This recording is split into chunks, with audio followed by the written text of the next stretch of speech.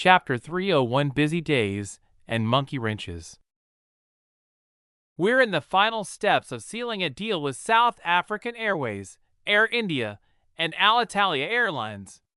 And as you expected, they didn't make it too difficult for us since they're in very difficult financial situations, making the negotiation process smoother. The aircraft acquisition manager of Icarus Airlines reported. And when are our first orders of new planes going to start arriving? Robert asked after nodding his head to show that he had heard the report. Since we bought the planes that were about to have their orders canceled due to lack of demand, we'll start receiving them in 6 months, but the A380s should start arriving by the end of the year. However, those will be coming in one large batch, the acquisition manager answered. The ones we buy from those airlines should be enough for domestic use and a few intercontinental flights, since the domestic market is being dominated by Hermes Rail Network. So our only use for them will be flights from Eden to Hesperia.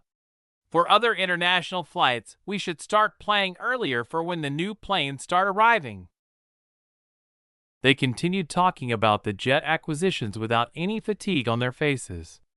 On the contrary, they seemed to be enjoying the work, as they were both young for the positions they found themselves in, so they gave it their all. "How's the Malaysia Airlines situation?" Robert asked. Malaysia Airlines had been in a downward spiral ever since Malaysia Airlines Flight 370 had gone missing over the South China Sea. "We're in communication with them, but they're still holding on in the hopes that their plane is found and they can put an end to the downward spiral. So right now, we're in a holding pattern and waiting to see how the situation develops." As for Robert's former wife, she was enjoying her life after she had received most of his things. And having found her very handsome dream lover, she was infatuated with the man to the point that she had already forgotten her former husband, who could be said to have been funding her current lavish lifestyle thanks to the divorce settlement. She was spending extravagant amounts to make sure the man wouldn't think about leaving her, not knowing that she was about to take quite a hit and learn her lesson. That was what Robert had requested of Erin as his revenge on her, taking her to the highest peak she can go before dropping her to the very bottom. As they say, the higher you are, the farther you fall. Among all of the newly minted presidents, the one who had already had his revenge completed, Jai Chakrabarti, was inside the Universal Simulation going through the curriculum plan for the schools that were about to finish construction with an expression of disbelief. It would be difficult as hell, but if it was taught exactly according to the lesson plans, monsters of knowledge were going to result. He was interrupted by a phone call, something that could happen despite him being in the Universal Simulation. "Hello, Mr. Minister," he answered in a cheery tone as he was teleported into a time bubble that matched the real world. "Hello, I'm calling you personally to inform you that your request to cooperate with the government to build schools of all levels has been approved by the President. We'll reach out to you and let you know where you can build your new schools soon. If the land you want isn't owned by the government, we can help you with the acquisition process," the Minister of Education said. He seemed quite excited by the news as well. "Thank you for your help," Jai responded with a smile on his face and happiness in his voice. "But I'd like to ask what you plan on doing with the 10 pieces of land in unpopulated locations?" the Minister of Education asked. "We're going to be building universities and technical schools in those locations. Each of them will specialize in teaching a specific field to the highest level, so we need places we can build the universities as well as college towns around them to make it convenient for the students," Jai answered. "Although I'm thankful for the investments you're making in the country, I don't see the planned universities receiving the amount of students necessary to do their size justice." The Minister of Education was a good-natured person and a member of Alexander's party, so he would naturally bring up any issues he thought might arise, especially those regarding overspending of funds. You don't have to worry about that. They'll all be full in just a few years after opening and before the next elections arrive. That much I promise you. Jai decided not to go into more detail, since he was sure that there wouldn't be enough time to explain everything. Also, I'll be emailing your office the curriculum we've got planned for students at all levels of our schools, so please take a look and let me know what you think about them. No problem. I'll give it a read and let you know. As for Ryan, he was enjoying life and spending time with his wife, who was thrilled to be accepted into what he jokingly called Nova U, following her dream of becoming a museum curator and learning in a virtual university as she underwent her own genetic enhancement process. He had specifically asked for her to be enhanced as a way of paying part of her love and care back to her. Aaron had immediately agreed, as Ryan had no vengeance to take and just wanted to spend the best time of his life with her. Plus, Aaron couldn't help but admire him a little bit for his devotion to his wife. Being in the honeymoon period of his own first relationship with Rena, anything regarding love would naturally be highly looked upon by him. Ryan was reading the sales report for Pneuma and Biogen. It had been 2 weeks since their release, and that time was enough for all the expenses they had borne by storing, shipping, and paying tariffs on them had already been recouped, with more than 70% of the gross sales remaining as profit. Although the profits are about equal between both products, Biogen should pass Pneuma in a month or so, he said to the void in his room. That depends on whether Pneuma gets approved in Russia, the EU, and the US before then. If they approve it, sales will continue being about equal for a few more months before Biogen ends up becoming the eventual winner. Still, until we release a new medicine, weight loss will be our biggest earner, he replied. His vision was still correct, after all. You're right, his assistant responded. Despite Aaron and Nova's policy of not interfering with anything, things were going very well for the burgeoning business empire. Rather, things were going perhaps too well, and thanks to that, Nova was in full simulation mode trying to predict what could come and throw a monkey wrench into their peaceful lives. She knew that somewhere, there was bound to be something that would be giving them a headache, and she wanted to know what it was so she could head it off at the pass, as it were. And she was putting her computing power toward discovering just where that monkey wrench was likely to be coming from. Chapter 3020ECH. Aaron could be seen sitting with his eyes closed. The veins of his forehead were pulsing as they bulged, indicating that he didn't want to lose even a single second of his focus.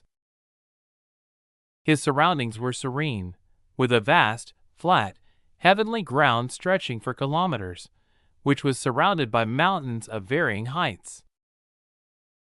If someone was gazing at this scene for the first time, they would think Aaron was practicing the runic knowledge his clones had been training, which he was assimilated with while he was receiving the treatment in the pod. Although this was partly true, it didn't hold the same meaning as they might think.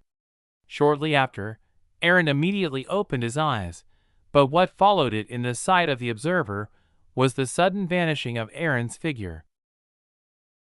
With his disappearance, the flat, tranquil grassland returned to its serenity which had once been there.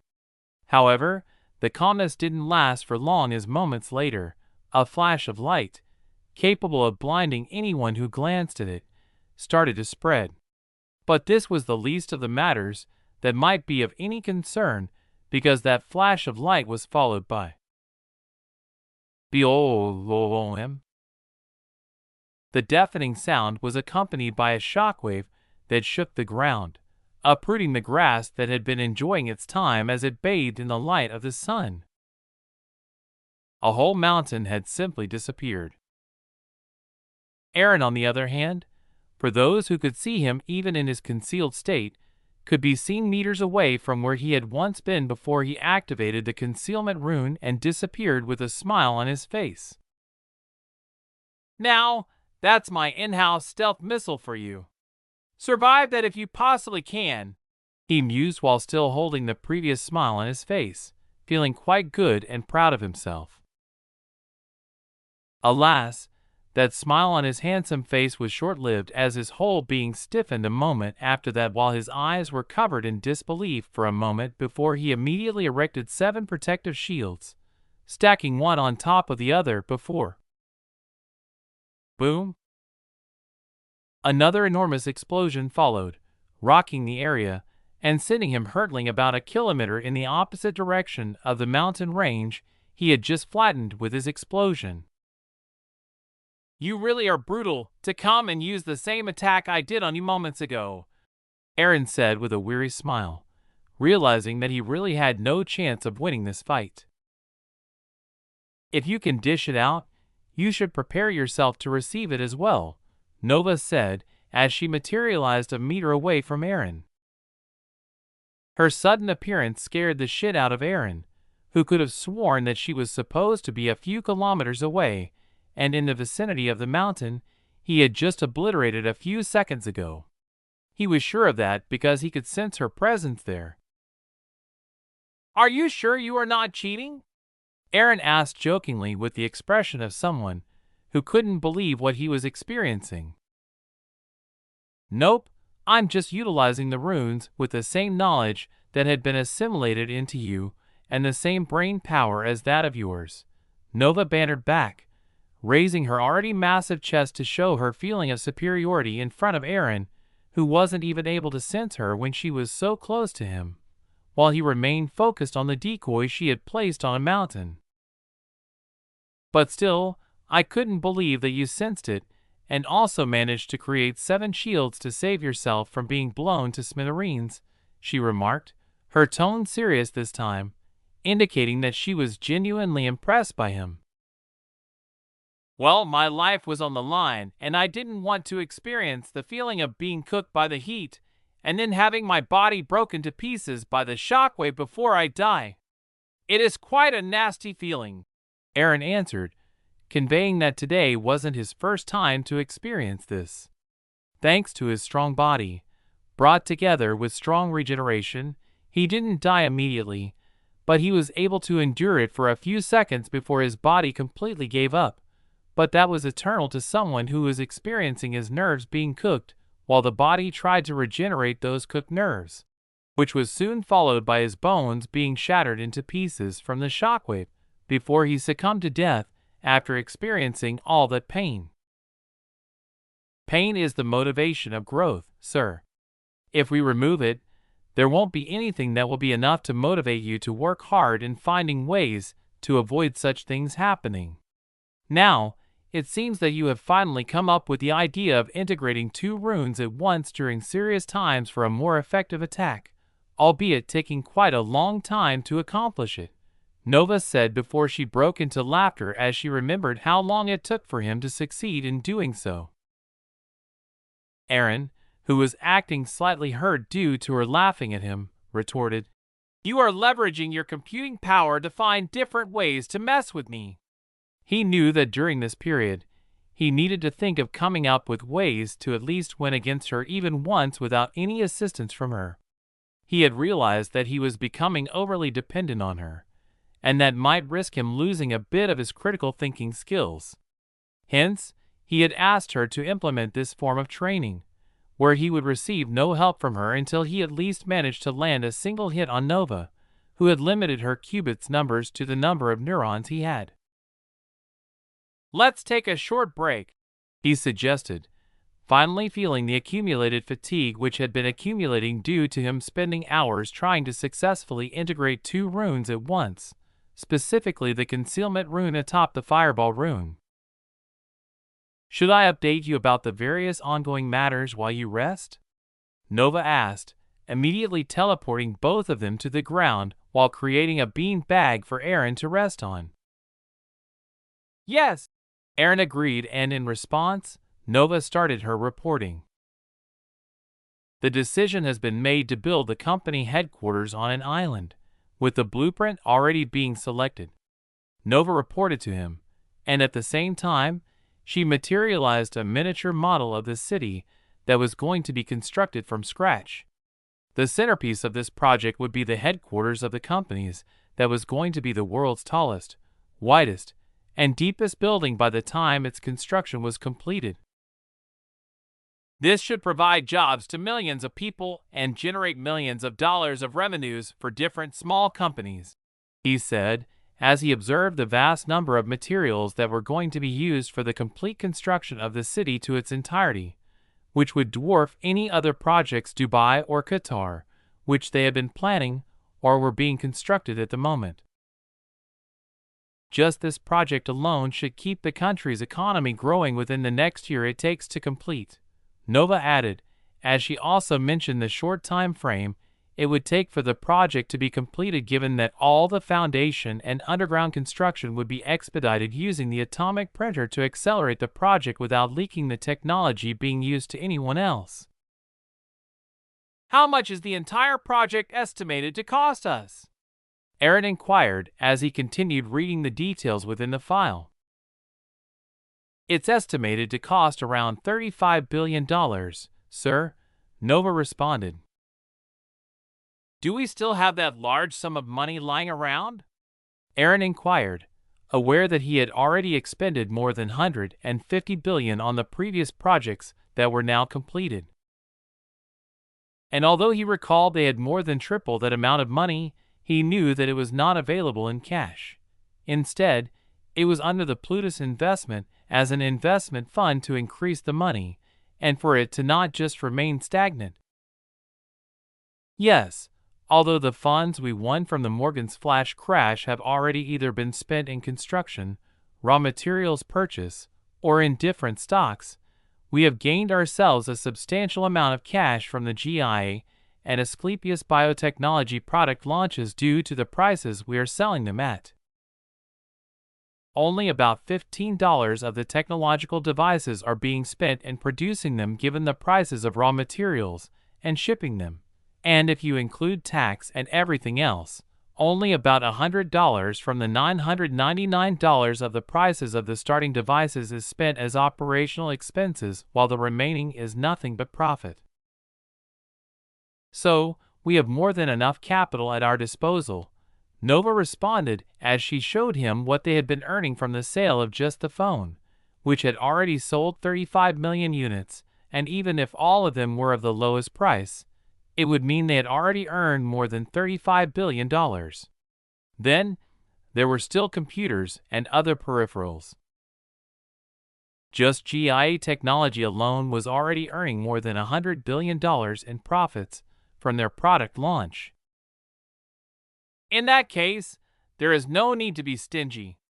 Go ahead and start the project, Aaron declared, immediately giving the green light for the start of the project. That is enough rest, he added before immediately rising from his seat to resume his battle with Nova. Chapter 303: Bolstering his naval power. Wow, it's so huge! Henry exclaimed as his eyes remained fixed on the massive square warehouse-like buildings in front of him. Aaron quietly followed behind him, allowing his brother to do whatever he wanted to, while they were in the observation room. From the room, they had a clear view of nearly a quarter of the massive port in front of them. Brother, what is inside those? Henry, who was very enthusiastic, thanks to having rightfully earned the opportunity to attend the event after acing in his test, asked excitedly. Those are dry docks that are used to construct ships before they are launched into the waters and put into service, Aaron answered without moving his gaze from the view in front of him. Although he had already seen what was going to be unveiled today with the help of the VR, he couldn't help but still feel excited to see it getting realized in the real world. So there are ships inside them? Henry asked. Yes, and today you will see ships coming out of them and entering the water, Aaron said, now ruffling his brother's hair as he walked closer to him when the little guy asked his first question. "Wow!" Henry exclaimed, his eyes shining, indicating his excitement as he moved closer to the observation mirror, eager not to miss even a single detail of activity that was going on in the port. And before Henry could even say anything else or ask any other question among the countless ones that were popping in his mind right now, KRRRR, KRRRR, KRRRR, KRRRR, KRRRR. A screeching alarm that was sure to get the attention of anyone in the vicinity blared out through the main Navy base of Ares in Eden, followed by the announcement, "All personnel, clear the slideway in front of Dry Dock 1." This announcement could be considered to be nothing but a formality, since everyone knew what day was today and had already gathered in the observation center to witness the launching of the ships. The announcement echoed in the massive dry dock facility, which looked like a warehouse due to being covered on every side, which would make anyone who looked at it with suspicion for some secrecy begin to open. The massive doors on the sea-facing side of the rectangle's longest face started opening, albeit slowly. The speed was suitable given its massive size. It took nearly 10 minutes for the gates to completely open, which was fast considering its size, revealing a majestic and intimidating ship that resembled none of the currently active ships in the world. Image here. But for those who had some knowledge of the history, especially the previous world wars, they would discover that this ship bore a resemblance to the gunships of that era.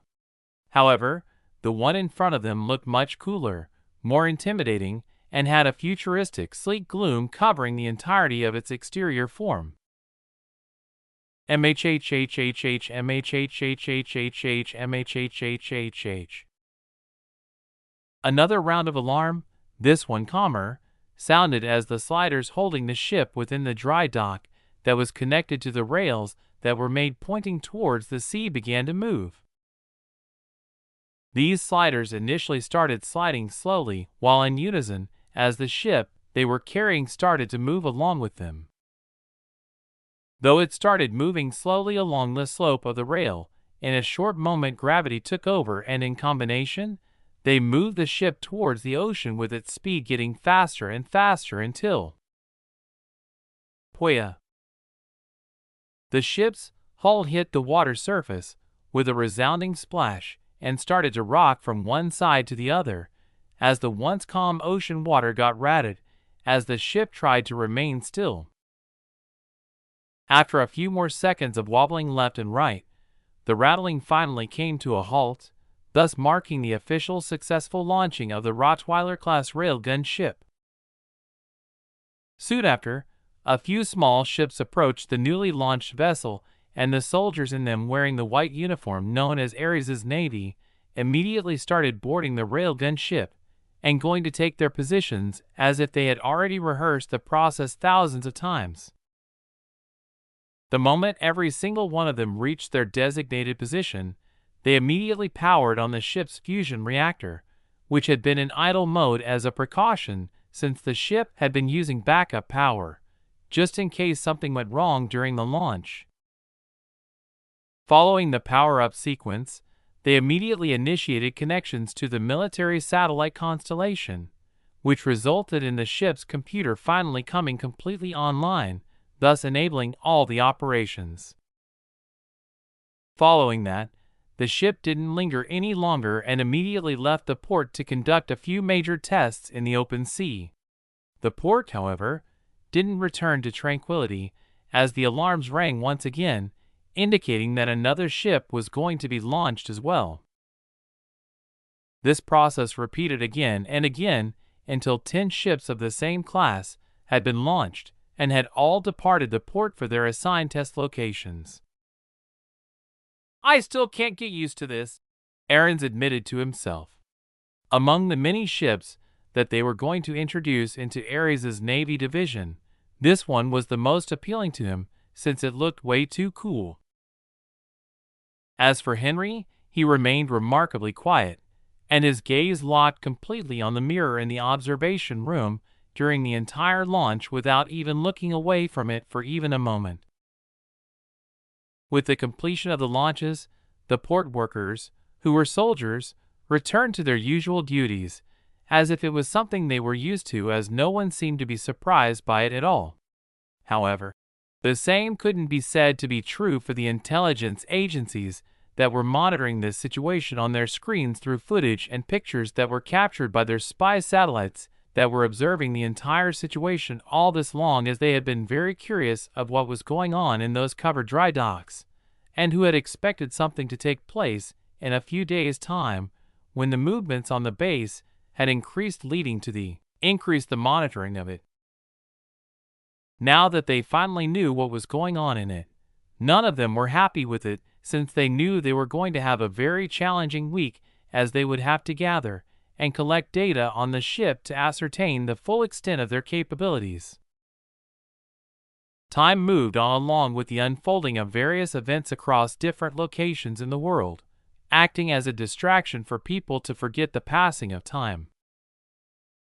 Aaron could be seen with Rena inside one of the luxurious rooms within the cube, as they snuggled on the large couch while watching the TV that was displaying maps behind the reporter, who was delivering real-time updates about the information regarding an ongoing incident. "Let's see if your hard work has paid off," Aaron said to Rena, who didn't seem nervous at all and was, in fact, remarkably composed as she replied, "I supported him discreetly enough to make his win something inevitable, so if he doesn't win the election, then that means he was destined to lose," as she got into a more comfortable position. "Oh, the votes have started being counted," Aaron commented as the graphics behind the reporter started shifting, indicating that the votes counting had started. He wasn't worried at all. Although he had done his best to make sure Trump wins, he wasn't really afraid of the result where he would lose. "I have been wanting to ask you this. Why did you support Trump when you know very well that the Morgans might likely ask him to attack you in Eden?" Rena immediately inquired, having finally remembered to ask him this question while they were together. "To use this as an opportunity to get ahead," Aaron explained shortly. "What do you mean by that?" Rena asked, not getting a complete picture of what Aaron wanted to mean. "Him entering the office, and based on his mentality, it will undoubtedly result in chaos, and with the ensuing turmoil, it will be my time to flourish. As they say, chaos is the father of opportunity. Although I have unprecedented power in Eden, we still can't project our power in other country other than Eden and Asperia. However, the resulting chaos will allow me to shape some narration and push certain agendas that will be beneficial for us." Aaron elaborated, showing that he planned to leverage the hypothetical Trump's victory to benefit both himself and Eden. As the more powerful Eden becomes, the more power he will have in this world.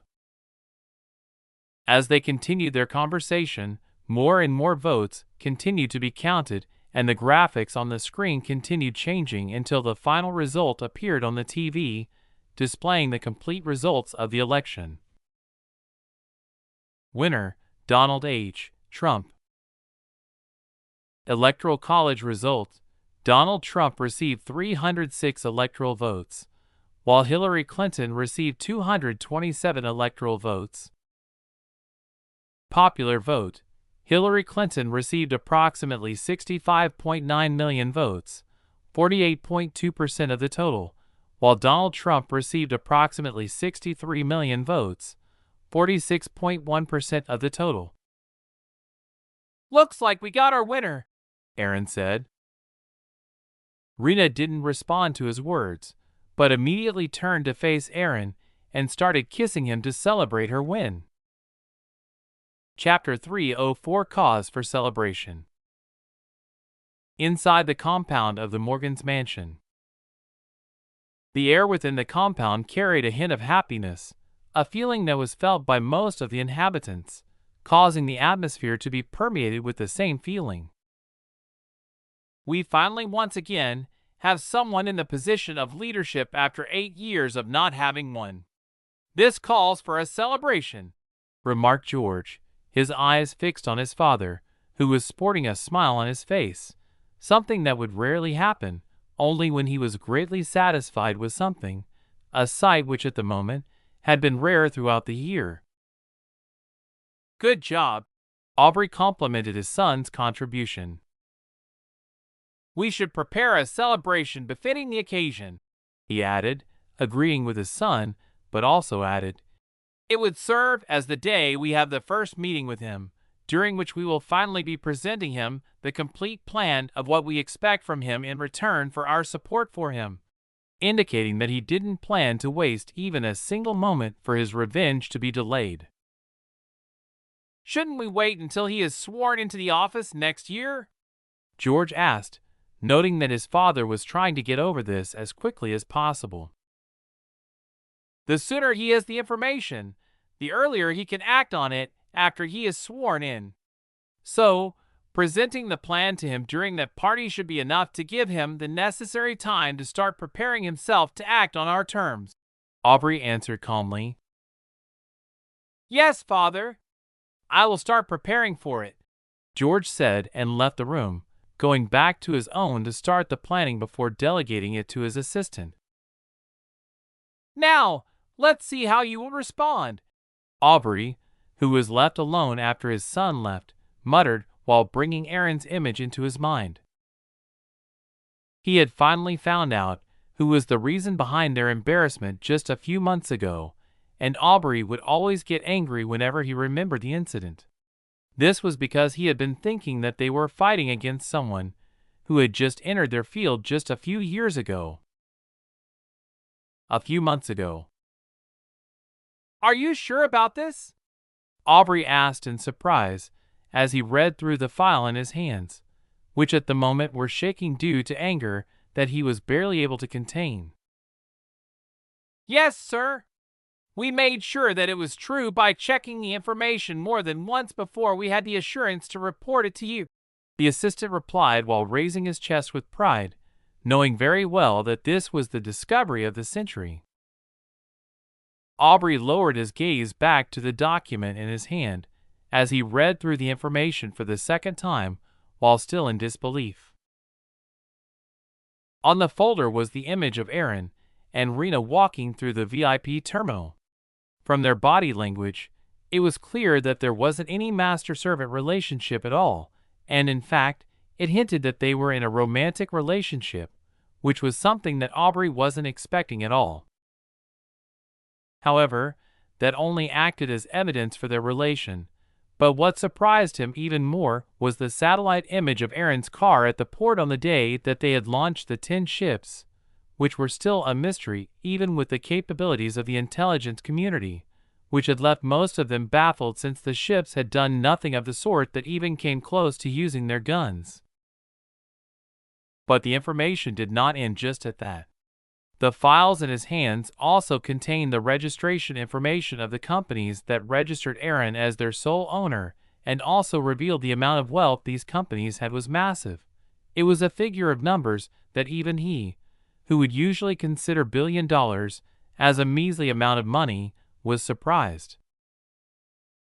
Aubrey didn't even want to believe what he was looking at first because if he were to believe it, then that means that both he and his family were not really that special. This was because the man mentioned in the folder had created such a large network of wealth in a period of nothing but 2 years, something that had taken for their families to accumulate generation after generation.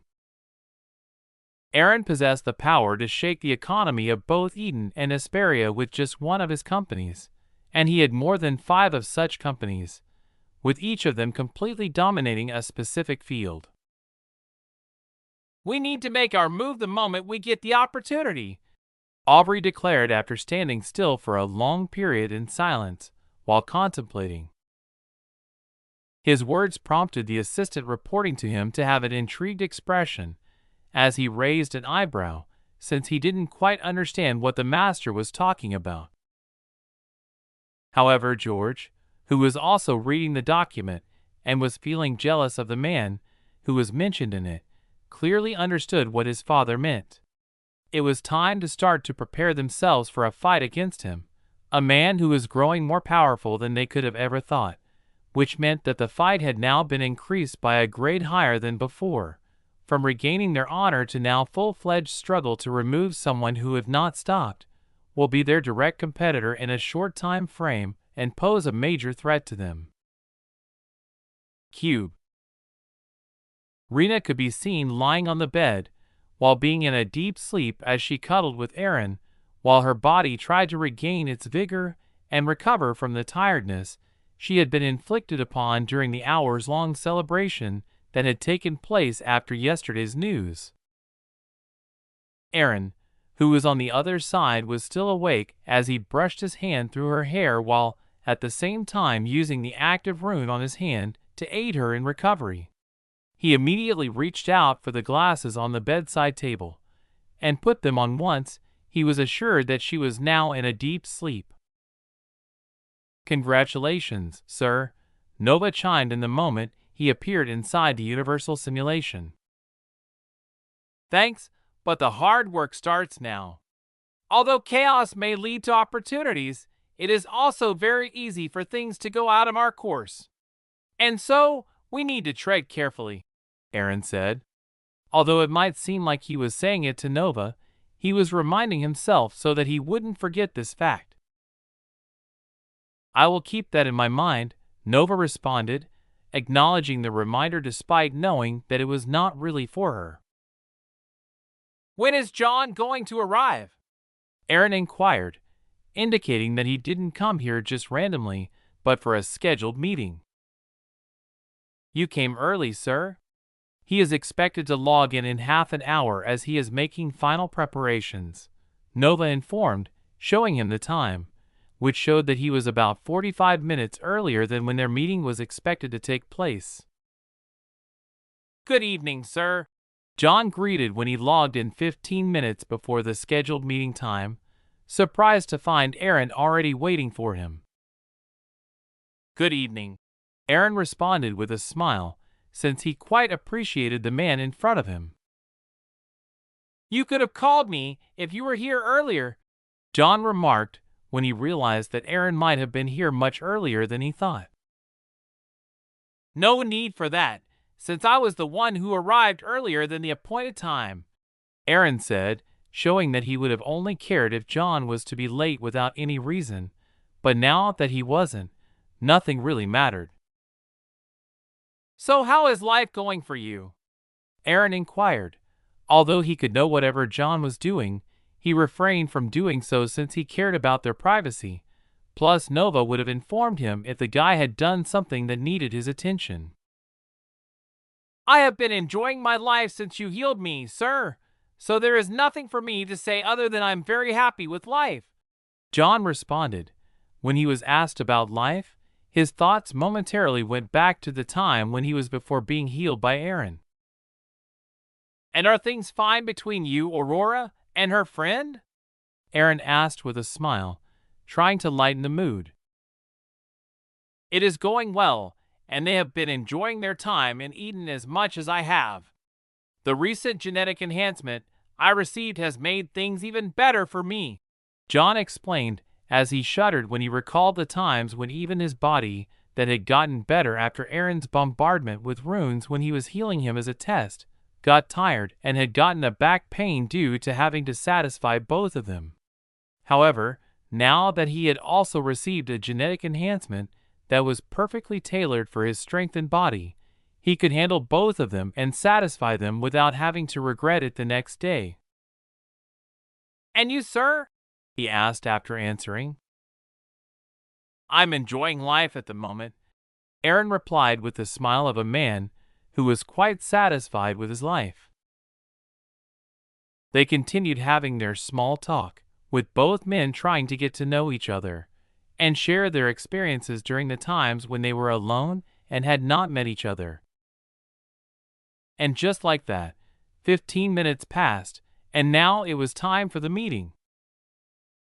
The moment the meeting time arrived, Athena, Nyx, and a few more AIs immediately materialized in the room, together with high-ranking generals in the Ares, who had been stopped from entering the room during the time Aaron and John were catching up. A few seconds later, Alexander too arrived and apologized for being late despite only being delayed by a few seconds. Now that everyone is here, let the meeting commence. Nova, who had assumed the position as the meeting secretary, announced when everyone had arrived and had finished greeting Aaron and Alexander, thus officially starting the strategic meeting for Eden's military forces. Chapter 305 The Mod Meeting. The room everyone arrived at had a very weird seating arrangement.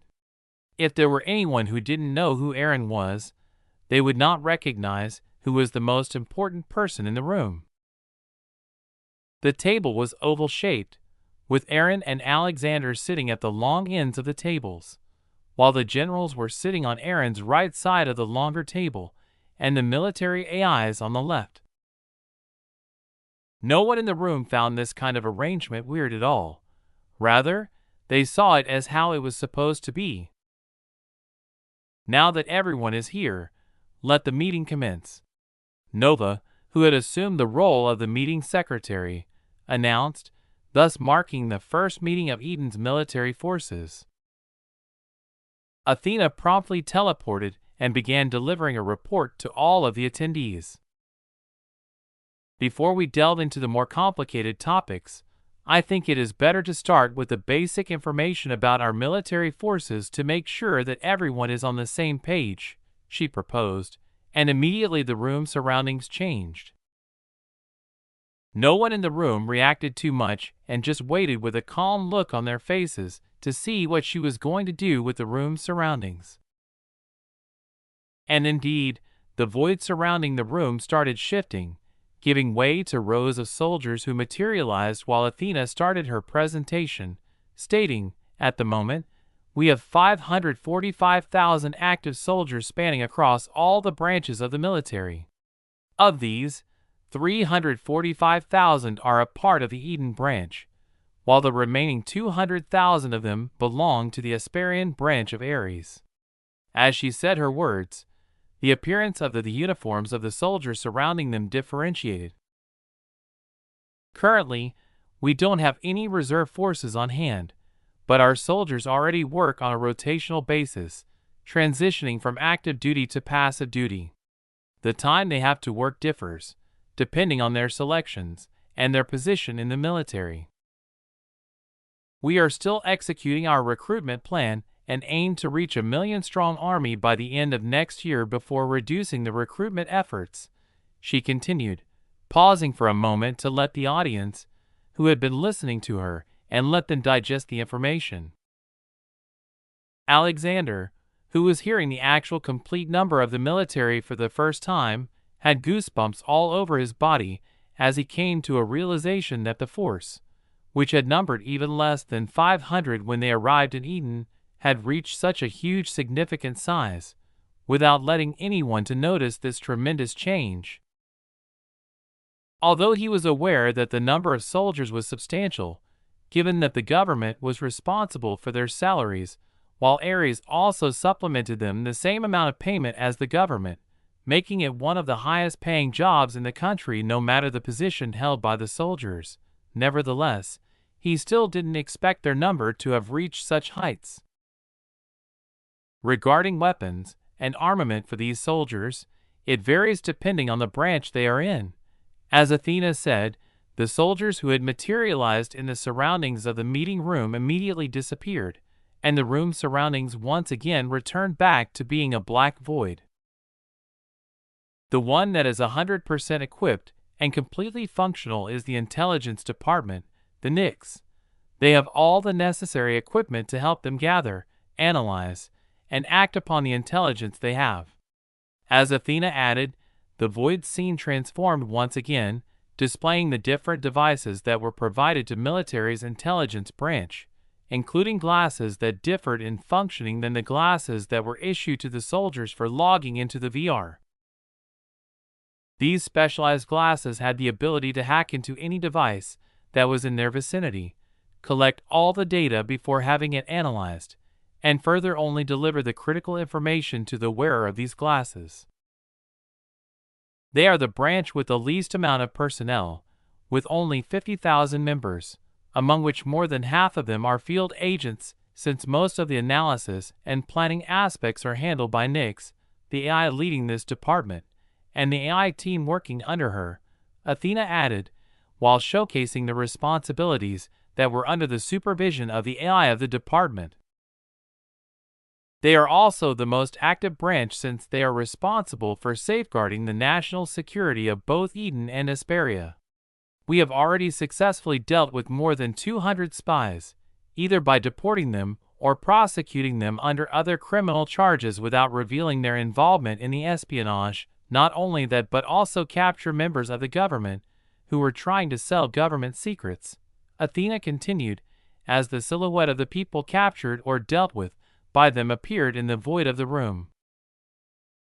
The second most armed branch is the army, boasting a personnel count of 250,000 under it.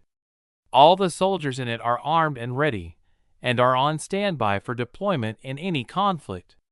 However, when it comes to the weapons that are already out in the open and known to the public, there are almost none, except for the helicopters, which means that we are restricted in what weapons we can use during a conflict, as long as we have not decided to let our advanced weapons known to the world, Athena explained, as the weapons used by the army were showcased on the shelves that appeared in the void of the meeting room, imitating the Matrix.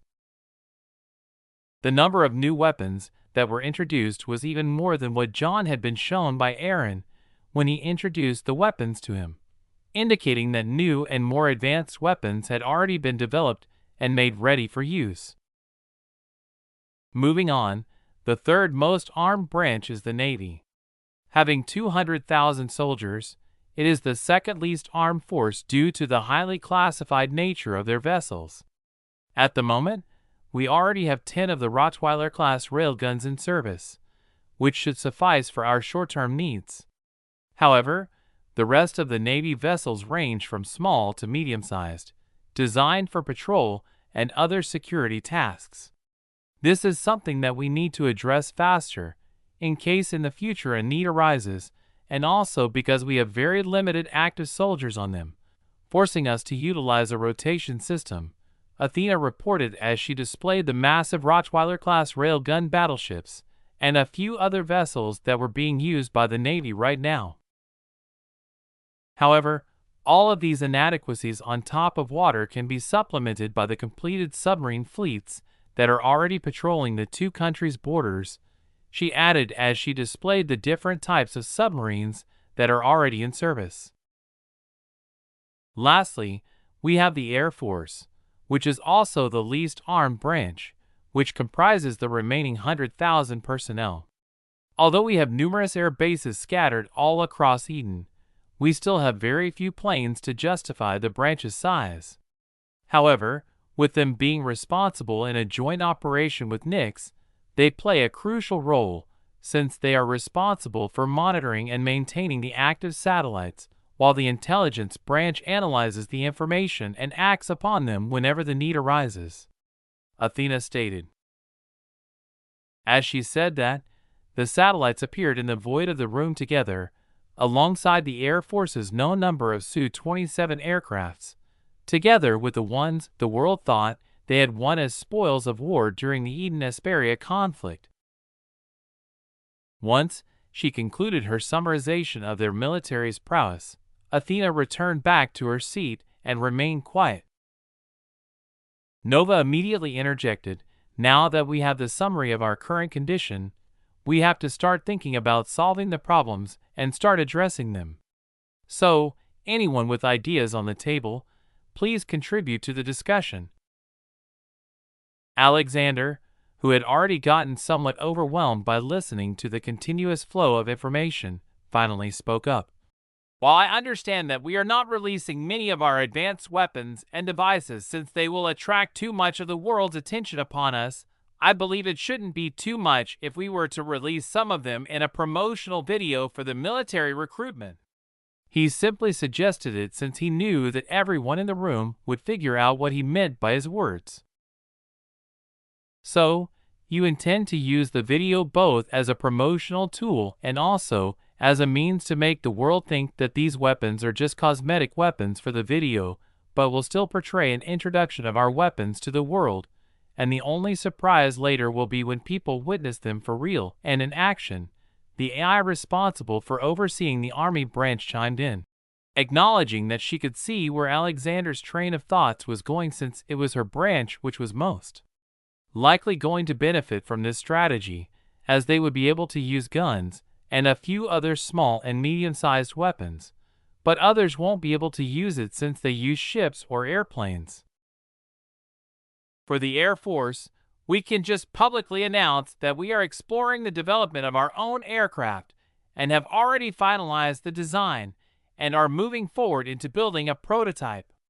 Although many people will think that we are trying to eat more than what we can chew, it won't be too surprising when they see a prototype in the air, the Air Force general suggested, showing that he had considered how to release their advanced fighters aircraft to the public without causing too much mess. That would align well with the announcement I had made during my victory rally speech, in which I promised to build domestic industries, and the defense industry should be among them. Alexander chimed in.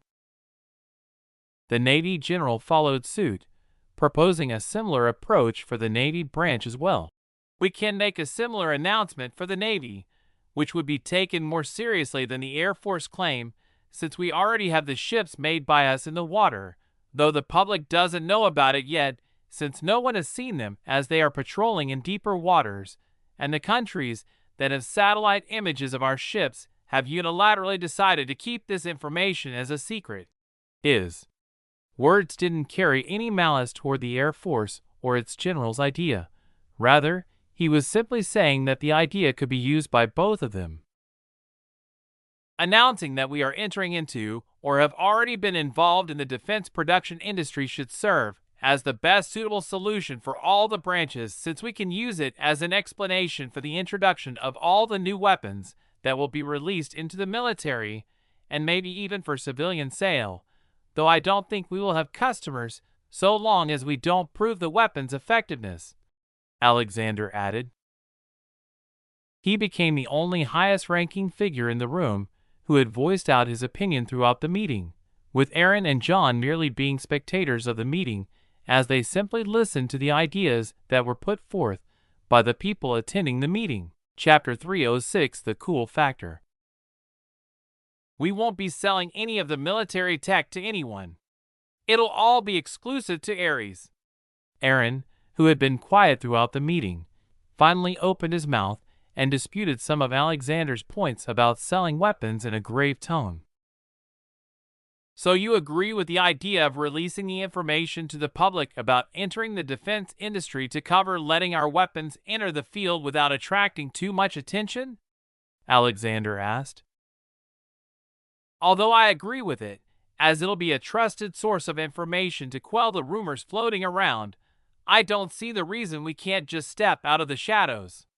It isn't like we don't have the power to protect ourselves, even though we can't really project it outward quite yet, Aaron replied.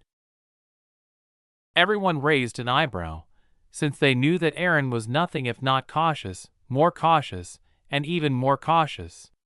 If he claimed to be second in the world at keeping secrets and staying hidden, nobody else would dare claim to be first.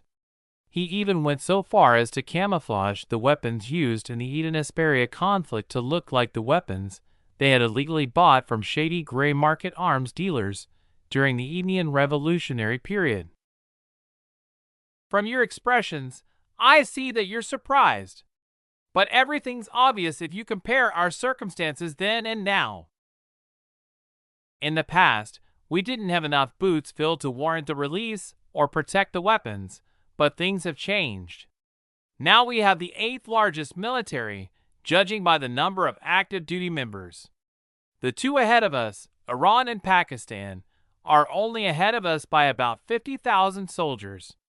We should surpass them in a month or two, and then we'll be the 6th largest military power by number of active duty enlistees, Aaron explained.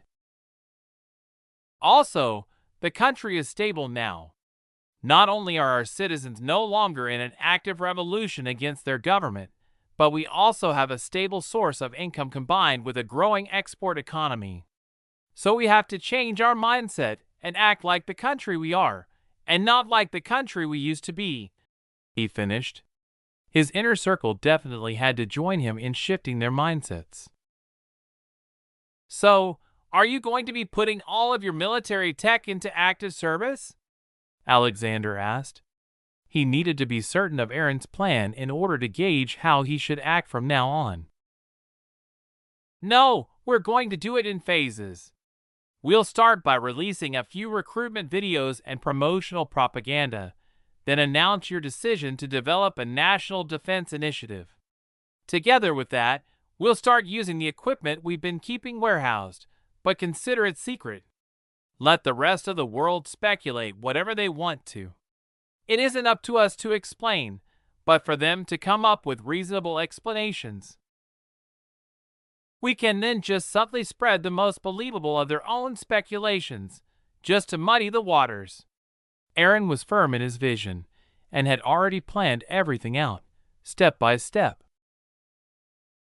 The humans in the room nodded, showing they had an understanding of the general direction Aaron would be taking, while the AIs spun up a few more fractions of their computing power to update their parameters and generate new plans of action. "Nova, work on it. Make it appear as natural as you can without seeming too absurd. That includes our new ships and aircraft." It was time to move on to the next topic of the night. "Yes, sir," Nova responded, then went silent again. Athena took over and began her presentation. "With an adequate number of sailors in the Navy, it's about time to divide our fleets into task groups." She paused for a moment as the display screen popped up a naval infographic. Then she continued, "For starters, we'll divide the Pacific Fleet into 5 task groups. The Northern, Southern, Eastern, and Western fleets will be jointly referred to as the Pacific Fleet or Home Fleet. Their task is to defend the regions in all 4 quadrants. 3 of them, the Northern, Southern, and Western fleets, will be defending Edenian waters. The Eastern Fleet will be tasked with defending Asperia's territorial waters." The display switched to a nautical map of the surrounding waters counted as Edenian and Asperian territories. Territorial waters were generally agreed to be 12 nautical miles of water from any country's coast. Beyond that was international waters, where territorial law didn't hold sway and gave way to international maritime law. The display switched to a detailed breakdown of ships in each task group of the Home Fleet. Each of them would consist of 2 subfleets, one for training and one for active patrolling and defense. The subfleets would each contain an Odin-class battleship, 2 Thor-class heavy cruisers, 4 Mjolnir-class cruisers, 8 Heimdall-class destroyers, and 16 Njord-class frigates. All ships would be armed with batteries of Heracles Bow Mk, 4 coil guns. The decision had been made to switch from railguns to coil guns for a number of reasons. First, maintenance requirements. Although atomic printers negated the need for extended downtime in order to maintain equipment, they still required the correct resources.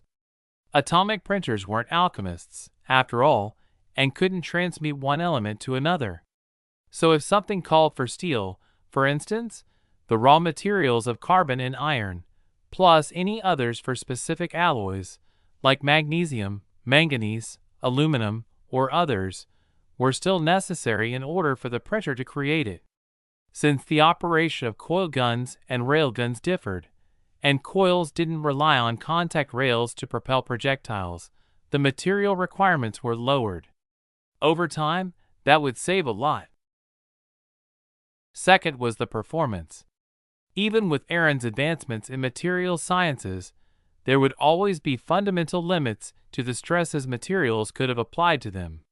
Coil guns, unlike rail guns, didn't require any physical contact between the projectile and the gun, thus eliminating one of the material requirements entirely. The only material requirement for a coil gun was a superconducting material capable of pushing enough charge through it at a reasonable operating temperature, and Lab City was already dozens, if not hundreds, of generations ahead in that area. Third was increased range and accuracy.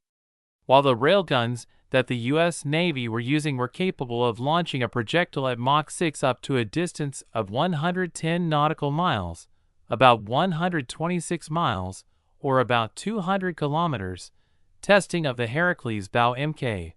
4 coil gun in Lab City had revealed a pinpoint accuracy range of 500 kilometers and a projectile velocity of Mach 14. So, coil guns had a longer range and higher velocity than rail guns, which meant they were far more devastating as a weapon. Lastly, though Aaron would likely rather die than admit it, was just the sheer cool factor. Coil guns were just plain cooler than rail guns. The only advantage that rail guns had was that they had lower requirements for capacitor banks and overall availability of electricity.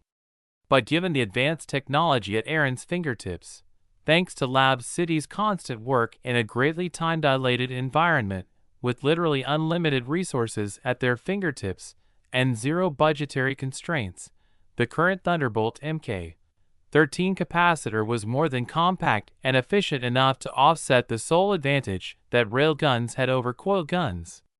And when combined with Aaron's fusion reactor tech, comparing railguns to coil guns would be like comparing a potato gun someone made in their backyard to a rod from God, kinetic space-based weapon.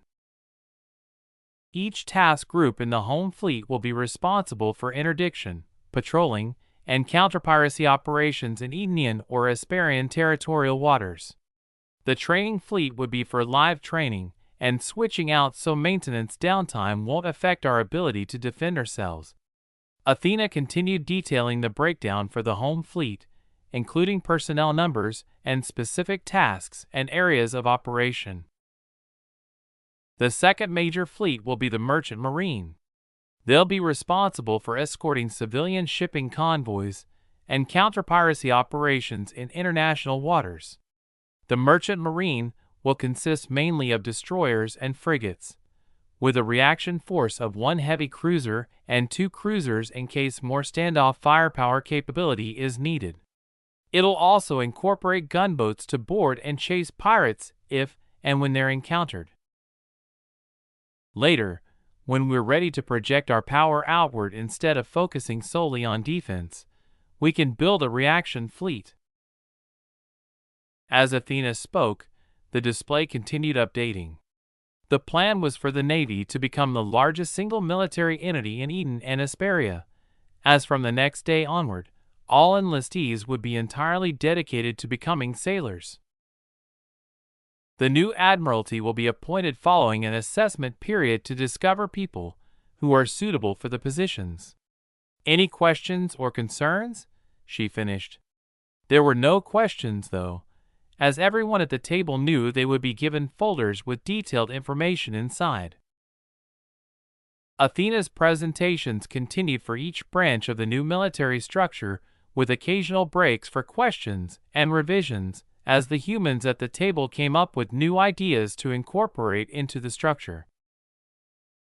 After more than 8 hours of meetings with no breaks, but without anyone losing focus thanks to their genetic enhancements, the changes were approved and Athena was given the go-ahead to implement the changes in Ares once the meetings had finally been concluded. Chapter 307 Explain it yourselves. When everyone left after the meeting, Aaron remained behind with Alexander, as they had something important to talk about. "How's being president going for you?" Aaron asked. "I can't complain, since it was what I was dreaming of throughout most of my youth. Then I fought for the changes, and now that I have the ability to seize my dreams, I can't be caught complaining, now can I?" Alexander jokingly replied, then added, "But I'm really enjoying it. Especially with my new body, it's very rare for me to feel tired, no matter how hard I work. And that helps me do more than I could have done before." He was incredibly grateful to Aaron for the genetic enhancements he had received. "Yeah, I can see the results of your hard work in the faces of the citizens," Aaron said. The happiness level of the citizens in Eden had, and was continuing to increase as more and more people benefited from the new government. "The discovery of oil did all the work. And now that we've been exporting it for about a year, it's about time for the investments to start benefiting the citizens," Alexander said. Just 5 months after they had started selling oil internationally with the help of Hermes, they've received enough money to immediately implement the universal health care plan he'd promised the citizens. There were even no increases in any tax brackets. And with Aaron's tech as the backbone of their new universal health care program, together with the hospitals that had been built and funded by the CS Foundation, they were using the most advanced medical equipment in the world. The government-funded and CS-backed hospitals were the best in the country, or even the entire world. There was no question about that at all. "So, I asked you to stay behind because I wanted to warn you that the upcoming years will be very rocky. Trump is about to be sworn into office in January, and we have to make some plans and act accordingly in order to benefit from it and come out on top when things calm down again." Aaron shifted to the main topic. He was sure that, although Alexander might not be physically tired, he would definitely soon be mentally exhausted after the earlier 8-hour-long marathon meeting. "I assume you already have a plan and are about to present it to me," Alexander Riley said. Whenever Aaron said something or wanted him to do something for him, he would only ask after he had come up with a plan. The man was nothing if not an excellent planner, and his plans were always out of this world. "Yes, but the plan has to be flexible. Trump is an unpredictable man, and nobody can control him. The people who got him elected are just fools if they ever thought otherwise. So we need to be ready to react based on the situations that occur, since there's no predicting his actions in advance. The political world is about to undergo the equivalent of a 10.0 magnitude earthquake," Aaron said, as a folder materialized in his hand, and he handed it to the Edenian president. Alexander took it and started reading the contents, just to get the gist of the plan, but after he finished reading the 3rd page, he looked at Aaron in shock. He couldn't believe what he had just read. "The benefits of being neutral," Aaron said with a smile, as he knew what had caused Alexander to react that way. "If things go wrong, you know there's a risk of a war, right?" Alexander asked, but then realized why Aaron had only handed him the folder after the Ministry of Defense meeting. He had obviously realized the risks and been preparing for the worst-case scenario long ago. "Looks like you already expected it," he said after he realized the meaning behind the timing of the ministry meeting and military reorganization. "Although war isn't something we're aiming for, we still need to prepare in case it starts," Aaron said. He was fond of the saying popularized by the former U.S. President, Theodore Roosevelt, about speaking softly and carrying big sticks. But war wasn't his end goal, even if it was a risk of his plan. "But for us to come out on top of the shuffle in the end, we have to take equally huge risks. Thus," he gestured at the meeting room and the still hanging infographics, "our heady preparations," he added. Alexander continued perusing the documents with a serious expression on his face. As he read, though, his surprise returned and his eyebrows climbed higher and higher on his forehead until they practically reached his hairline. The plans only grew crazier, riskier, and more dangerous the more he read of them. When he was done reading, he didn't say much, though his mind was still working on them, but he managed to bid farewell to Aaron before logging off and heading to bed. Nova would assimilate the detailed plans while he was asleep, and if he had any questions, he could ask them once he knew the ins and outs of everything. The next day, the military began their reorganization. All the soldiers who would be involved had already received the order to assemble, so they returned to their barracks or duty offices, got comfortable, and put on their assimilation devices. The patrolling Odin-class battleships of the home fleet immediately changed course and headed to their new designated bases, where they would meet up with the rest of their subfleets and reorganize. 4 of them would be docked for live training and maintenance rotation, as an unmanned ship was just as prone to severe failures and rapid decay as an unoccupied building, and another 4 would be receiving and cycling through new crew members at Naval Command in Elysium before heading out to their assigned quadrants with the rest of their subfleets. The remaining pair of battleships would be kept in reserve in case they were needed outside Edenian or Asperian territorial waters, and would be allocated to the reaction fleet once that was implemented in the 3rd phase of the Naval Organizational Plan of Eden. Ed note: Rottweiler-class battleships have been renamed to Odin-class. Rottweiler didn't fit the naming scheme Agent came up with, but we were running out of Greek mythology to mine for big names TM. So we decided to mix some mythologies, like Norse deities, and references for the Navy. As for the Army, they headed to their base quartermasters to turn in their current equipment and be issued the new gear. While the reshuffle was taking place in the Army and Navy, the Ministry of Defense uploaded their new recruitment ads to Pangea, as well as put them into rotation on the television and radio stations in both Eden and Asperia. They expected a surge in recruitment soon, likely within a few days. Together with that, a spokesperson for the Ministry of Defense held a press conference announcing the reorganization and recruitment effort on official channels, with a press release going out to the paper news media. It was an all-out blitz to ensure that every citizen of both Eden and Asperia heard of the recruitment push. Together with that, Ares leased serviceable offices or buildings in each city and village, no matter the size, and stationed a few soldiers there to act as recruiters. Other countries' reactions varied, ranging from Trump rattling sabers on Pangea and lambasting the warmongering Edenians in incoherent posts, to the Asperian president's strong support for the initiative. He was just as aware as Alexander of the realities of being a neutral country, and thanks to the surrender accord, he had to rely on them. So in his mind, the stronger Ares, and by extension Eden, was, the better it would be for Asperia as a whole.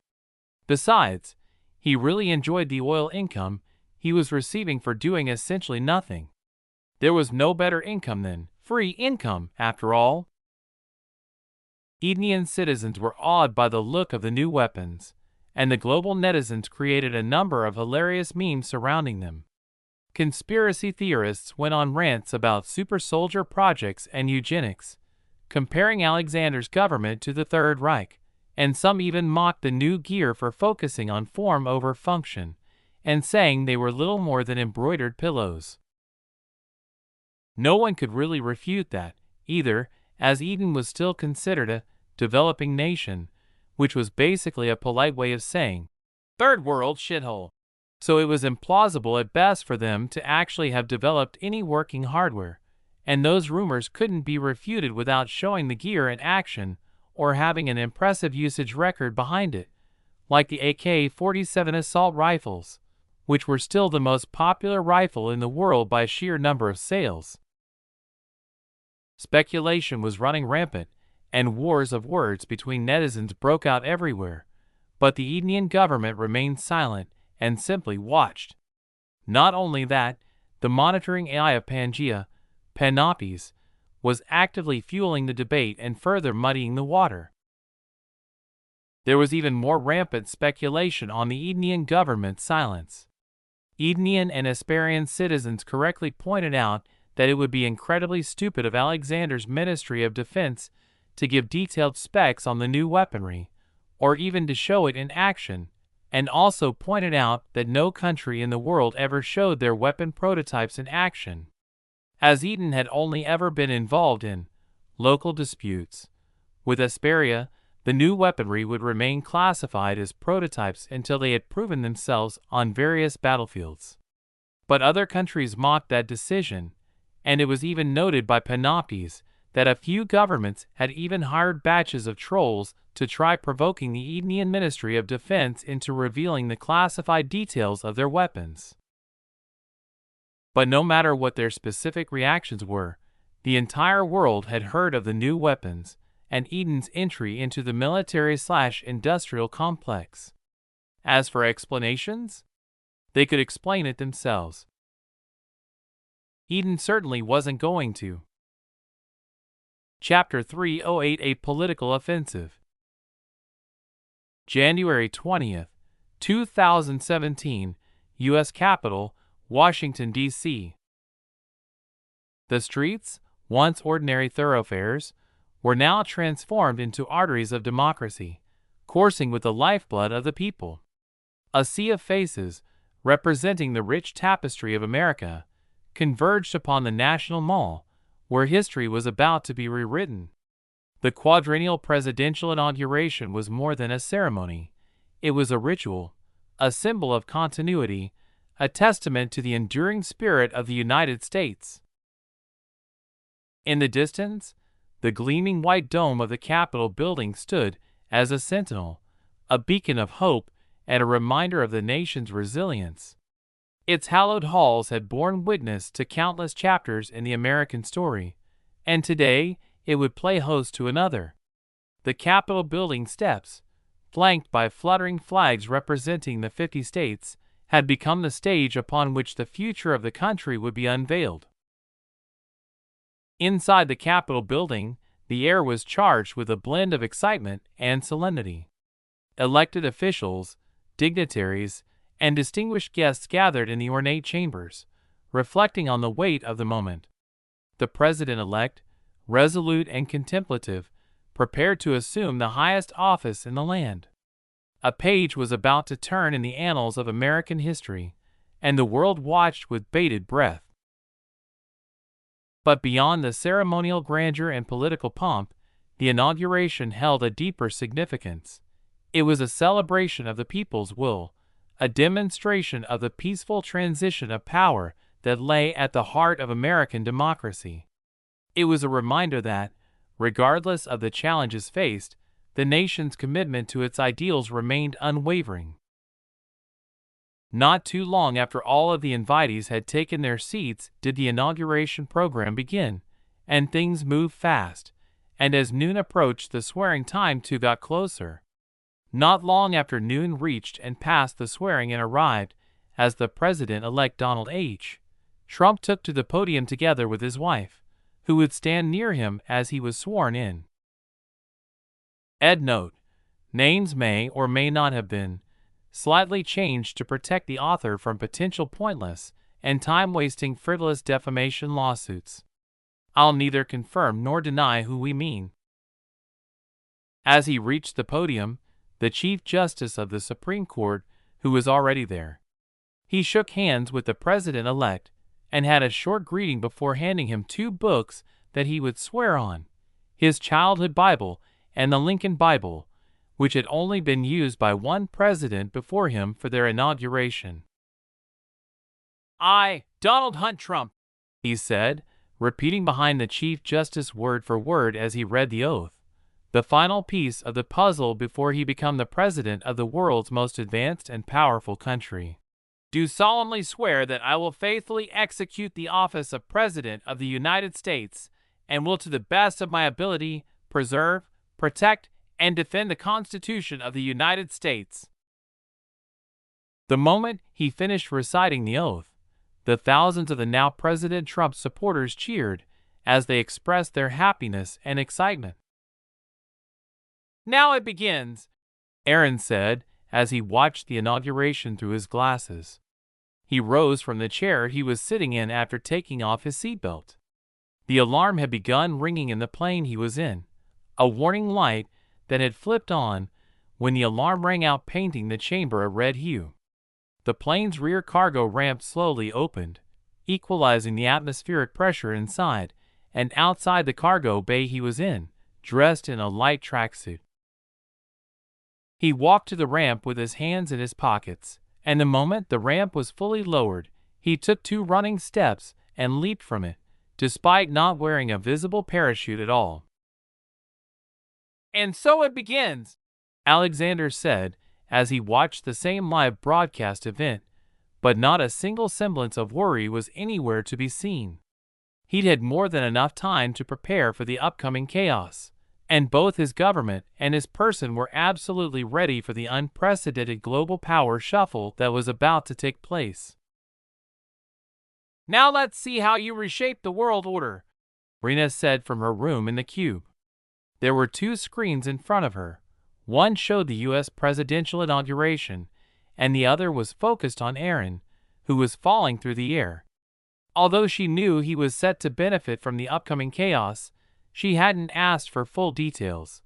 Not only was she a woman who enjoyed surprises, but she also knew that if he needed her help, he would let her know. After all, the 2 lovers wholeheartedly trusted each other. The same air of expectation lingered in the atmosphere in the Kremlin, despite the ceremony taking place at 8 p.m. in Moscow. The ceremony continued. Following his oath, Trump stood at the podium and began delivering his first speech as the 45th President of the United States.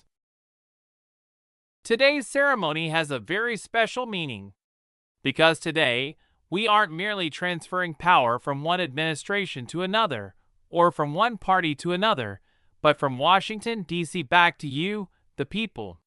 He began his speech by showing his fangs to the people that he had been keeping them hidden from, but in a subtle enough manner to leave him at least some plausible deniability. "For too long, a small group in our nation's capital has reaped the rewards of government, while the people have borne the cost." He paused due to people screaming their agreement with his words, then continued, "Washington flourished, but the people didn't share in its wealth. Politicians prospered, but jobs left and factories closed. The establishment protected itself, but not the citizens of our country. Their victories have not been your victories. Their triumphs have not been your triumphs. And while they celebrated in our nation's capital, there was little to celebrate for struggling families all across our land." He continued his speech, making sure every word of it was heard by the attendees. Once he had finished speaking, he was escorted back to his chair to wait for the event to continue. The president started wielding his sword of power that night, beginning with something that would make the public believe him to be a president for the people and not for corporations by signing Executive Order 13765, minimizing the economic burden of the Patient Protection and Affordable Care Act pending repeal. It directed federal agencies to take certain actions to minimize the unwarranted economic and regulatory burdens of the Affordable Care Act, Obamacare, while the administration worked on plans to repeal and replace the healthcare law. The next day, women across America took to the streets in a nationwide march, protesting the misogynistic and hateful comments during the 2016 election. They had organized beforehand on Pangea, and Nick's agents were here and there in the crowds, stirring up the mud. Trump took to Pangea and made a few contradictory posts himself, at first posting, "Watched protests yesterday, but was under the impression that we just had an election. Why didn't these people vote? Celebs hurt caused badly," early in the morning. But an hour later, he did a complete about-face and posted, "Peaceful protests are a hallmark of our democracy.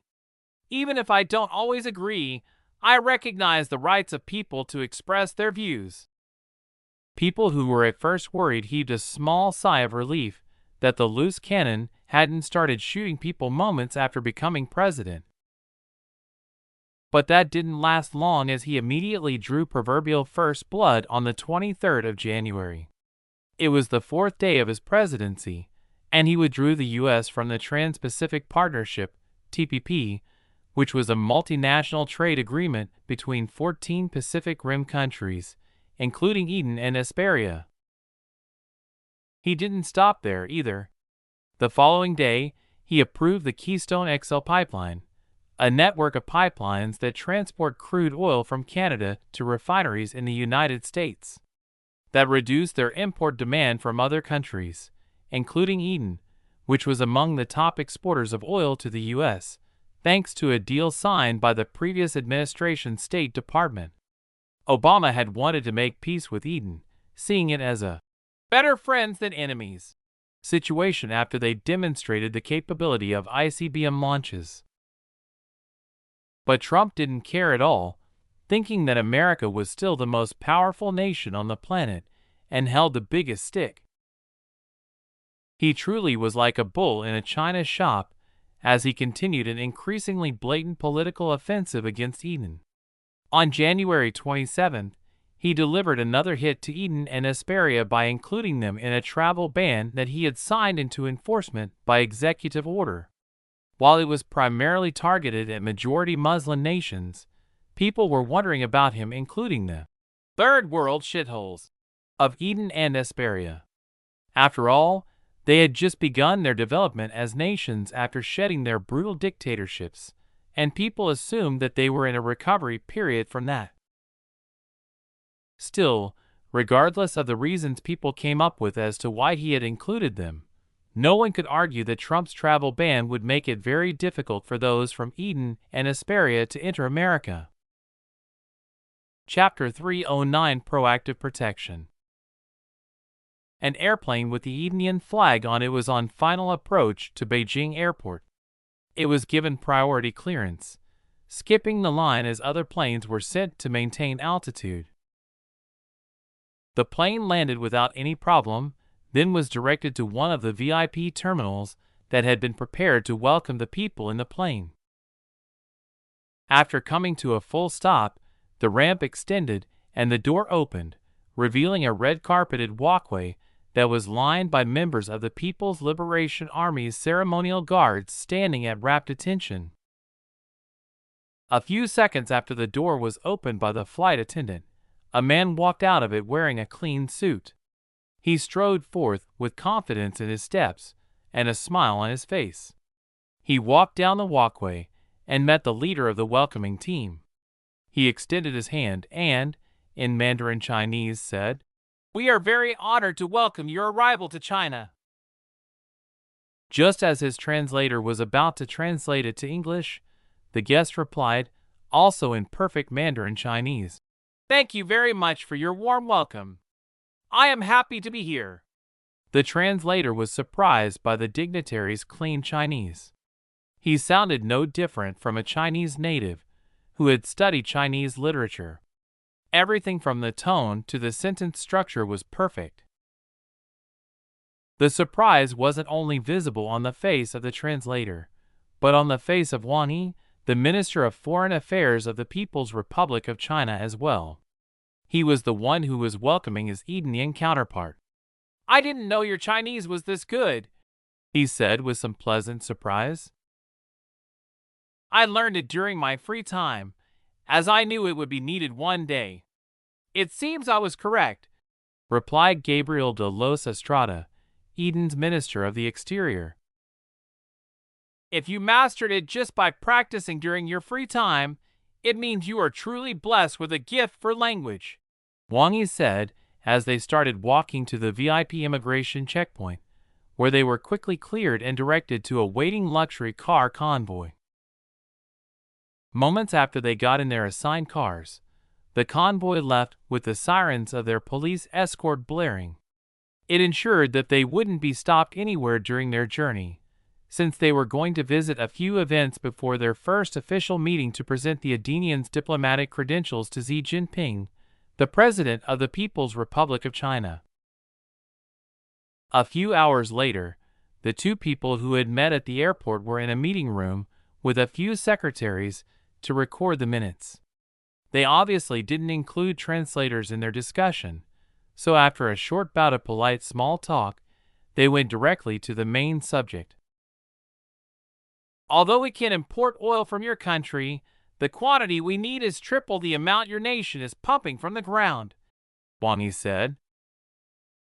The main thrust of this private meeting was to negotiate an oil import contract. Saudi Arabia was China's second-largest source of crude oil behind Russia, but Salman bin Abdulaziz Al Saud, the president of Saudi Arabia, had been growing too close to the U.S., and China feared that the newly sworn-in President Trump would make trouble for them. Since he was so unpredictable, Xi Jinping had directed his foreign affairs minister to begin laying the groundwork to replace as much of their oil imports as possible. The deadline he was given wasn't a firm one. It would depend on if and when Trump began throwing tantrums and biting at random people to compensate for his tiny hands. Saudi Arabia, though, was constantly increasing the amount of oil they exported to China, and it wasn't expected to be long before they completely overtook Russia. Thus, any instability in American politics that bled over into any of the OPEC nations, four of which supplied oil to the Communist Republic, namely Saudi Arabia, Iraq, Kuwait, and Venezuela, would affect the market and lead to wild fluctuations that could negatively impact Chinese industrial growth, especially in the industrial production of petrochemical products like plastics, rubbers, synthetic cloth, and resins like those used to produce motherboards. So the probability of President Trump affecting China through the oil market was enough for President Xi to consider stabilizing their imports in advance as a high priority. While relations between China and the U.S. had been warming over the past few decades, the Chinese nation was historically slow to adopt changes, and their insular nature had been fostered over many generations. Thus, the Chinese Communist Party felt a pressing need to settle things in advance, much like a spouse would often begin separating assets before filing for a divorce from their other half. You don't have to worry about that. During the construction of the oil rigs, we built them with enough spare capacity to compete with any of the OPEC nations. Currently, we're only limiting the production because, as they say, too much is as bad as not enough, Gabriel said in a measured tone. Wang Yi was a little surprised, as he had planned to use the modification period together with the construction of new oil wells as leverage to make the deal lean in their favor. He hadn't expected that the Indian oil production wasn't at capacity and had thought they would definitely have been working at full power, given the number of barrels of crude the country was currently producing. That's good, he said, expertly hiding his surprise and disappointment and missing the chance to take control of the negotiation. After about half an hour of back and forth, they had some agreements and some disagreements, but it ended with them agreeing to sign a contract for Eden to sell about 2 million barrels of crude oil per day to China, or roughly about 25% of their overall amount of imported oil. They would finalize the agreement a few days later, after their respective staffers negotiated some final details. The official signing would take place after Gabriel presented his credentials to Xi Jinping. Chapter 3:10 Saving the Best for Last. Our president is very interested in your advanced chip industry, and he said he'd like to initiate technological transfers to strengthen our ties, if possible. Minister Wang moved to the next topic. The oil negotiations were nothing more than an appetizer. The thing China was most looking forward to was breaking the technology blockade and entering the computer chip and semiconductor markets. And having come to a preliminary agreement on the oil trade gave him a lever to use to open the door for cooperation in chips and semiconductors. In what aspect, specifically, does he want to cooperate? To the best of my knowledge, our country's chip technology isn't that widely used. Gabriel was playing dumb using GIA technology, not selling the chips to anyone as a shield. He knew that no matter what exorbitant prices buyers promised, and there were many buyers and truly exorbitant offers, the company absolutely would not sell under any circumstances. But he was curious as to what Minister Wang really wanted. We would like to open a jointly operated production line for some of the devices in your country in order to meet the demand of the billion-strong market in ours, Wang Yi said. He even specifically reinforced the size of the Chinese market as a psychological negotiation tactic. Although that offer is tempting, I'd like to remind you that we don't control the company in question. But I'll deliver your suggestion and the benefits you offer to them and leave the decision in their hands. Gabriel replied with a straight face. But on the inside, he was wondering just how big a fool the man across the table thought he was. Giving up their manufacturing lines to China was the same as stripping yourself and parading naked on a battlefield in front of your enemy's soldiers. Gabriel had been briefed by the intelligence department about the intellectual property theft that was rife in China. In a nutshell, if they could steal the technology and produce knockoffs of it, they had probably already stolen it long ago, and the products were already on their store shelves. They would bribe technicians and factory workers of Chinese descent, hire professionals through LinkedIn and other headhunting sites for online work through shell corporations, and would even go as far as kidnapping researchers with covert operatives, spies, and even insert industrial espionage specialists into any and every company they thought made a useful product. That said, they were far from unique in that tendency. Most countries did exactly the same things, but China had always had friction with outsiders, so it became a bludgeon they used to beat their reputation with. Then please deliver our offer to them, and I'll wish them happy cooperation in advance, Minister Wang said. He knew pushing any further would only have the exact opposite effect. We've already lost more than half of our market share during the past year. What are you planning on doing to stop this downward spiral? Tim Cook, the CEO of Apple, was in a meeting of the board of directors, silently listening to them vent their irritation on him. After asking that, they remained silent and waited for an answer from the CEO, who started answering the question as it was one that was to be expected based on the company's recent performance. Although the loss in market share can be attributed to a strong competitor entering the market, that isn't the entirety of the reason why our stocks aren't recovering. That's mostly because someone leveraged a short position on our shares about a month before GIA Tech even hinted at their next release being in our space. It's suspicious in and of itself, and it means whoever took that position is somehow connected to GIA Tech and knew the impact their entry into the mobile market would have on us. But you also have to remember that we aren't the only ones caught off guard by that. Our former competitors were as well. He fell silent and waited for the next question, which really did come moments after he finished speaking. You had more than a year since their release, yet you're still using it as the reason for your failure?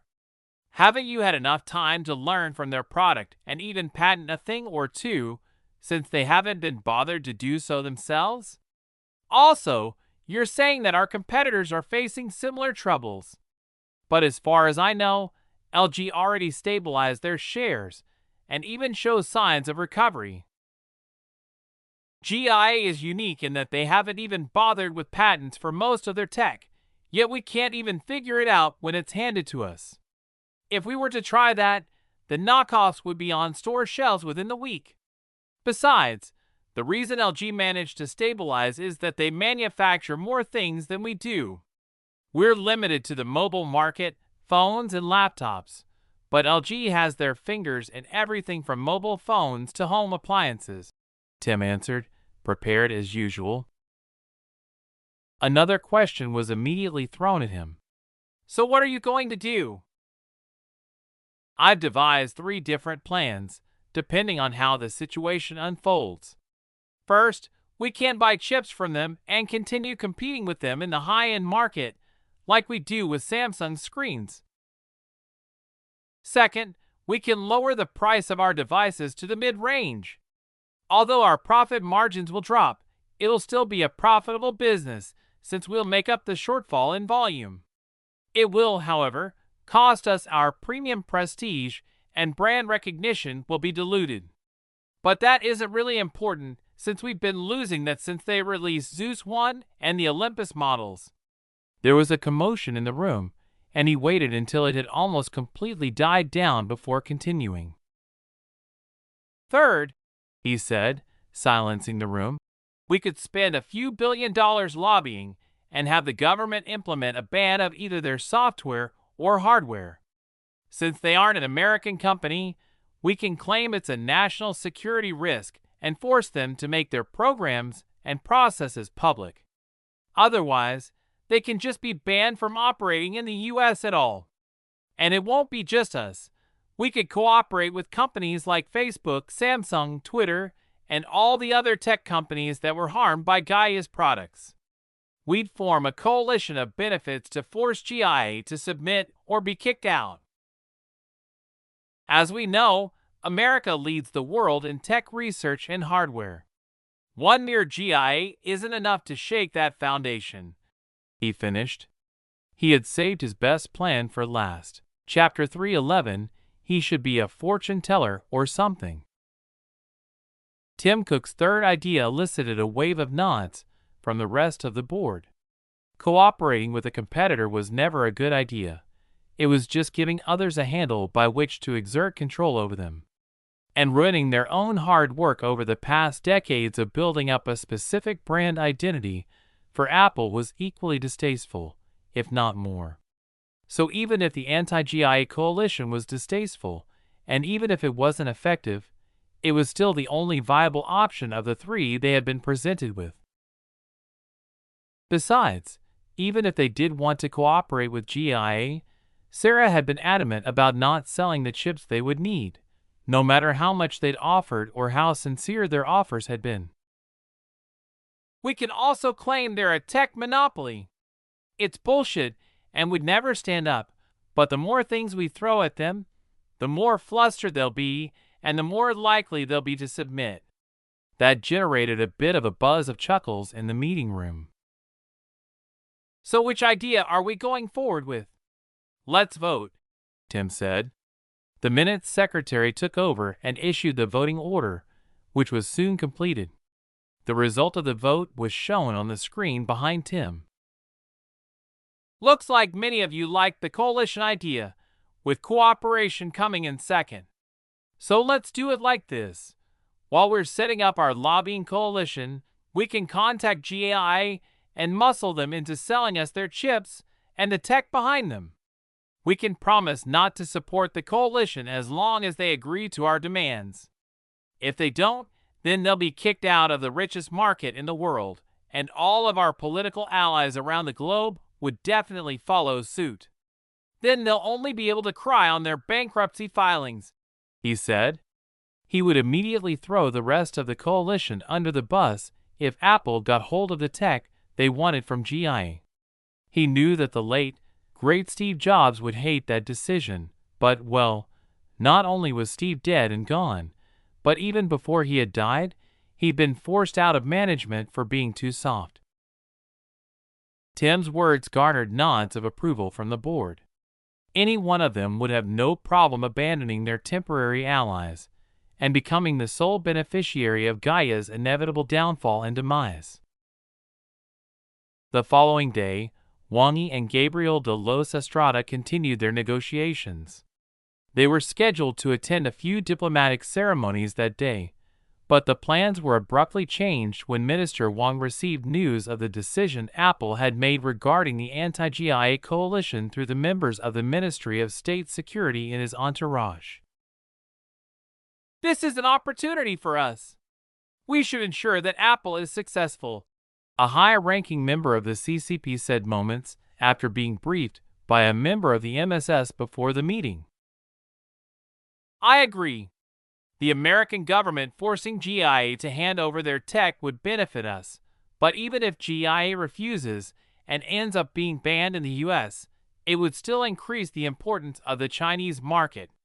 Then we can threaten to ban them as well if they don't hand over their tech. But we'll be even more likely to succeed. After all, the overturned cart ahead teaches the cart behind. So we can pay attention to the Americans and learn from their successes and failures, then use that against GIA ourselves." Minister Wang said. He had been forced to cut his meeting with the Edenian delegation short to attend the meeting with the CCP and MSS, and was still irritated when he was reminded of the Edenian minister's attitude after the joint chip venture was brought up. "Good plan," said the highest-ranked person in the room. He turned to the MSS representative and said, "Make sure it happens, and help the coalition as much as possible. We need it to happen. It would greatly benefit our Made in China 2025 initiative to have one of its goals accomplished so soon after the initiative was started. So if we succeed, everyone here will be greatly rewarded." The meeting continued as the MSS agent briefed the politicians on the other topics he had on his agenda. Just like that, movement had started in secret without the world suspecting that an upcoming turmoil would shake the giants. "Now this is bad," Sarah muttered to herself as she read about the meetings that had been taking place between their competitors. She was sure that, since they were being blatant and in the open about their actions, it meant that Gaia's competitors were in their final build-up phase before they undertook a major action. "Miss, you have a new email from Tim Cook," Sarah's AI secretary informed her. She had intercepted the email that was supposed to go to the business department and directly reported it to her. "Show it to me." The email appeared on a screen in front of her, and she carefully read it. She knew that if it was just another offer, like the previous emails, she would have been told so by her secretary. As she read, a frown grew on her face. It was written in very dense legalese and filled with subtle threats that couldn't be used against the sender, but were obvious enough for the reader to understand what they were. "Looks like the discussion I had with Aaron as a joke is going to become real," she sighed when she finished reading the email. She remembered joking with Aaron about who was going to attend the congressional hearing if they were subpoenaed to testify about the risk their devices posed to American national security. Still, there was no worry in her face at all. The only thing that could be seen on it was excitement, since she was finally facing a challenge for the first time in a long while. In fact, everything had been going inconceivably smoothly ever since Aaron had invented the always helpful AI secretaries. "Forward it to Aaron and add that he should be a fortune teller or something," she said to her assistant, then started brainstorming on how to deal with the nascent anti-GIA coalition with the aid of her assistant. Chapter 312: The Merchant Marine. The Edenian China Oil Transfer Agreement was signed within a week, after all the kinks in the clauses had been ironed out. During that time, the Edenian Minister of the Exterior, Gabriel de los Estrada, had toured the country and presented his diplomatic credentials to Chinese President Xi Jinping, officially opening an Edenian embassy in Beijing. He had also opened new topics of discussion, setting a foundation for future cooperation between the two nations. The Chinese Minister of Foreign Affairs, Wang Yi, had done the same, but his interests differed from Gabriel's. Where Gabriel was interested in raw materials, especially wanting to tap into China's extensive deposits of minerals that, to his knowledge, were lacking in Eden and Esperia, Wang Yi was more interested in buying a batch of weapons and technology transfers. But Gabriel countered that by using Ares and GIA as shields, he couldn't make the call on behalf of the government, since the things China wanted were property, intellectual and otherwise, of privately owned companies. Thus, he merely promised that he would do his best in order to facilitate the Chinese requests. Both men knew it was an empty promise, because Gabriel had neither the authority nor the power to make the decisions on his own. Immediately after the ink was dry on the agreement, a timer had started on Eden's first oil delivery. It was set to take place in 3 weeks, so the idling oil pumps were spun up to full capacity, and Aaron's behemoth industrial chain slowly began moving. It started by printing 7 camouflaged ships, which looked like oil supertankers but were submersible, Hephaestus-class oil tankers. They had to be submersible, as they were printed at the bottom of the ocean and only surfaced when Nova assured Aaron that there were no satellites with viewing angles covering Eden, giving them a window to hide their activities. He wasn't completely ready to step out of the shadows yet. After all, there was still groundwork to be laid. Once the massive supertankers were ready, they moved to the offshore rigs and were filled by the high-capacity high-flow pipes, both from the storage tanks on the oil rigs and directly from the pumps that had been sunk into the seafloor when the platform was built. Soon after that, Edenian Naval Command in Elysium received orders and went to work printing the merchant marine fleet. A Thor flagship-class heavy cruiser, 2 Thor-class cruisers, 1 missile boat, and 1 air defense boat, 4 Heimdall seek and destroy-class destroyers, and a dozen Jord Interdiction-class frigates were soon printed, crewed, and sent to the offshore oil rigs to meet the supertankers they would be escorting. Neither Aaron nor Nova would leave anything to chance with this first, and most important, oil transit. Although 3 weeks was a very short time for pumping oil and delivering it, the Edenians had still agreed to China's demand. Gabriel had tried negotiating for a longer time frame for the first delivery, but Minister Wang had grown somewhat cold and took a hard-line stance, leaving the Edenian minister somewhat confused. They had started out getting along quite well, and he didn't understand what could have caused the sudden cooling of their working relationship. He turned to one of his female staffers, who only he knew was actually a Nix agent, and in a low voice said, "Find out what happened. Someone's trying to ruin this deal for us, and I need to know who." If Eden was delayed in their delivery, they would have to pay compensation in the amount that China would have paid for on-time delivery of the crude. The oil would also be given to China for free in that case. The terms of the agreement were clear on that clause.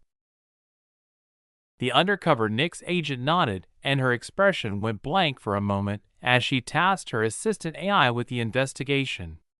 It would be best if she didn't have to make a move personally, but if it came to that, she would be ready. After all, a deal worth $130 billion absolutely needed to go smoothly. She understood that fact very well.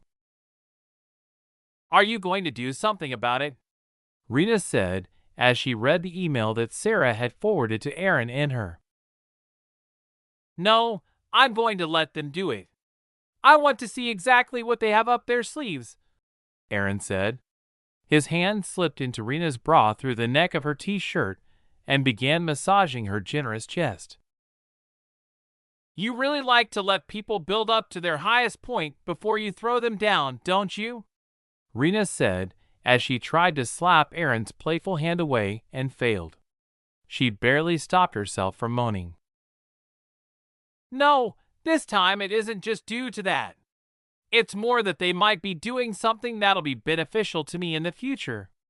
As they say, you meet your fate on the way to avoid it. So I hope their attempt to survive will lead to something beneficial for me. And who knows? It might even expedite some of my plans," he said as he pinched Rena's rapidly hardening nipple. "Why not just send your agents to investigate what they're doing, or even have Nova hack them so she can listen to them?" She moaned before she could finish her question. "Nix agents aren't infinite in number, and most are already tasked with other important tasks. So I don't have any to send right now. As for Nova hacking them, they're tech companies, and very well know that anything they have that's important absolutely must be kept air-gapped to avoid hackers.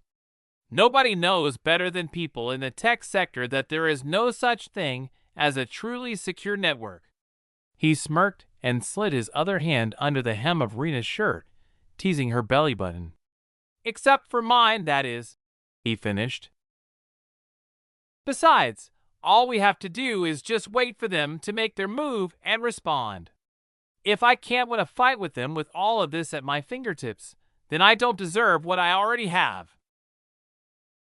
He tilted his head and captured Rena's lips with his, kissing her hard and deep. She returned the kiss and her hands began watering as well. His teasing had already riled her up, and she was dripping and ready to go. Chapter 3:13 Intercept Course. It didn't take long for the tech company's secret coalition to be formed. They had already come to a surface-level agreement and had begun spending money for their plan, but on the outside it seemed like different companies just coincidentally had the same idea. They had all gone to different lobbying firms with different complaints, but the money they were spending was 10 times the usual amount. And that was just the beginning. Tim Cook was feeling very satisfied and putting his wholehearted effort into lobbying. He was infuriated that GIA had ignored his threatening email, leaving him with no other option than to go all out. For the sake of his career and his company, he had to ensure that GIA was removed from competition and their tech in his hands. Just like that, 3 days passed and the tankers full of oil undocked and headed out toward China on the shortest route. Their escort ships, 2 destroyers and 6 frigates, remained for 12 hours, then followed them at a sedate speed. Though, that was only considering the normal cruising speed of the advanced naval vessels. The 2/3 speed they were sailing at would be comparable to flank speed in any other Navy's vessel. A week passed, and the supertankers slowed further as they approached the pirate-infested waters of Indonesia. With over 17,000 islands in the Indonesian archipelago, stamping out the plague of pirates had been a headache for centuries, and the current day was no exception. If there was going to be an attack, it would happen that day. "Captain, our radar is picking up some weird movements on approach at 060 knots bearing 240 relative to our heading, 054 nautical miles and closing. 10 pings on the Doppler, and sonar's picking up what sounds like outboard motors." "I suspect they're pirates, sir," said the comms officer on the bridge of the lead tanker in the convoy. "Comms confidence," the captain snapped. The shorthand communication between him and his crew and the ease with which they worked together showed the effectiveness of their Athena-designed VR training program. 90%, sir.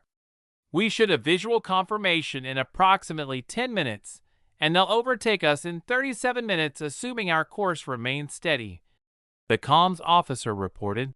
"I don't remember us having any scheduled inspections along our route," the captain said. He knew there was a possibility that the radar signatures may be local patrol boats engaged in a search for pirates or smugglers, but if that was the case, they wouldn't be on an intercept heading with this convoy. "From the pattern in their number, it's impossible for them to be a patrol. Patrols don't come in waves of 100 speedboats," the comms officer mused. "Pirates!" the captain exclaimed. Based on the details, that was the only possible conclusion. He turned to his comms officer and ordered, "Report it to our escort."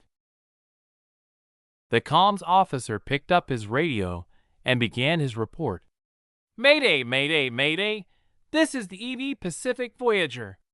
We are currently located at 3 degrees 7 minutes, 55.5 seconds north, 124 degrees 59 minutes, 35.2 seconds east, bearing 349er. Radar indicates high probability of a pirate threat. Intercept estimated in 37 minutes. Message repeats." He set the radio back in its cradle and flipped a switch to cause their distress signal to repeat. The announcement was repeated for a second, then a third time as they waited for a response. But even after waiting for a minute, no response was received and the atmosphere in the bridge of the supertanker grew slightly tense. The captain had a suspicion of what was happening. He took the radio from his hip and said, "This is the EV Pacific Voyager. We suspect we have pirates on an intercept course, and will have visual confirmation in about 6 minutes. Our distress signal received no response, and I suspect signal jamming is at play. Please respond." His short-range radio signal was met with silence from the other tankers in the convoy. Comms, signal flash change heading 020 flank speed. Helm in 30 seconds, hard to starboard, come about to new heading 020 and all ahead flank. Let's buy our boys some time to peel these barnacles. The captain sat back in his chair and muttered to himself. It's time to phone home. The comms officer ordered a radio man to use the flasher, a high-intensity floodlight, to signal the second ship in the convoy with the new heading and orders. The signal would be repeated down the line, and the evasive maneuver would be simultaneously carried out by all 7 tankers in the convoy. 20 seconds later, the helmsman took control of the 1MC and announced, 10 seconds to maneuver. Brace, brace, brace. Exactly 10 seconds after that, he said, coming about. EndNote: 1MC, or one main circuit, is an internal announcement system that's used for the bridge of a vessel to pass critical instructions to the entire ship at once, both below decks and topside. If you've ever been on a ship when a 1MC announcement comes on, you'll know how impossible they are to miss.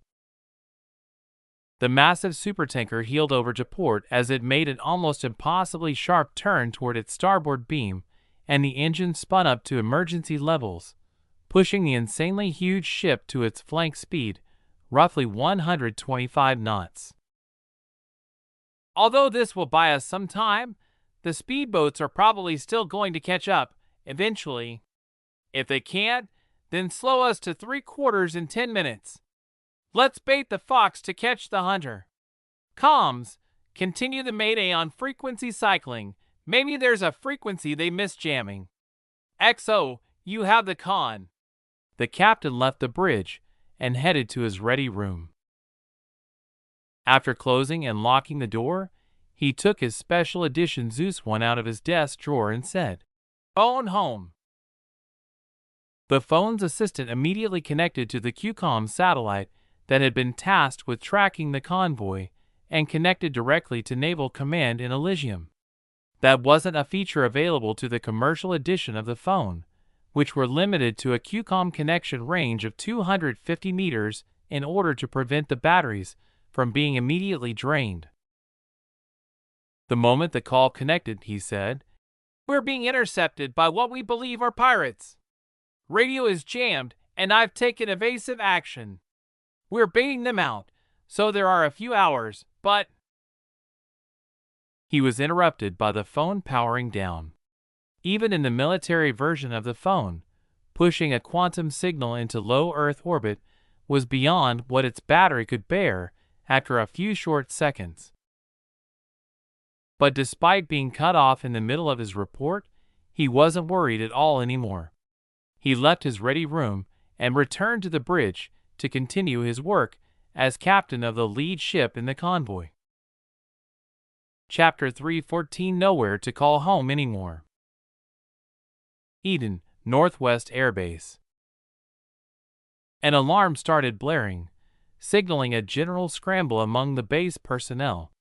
They immediately dropped whatever they were doing and headed to their assigned locations, like an anthill that had been kicked over. Pilots were urgently putting on their gear according to a strict checklist procedure, and within 5 minutes, they were headed to the duty hangar, where they would receive their mission briefing and launch. As they crossed the hangar on their way to the briefing room, they passed a virtual hive of technicians scrambling over the parked jets and giving them last-minute checks and fueling them. The pilots reached the briefing room and received their briefing, then boarded their jets and taxied out of the hangar. Soon, with the screaming sound of jet engines spinning up, for planes were lined up on the runway access lane, ready for takeoff as soon as they received final clearance from the tower. Tower, this is SU-37, call sign Alpha 1. Requesting immediate clearance for emergency intercept takeoff. Please advise. Alpha 1, this is Tower Control. Roger that. Emergency intercept takeoff is approved. Proceed to runway 27 Hotel for immediate departure. We'll alert civilian air traffic control and provide you with updated vectors to intercept.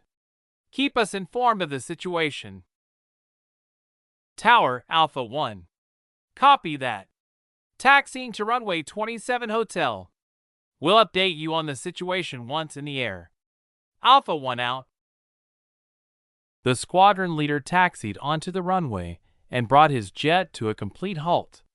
Then he pushed his throttle to the stops, kicked on his afterburners, and released the brakes on his landing gear. His jet screamed through a short takeoff and into the sky at a 60-degree angle. Short takeoffs like those were designed for aircraft carrier runways and active combat scenarios, where pilots needed to be in the sky and mobile in the least time possible in order to avoid being intercepted by the enemy. After the 4 planes had completed their takeoffs and assembled in formation, they moved to the heading they were supposed to head out on, afterburners still flaring and leaving a trail of exhaust plumes behind them. Once they were over open water, they went supersonic and the exhaust trails ended where the jets broke the sound barrier. Minutes after the interceptor launched, a fully fueled and highly advanced version of a KC-135 Stratotanker also launched on the same heading as the intercept squadron. The interceptors would be flying their entire mission with their afterburners active, so no matter how awe-inspiring their fuel efficiency was, they would reach bingo fuel just a few minutes after they hit the halfway point toward their destination. A few minutes before the interceptors were scrambled, ELIS, the Air Force AI Command, and Freya, the Ares Military Intelligence Command, had tasked the Overwatch satellite following the oil convoy with tracking the pirate speedboats back to their base.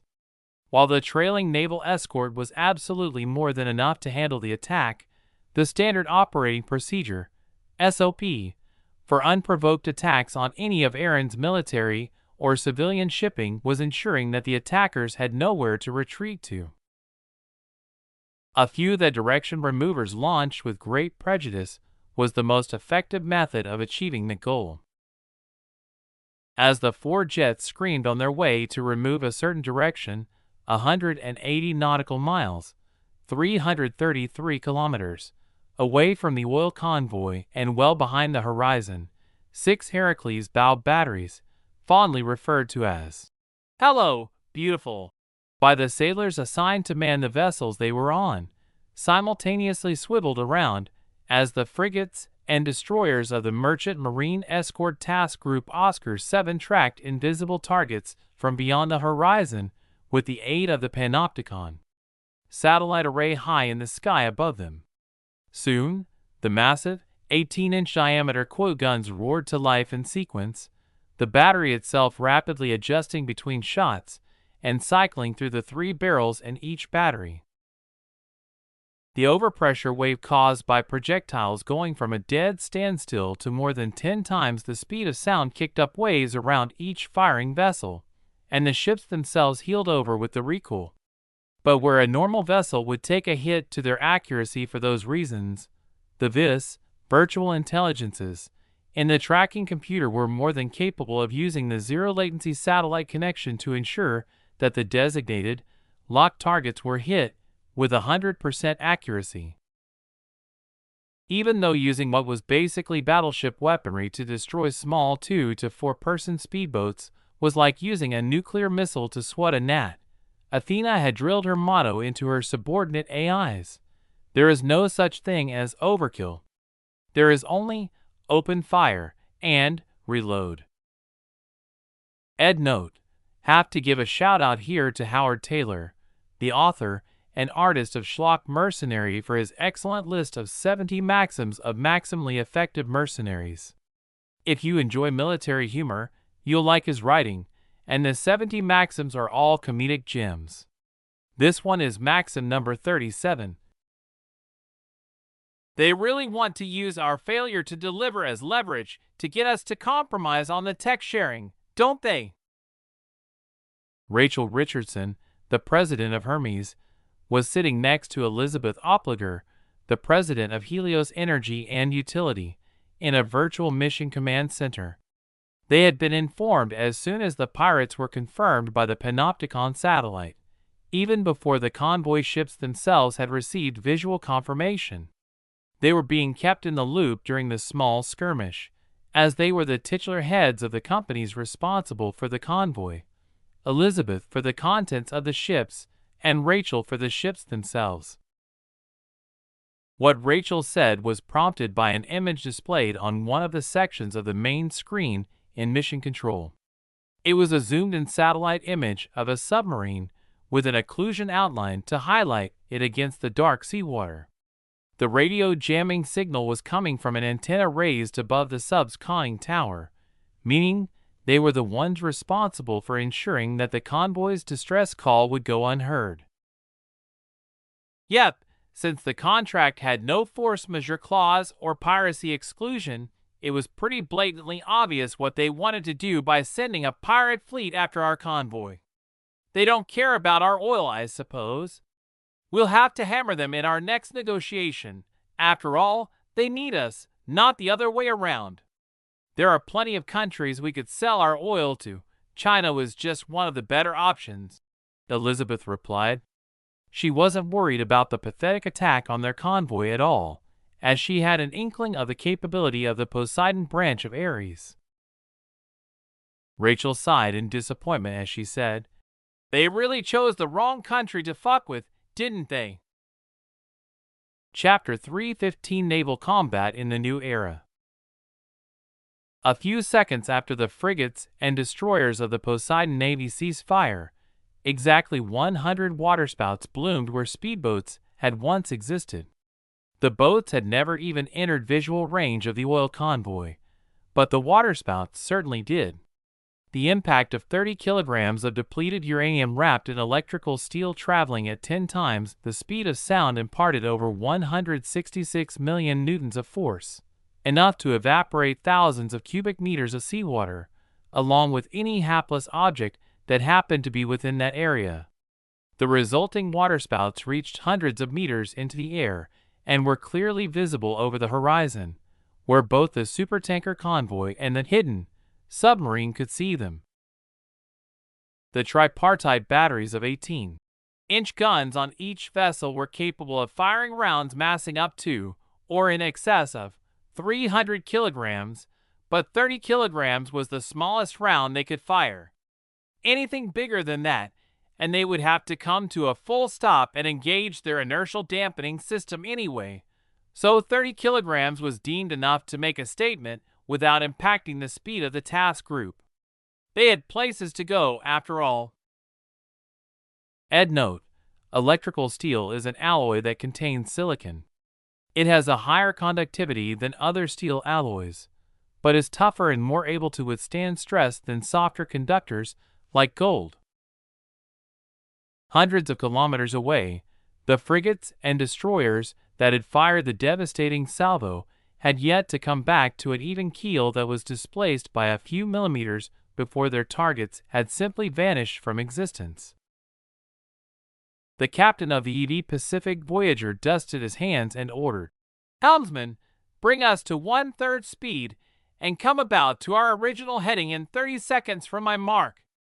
Comms flashed the course and speed change to the rest of the convoy. He raised his hand, feeling somewhat grandiose, then dropped it and said, "Mark." Precisely 30 seconds later, the supertanker convoy came about in a synchronized movement and resumed their original course and speed. The entire incident had only caused about a 15-minute delay in their schedule, and they could easily make that 15 minutes up during the rest of the journey. "Well, there's something you don't see every day. I never thought I'd see a stage magician perform a vanishing act hundreds of nautical miles away from anything." The commander of the submarine responsible for jamming the radio communications in the area around the supertankers could only make a bleak, sarcastic joke after witnessing the result of the beyond-the-horizon strike against the pirate speedboats through the submarine's periscope. "Did you see what exactly happened, Captain?" his chief officer asked. Just like the speedboats, the submarine was an entire horizon away and far outside the range at which they could detect the convoy escort, given that they were currently running silent and relying solely on passive detection systems. I have no idea. But what I'd really like to know is how they managed to get a distress call out when we're jamming every possible radio frequency. What that strike was, exactly, is secondary to that. The captain had naturally seen the results of that direction remover that had been fired during the short Eden-Esperia war, so he assumed the strike was something like those missiles. If I were to hazard a guess, my bet is on them having a system set up to phone home at regular intervals, and as soon as one, or at most two, scheduled calls is missed, Eden will respond with overwhelming force. The chief officer mused. Either that, or they could have tasked their satellite system with tracking the convoy and acted as soon as the pirates were discovered by the eye in the sky. He gestured to an area vaguely above his head. Leave the thinking to the brains at HQ, COB. Flood the ballast tanks and make our depth 150 meters, 15-degree down bubble, the captain ordered. Sonar, continue tracking the convoy, helm, continue pursuit. Maintain silent running and wait for a signal from HQ. Aye, aye, sir. The crew in the Combat Information Center chorused and got to work. After more than 12 hours passed with the tankers at 1/3 speed, the commanding officer asked himself, "What the fuck are they doing?" The convoy had barely moved even a few kilometers from where they had been during the attack more than 12 hours ago. But before his COB could even give him his hypothesis, the sonar tech announced, "Contact bearing 195 degrees. It's a destroyer, sir, and I'm getting active pings on the sonar." The captain immediately paled. Active sonar meant they had likely been discovered and were now being hunted by a destroyer. As red emergency lights began flashing through the sub, the captain grabbed the 1MC handset and announced, "Emergency dive, emergency dive, emergency dive. Prepare for 30 degrees down bubble." He hung the handset back in its cradle and ordered, "Helm, down bubble 30 degrees, make our depth 400, and come about to 090 true. Maintain silent running, let's make ourselves scarce. Mission is a fail, calling no-go at." He checked his watch. 19:28 hours Zulu time. No one in the sub stopped to think about anything but the consequences. Just like during the Cuban Missile Crisis in 1962, two nations were now on the brink of war. And whether or not that war began depended on this specific submarine's ability to escape its hunter. Either they survived, and peace would continue for the near future, or they sank, and a war broke out. There was no third option. Thus, their reaction to the hunt was understandable. Nobody wanted to die, after all. And with that assumption in mind, whether they could survive or not would rely on his actions over the course of the next few hours. A cold sweat beaded on his brow and down his spine. All he could do now was pray. The helmsman wasted no time and immediately started the emergency dive sequence, bringing the submarine about in an attempt to get as far away from the convoy as possible to avoid being detected in the area.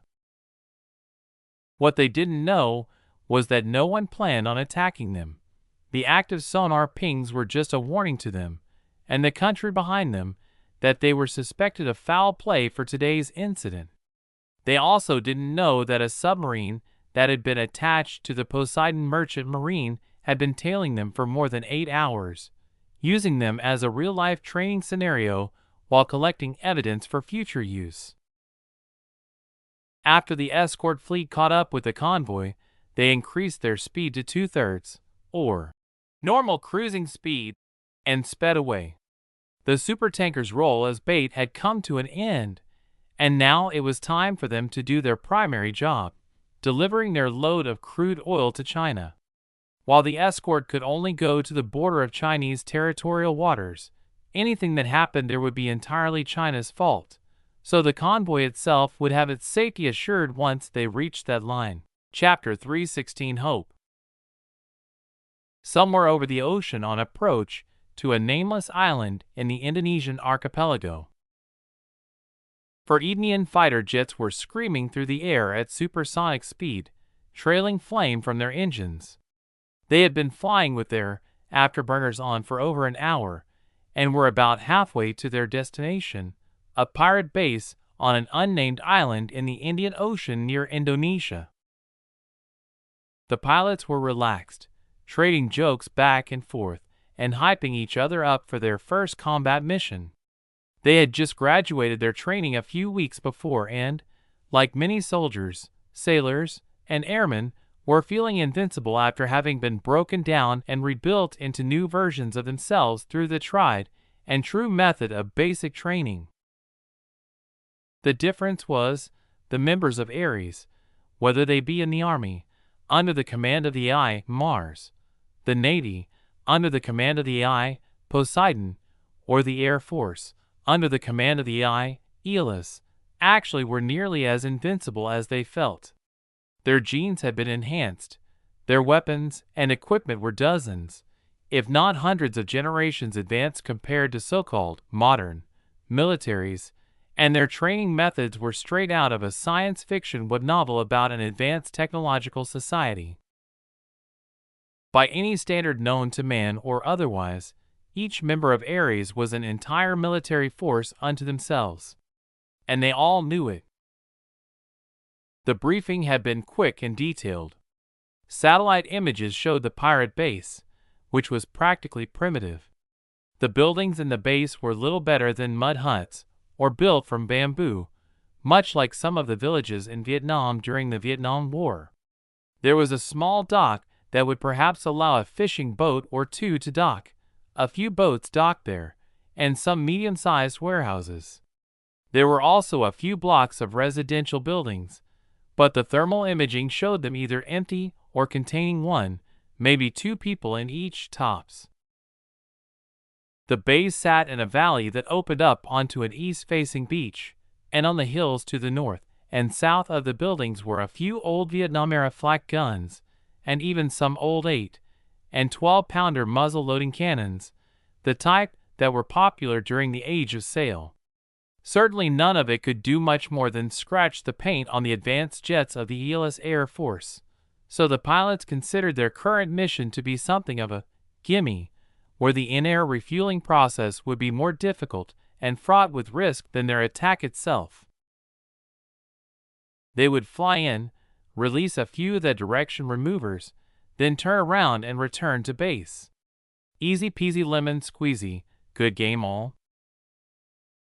On an unnamed island somewhere in the Indian Ocean, Kirana Sakali was toiling under the hot tropical sun, a woven bamboo basket on her back as she trekked into the hills to the north of her small village in search of wild vegetables and medicinal herbs.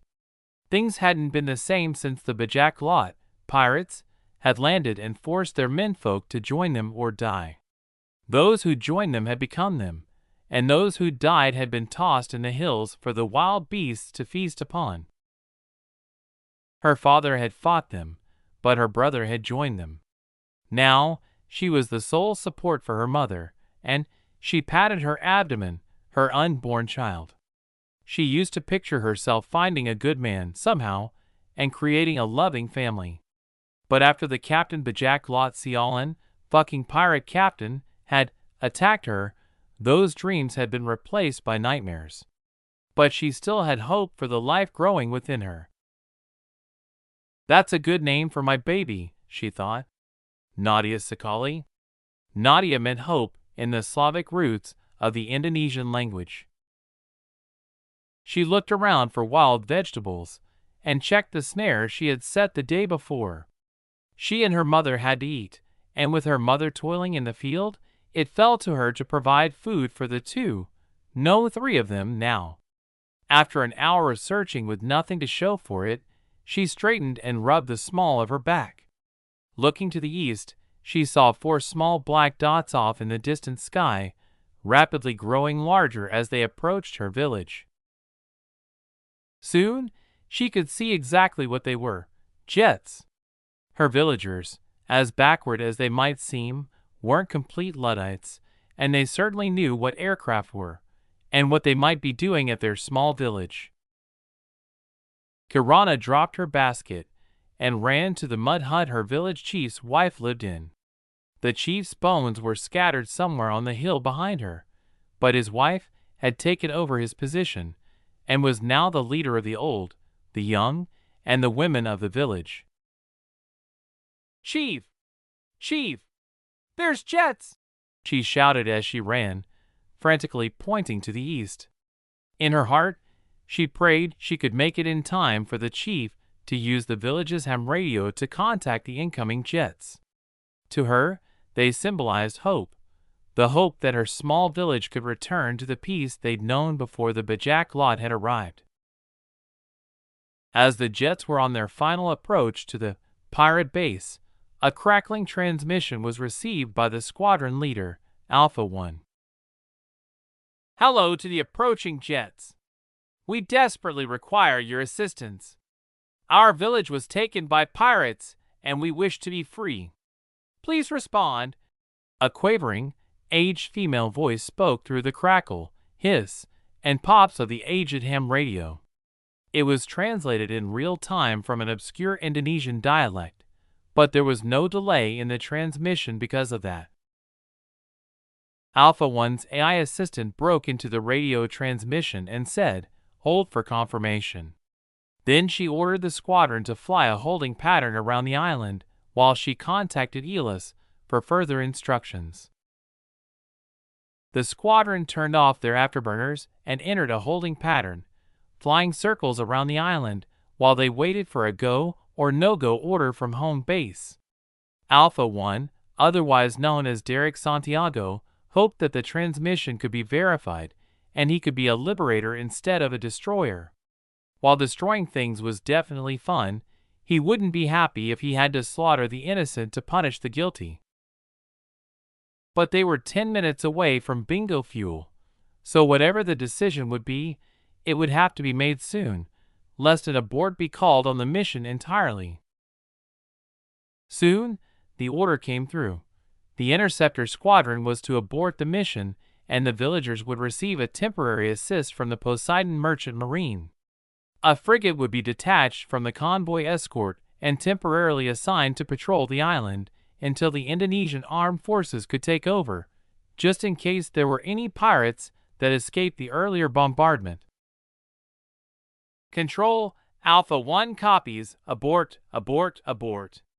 "RDB," Derek said, then tipped his wings in salute to the villagers and headed toward the stratotanker to refuel on the way back to Eden. His mood was bright. He hadn't been ordered to be the villain today, but the savior instead, and he whistled a jaunty tune as he flew with the setting sun to his back. Chapter 317 Wise Fisherman. Aaron sat up in bed and stretched, then glanced at the sleeping beauty beside him. He decided to let her continue sleeping. Their exercise had been particularly intense the night before. He slid out of bed and got dressed, then headed to his office for an update on the situation in the Indian Ocean.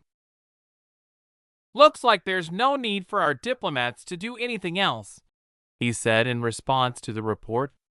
The escort was 1 frigate lighter, and the interceptors had returned without making a mess, so everything had been handled satisfactorily. Though the airstrike had been aborted, it was fine. There was still a frigate on patrol to catch any returning pirates, and a message had still been sent. As a bonus, the interceptors hadn't been picked up by any radar systems, so the long-distance strike capability of the Elis Air Force was still hidden from greedy eyes. "Has all of the collected evidence been compiled?" he asked Athena, the AI in overall charge of his private military force. "Yes, sir. We've got everything from footage of the submarine to their radio communications. We even got their jamming attempts.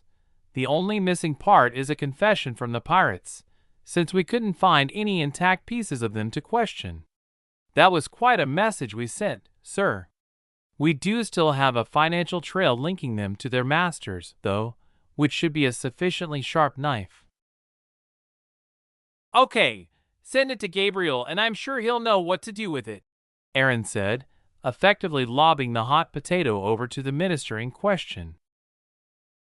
What should we do with the money the pirates were paid, now that they're all dead? Athena asked. Give it to the villagers on the island as compensation for the hard times they survived, Aaron said, then immediately logged out from his VR-generated office space. A new idea had occurred to him, and he needed to concentrate on fine-tuning it. Meanwhile, the submarine that was still being tailed by one of the Poseidon Navy subs had reported home about the situation and was on its way to return to base. They were still unaware that they were bringing guests along with them. The report, on the other hand, had caused quite a bit of turmoil in the higher levels of the Communist Party, who were responsible for overseeing the situation.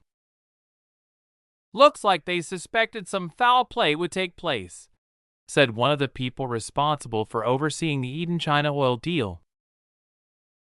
It was pretty obvious, but still they have no evidence that we're the ones who did it.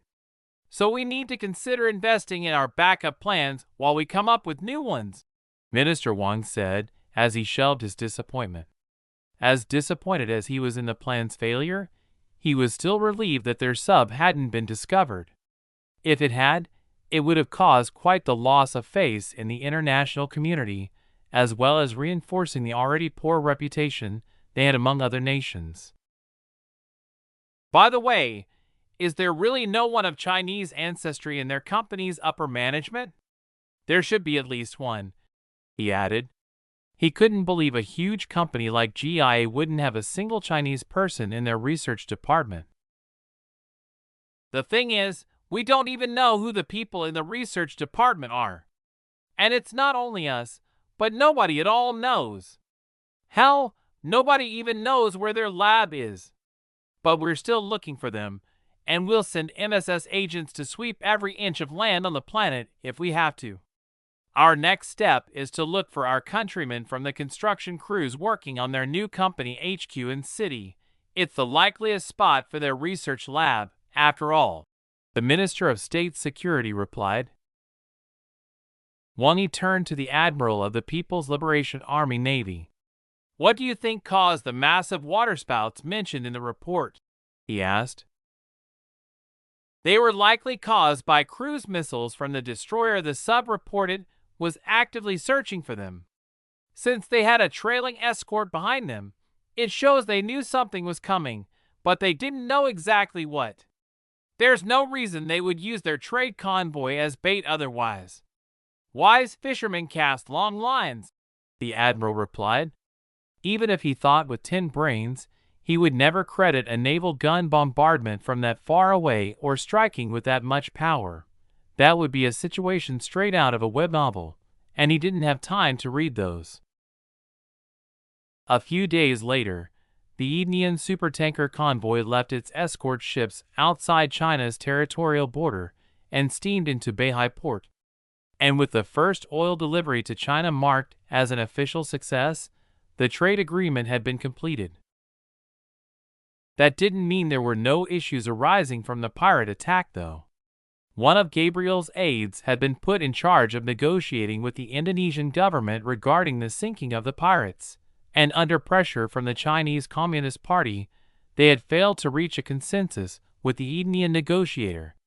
Not only that, the CCP had instructed Indonesia to create a diplomatic incident over the entire affair by claiming that the pirate ships were actually a fishing fleet from a rural island village, and their sinking was a war crime. The Indonesian ambassador to the United Nations had already been informed of his task, and had immediately set to work upon receiving his orders. With China maintaining a seat on the UN Permanent Security Council, his hearing before them was fast-tracked and set for 2 days later. somewhere off the coast of an unnamed island in the Indian Ocean.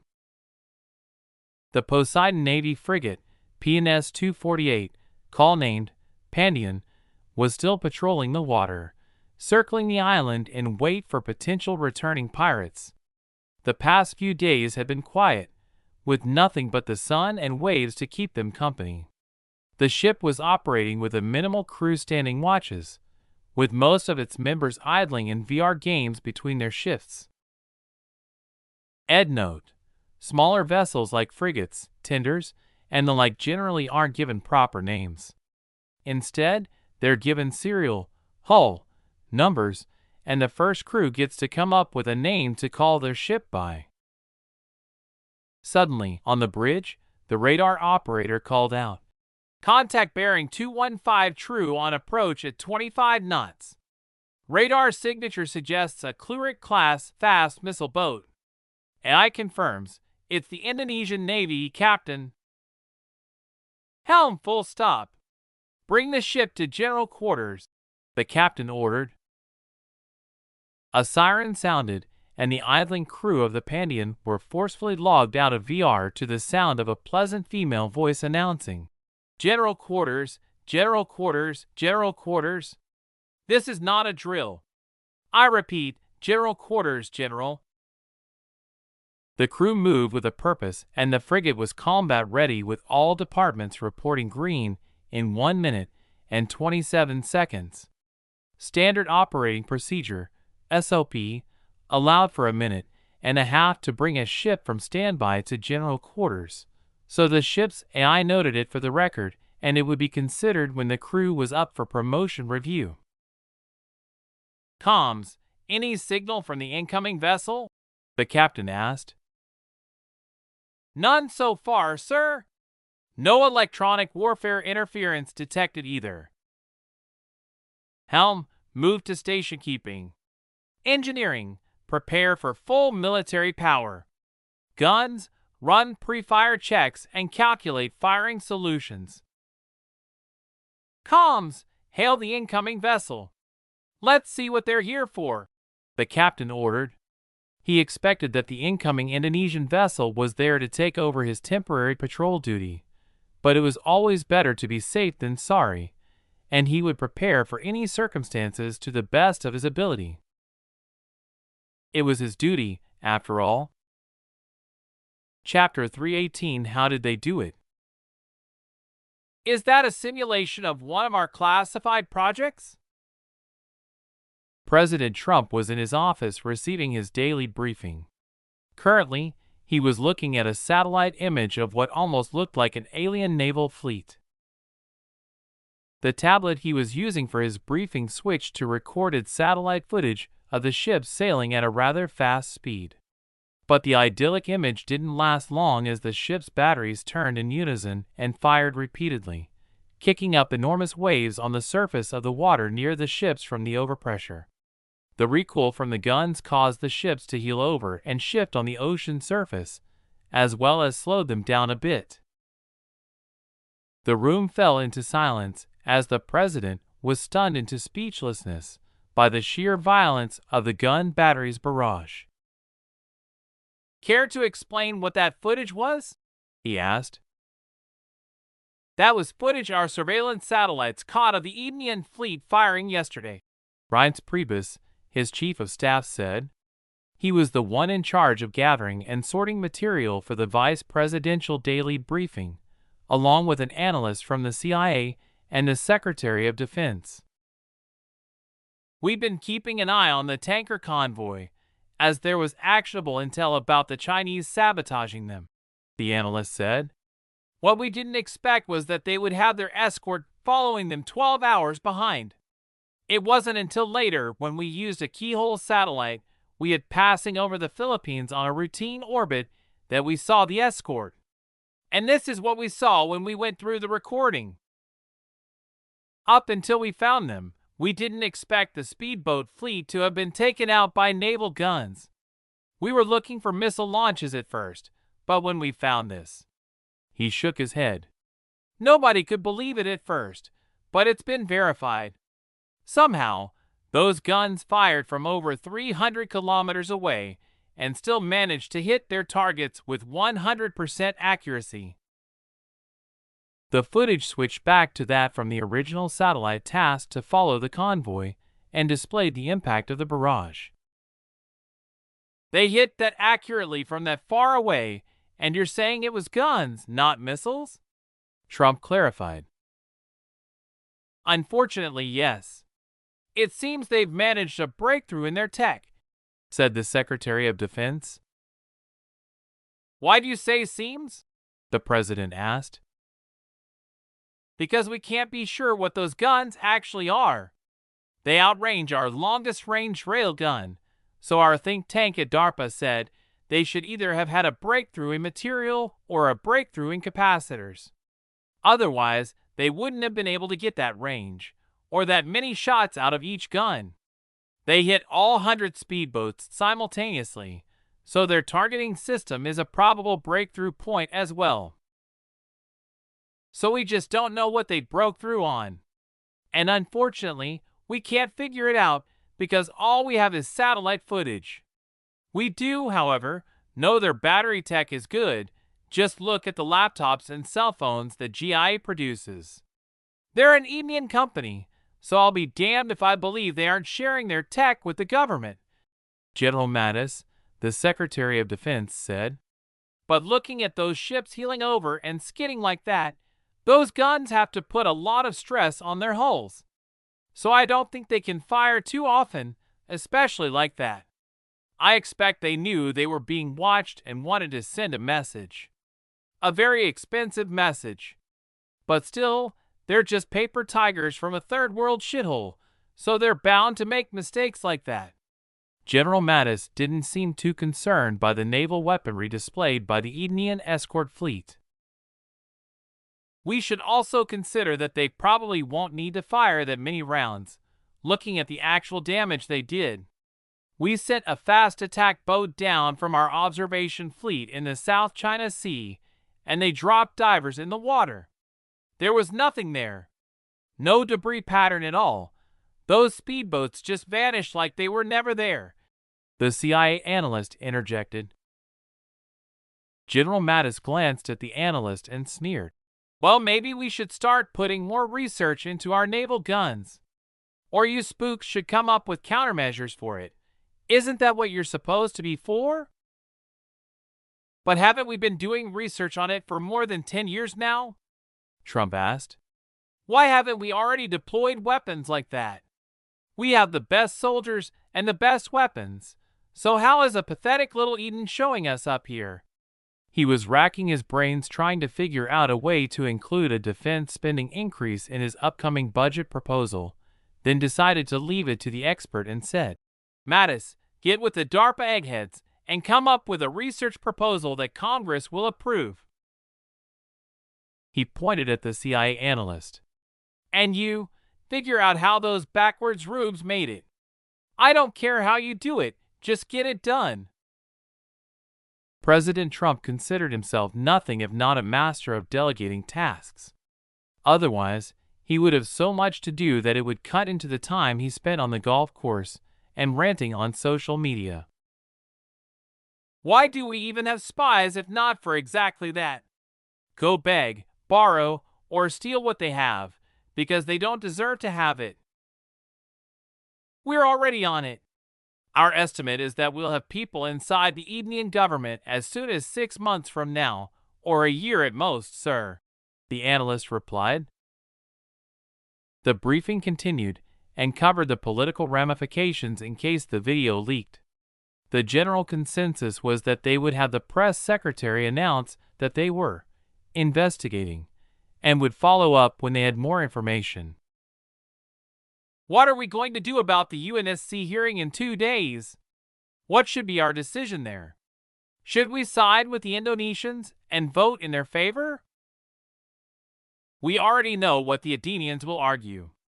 They illegally violated the territorial waters of Indonesia, a sovereign nation, and could be considered an occupation force. We should back the Chinese on this one, but only if they agree to share whatever they get from the Adenians, Chief of Staff Priebus said. I'm sure the Adenians will argue that it was a counter-piracy operation, and they were invited to be there by those peasants. But who cares? We're still the leader of the free world, so what we say is the truth, even if it wasn't before we said it. Still, since China's behind the Indonesians, they'll definitely be voting that way. But what does it have to do with us?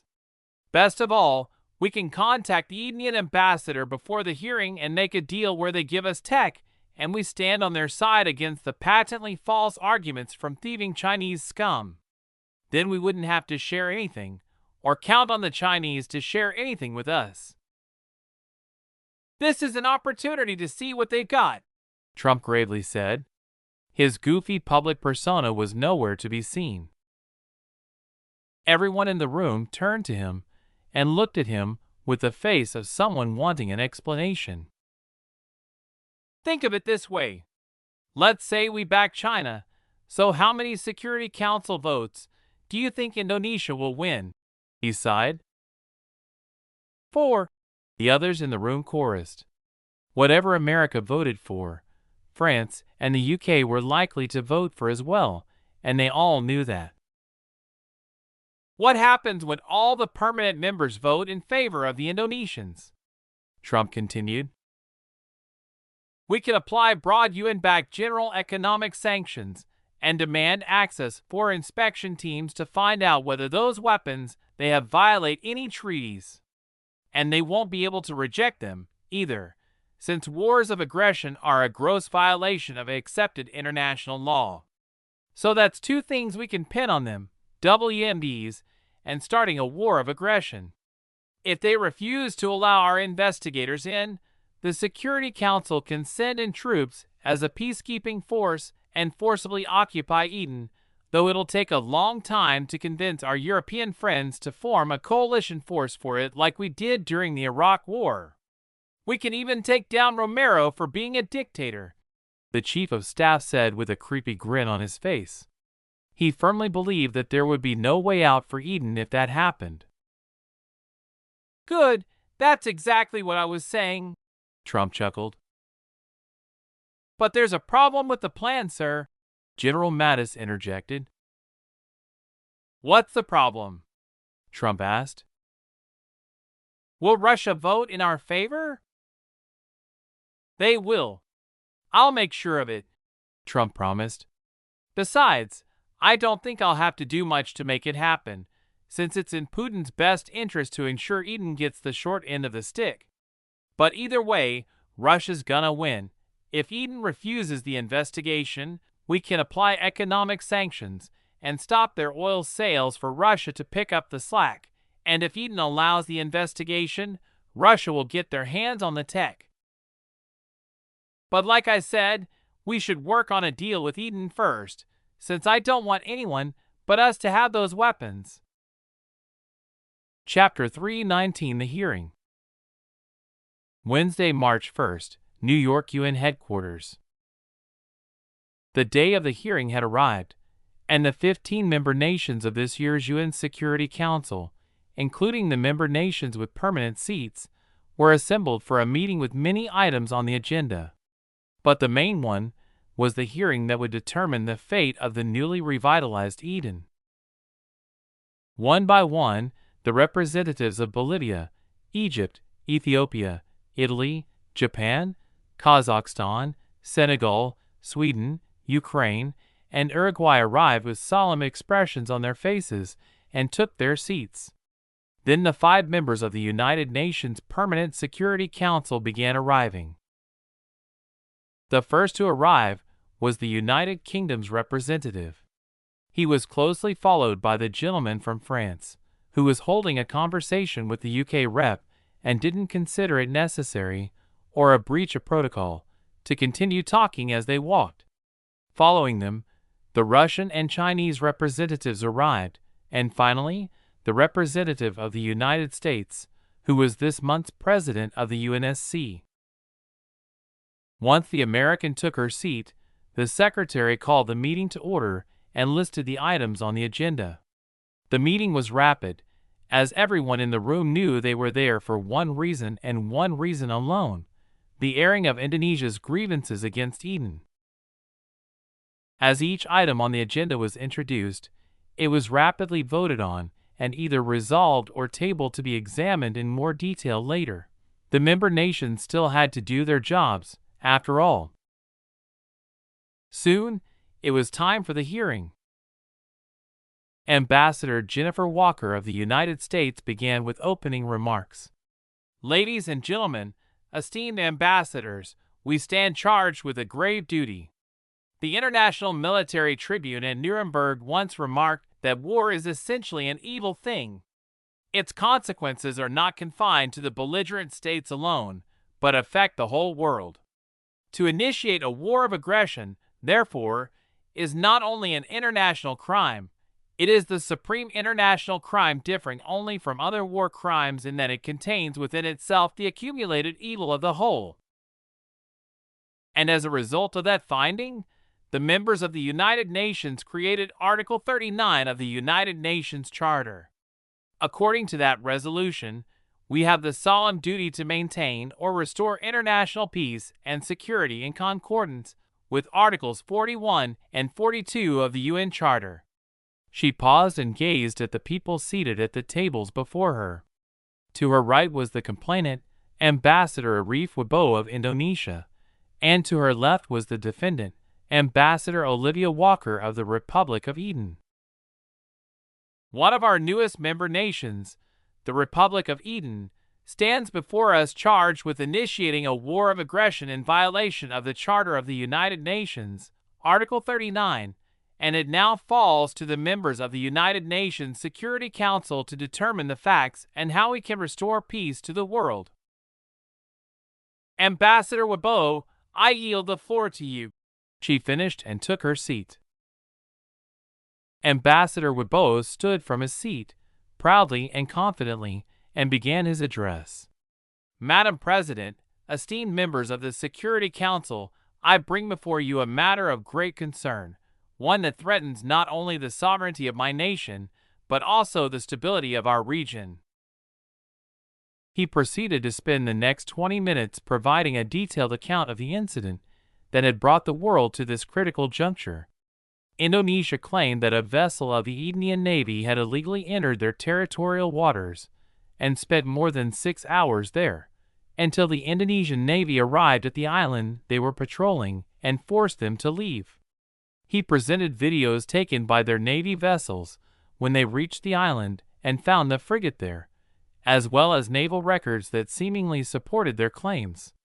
What he failed to provide, however, was just as crucial: documentation of the negotiations between Eden and Indonesia that could have led to a less contentious resolution of the entire affair. Furthermore, Ambassador Wibowo continued, Eden sank 100 civilian fishing vessels that were merely moving to their fishing grounds as a group. It was a grave violation of international law and human rights, an affront to our sovereignty, and a threat to regional peace, he added, but without presenting any evidence backing his claims. I yield the floor to Madam President, he finished, then took his seat and waited for the hearing to continue. Next to address the Council is Ambassador Olivia Foster of the Republic of Eden, the UNSC President declared. Madam President, distinguished members of the Security Council, I stand before you in all sincerity to address these specious allegations with full transparency. Olivia explained the incident from the Edenian point of view, along with all of the evidence they had collected to back it up. The first piece of evidence was video footage from the bridge of the EV Pacific Voyager, taken during the incident. Unlike most recordings of sensitive equipment, the radar screen in the footage wasn't censored at all, and everyone could clearly see the radar operator and the display on the screen from over his shoulder. The laypeople on the Security Council didn't think anything was particularly strange with it, but the Russian ambassador, Mr. Vasily Shevchenko, knew otherwise, having served in the Russian Navy himself. He was surprised by the clarity of the display and the information it provided, and knew that not even their most advanced naval ship had a radar that could compare to the civilian radar on the Pacific Voyager. The footage continued, flipping from camera viewpoint to camera viewpoint as the incident played out for the members of the UNSC, with occasional censoring of sensitive equipment. But the censorship was soon thrown to the back of the members' minds as the distress signal was played back for them, and the broad-spectrum jamming became obvious. The civilian ship was broadcasting a distress message on every possible frequency, but received no response at all regardless of how much time passed. As many of you have seen, we were being jammed by the pirates on every frequency we tried using to call for help. During that time, since we had failed to report our status to the convoy escort, who'd been delayed by some technical issues discovered as they were about to depart with the convoy they'd been assigned to guard, they connected to our Overwatch satellite and discovered the pirates on an intercept course with the convoy. The display changed to still images taken by the Overwatch satellite showing the so-called fishing boats, which were actually speedboats with a lot of armed men in them and no fishing equipment in sight. Unless they were planning on fishing using rocket launchers, that is, it was clear that the fleet had nothing in common with innocent fishing boats. After 3 warnings on every radio frequency that our Navy could use, no response was received. Thus, the escort commander made the decision to engage the suspected pirates and detach a frigate to track them back to their base as a counter-piracy operation. Everything was done in accordance with United Nations Security Council Resolution 1918, as well as relevant guidelines implemented by the International Maritime Organization. At the same time as the frigate, PNS 248 was dispatched to track the pirates back to their base, the Indian ambassador to Indonesia opened a diplomatic dialogue with the Indonesian authorities, informing them of the attack and the resolution, including our efforts to discover the pirate base in their territorial waters. Due to the exigency of the circumstances, the mission was carried out while the negotiations were still ongoing. When PNS 248 arrived at the suspected pirate base, they discovered that it was actually a fishing village with a population of approximately 65 souls, all of whom were survivors of a vicious pirate occupation that had either killed or co-opted the majority of their village. After establishing contact with our frigate, the villagers requested that they remain on station until the Indonesian Navy arrived to take over guarding the innocents left in the village against the possibility of returning pirates or another pirate raid. On the display screen, an overwhelming amount of evidence was displayed as Ambassador Foster spoke.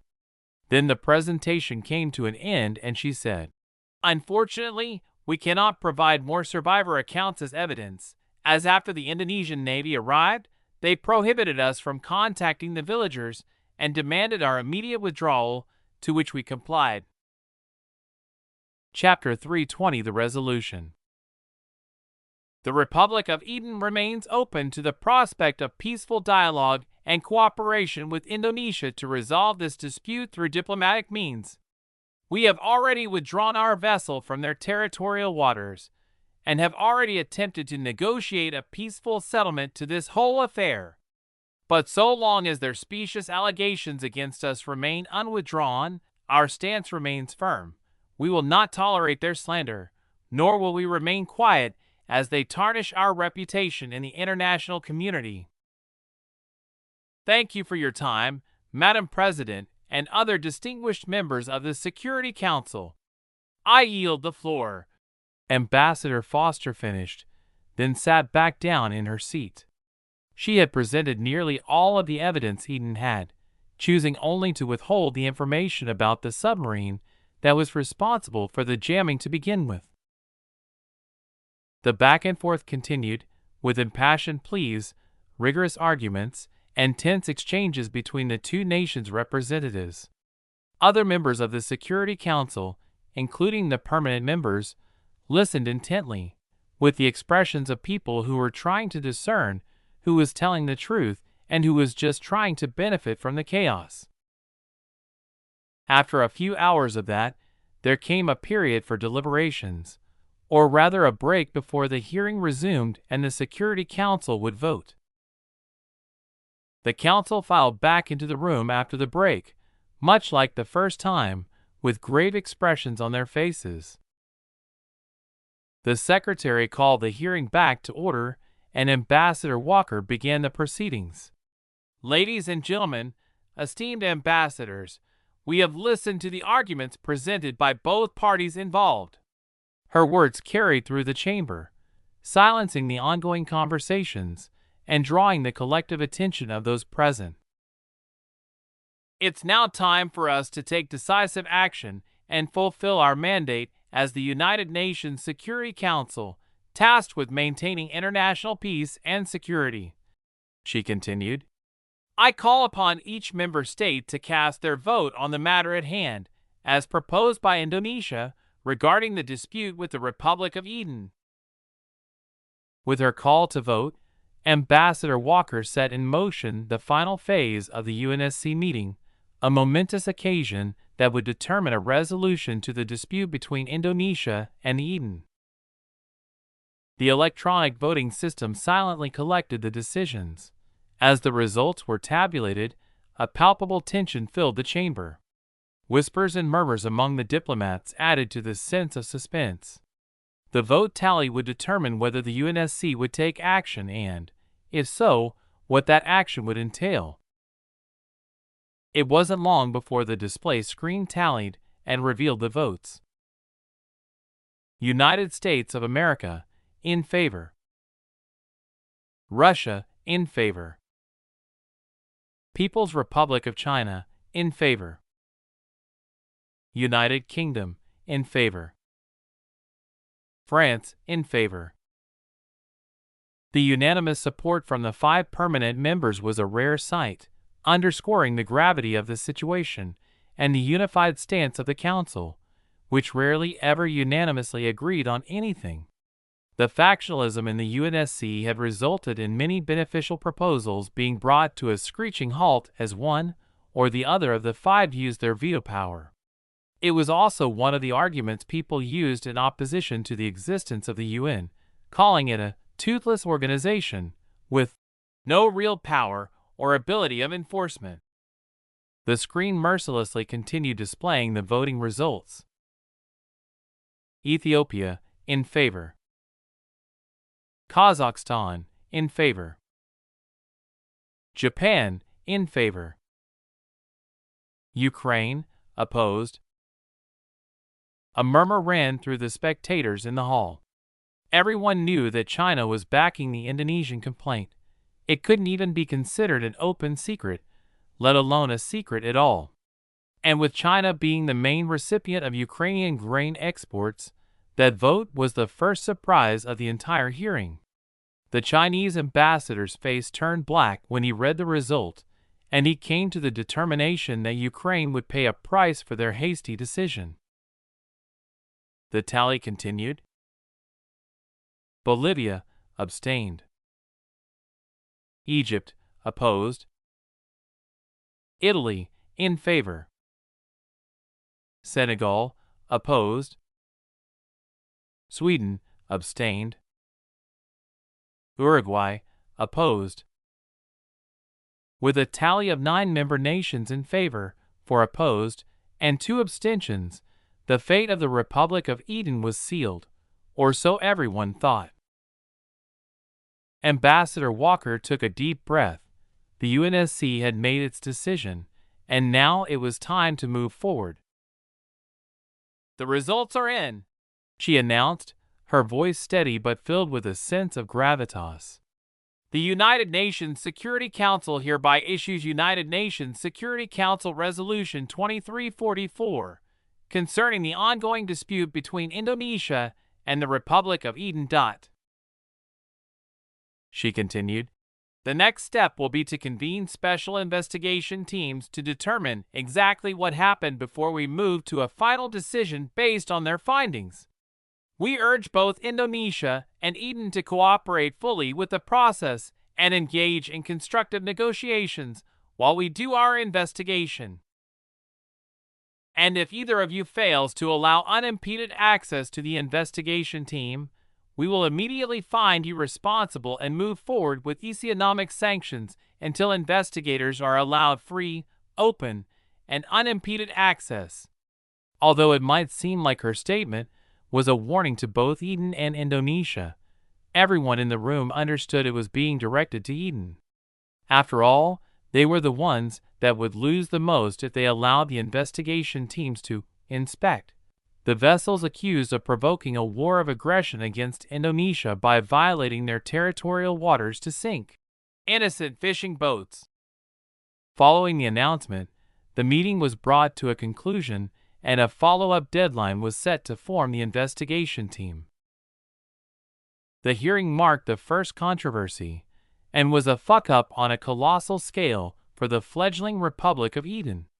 Ever since their nation's founding, they had been almost completely absent from the entire international scene, even when they were still being run by a dictatorship.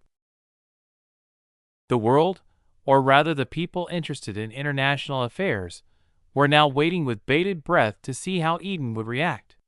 Would they agree with the verdict and allow some of their secrets to be laid bare to other nations? Or would they deny entry and take the chance of facing the might of the UNSC, risking becoming the next North Korea or Cuba? Or would the worst-case scenario come to fruition and they risk peacekeeping forces coming to knock on their doors? Only time would tell. Aaron hadn't watched the hearing due to an emergency situation that had arisen just as the UNSC meeting was about to start. Instead, he had taken full advantage of the time dilation in the universal simulation and spent the last 2 days of subjective time in close discussion with Nova. "Although it's just speculation at the moment, we still have to prepare," he said, his eyes focused on a screen that displayed such a massive amount of data that he could only shake his head. "It's time to clean up some loose ends." Chapter 321 Protocol 404. A few minutes before the UN General Meeting took place, Aaron was in one of the rooms of his VR mansion together with Rena. They were waiting for the hearing to begin and would watch it through the Edenian ambassador's glasses. There was no other way to watch it, as the hearing was behind closed doors with no recording equipment allowed. In fact, Aaron and Rena weren't alone. Everyone who had sufficient security clearance and was in possession of a pair of Aaron's AR glasses was doing the same. John was watching it with the high-level officers of the military. The leader of Nyx was watching it with her subordinates. Sarah with Felix, and the other company's presidents were watching it together as well. Sarah and Felix hadn't joined Aaron and Rena only because they could only handle so much PDA, and their limits had been reached far, far earlier. Alexander and his Esperian counterpart were watching it with their staffs as well, meaning that everyone with the power to do anything significant in Eden and Esperia were waiting for the hearing to begin and leaving the running of their countries and companies to subordinates. A bucket of popcorn and a large movie theater-style soda appeared in his hands, and he offered the popcorn to Rena, who was sitting beside him. "No thanks, us girls have to watch our figures," she said, giving her boyfriend a girlish, coquettish smile. Your figure is perfect though. And what is VR for if not to enjoy the things you can't enjoy in reality? Plus, for everything else, there's Biogen." Aaron truly enjoyed simple domestic moments like these. They reminded him that he, too, was only human. "It's starting," Aaron said as the American ambassador entered the room and took her seat. "Ladies and gentlemen, esteemed ambassadors, we stand charged. Why?" Just as she began her speech and Aaron had all of his focus on the hearing, a few of those watching were teleported to a different meeting room. Aaron, Rena, John, General Jacob Stiles of the Elis Air Force, Director Diana Tregard of Nyx, and Alexander and his Esperian counterpart, President Jose Inez of Esperia, found themselves in an unfamiliar room together. They hadn't undergone the log-off sequence, so they knew they were still in VR, but that was all. Something big must have happened. Moments later, those who were still watching the hearing and had begun panicking as their leaders disappeared all received a brief message from the missing people's accounts to continue watching the hearing, and they had simply been summoned for an emergency meeting by Nova. Although the message caused questions to arise, the leader's subordinates continued watching the UNSC hearing regardless.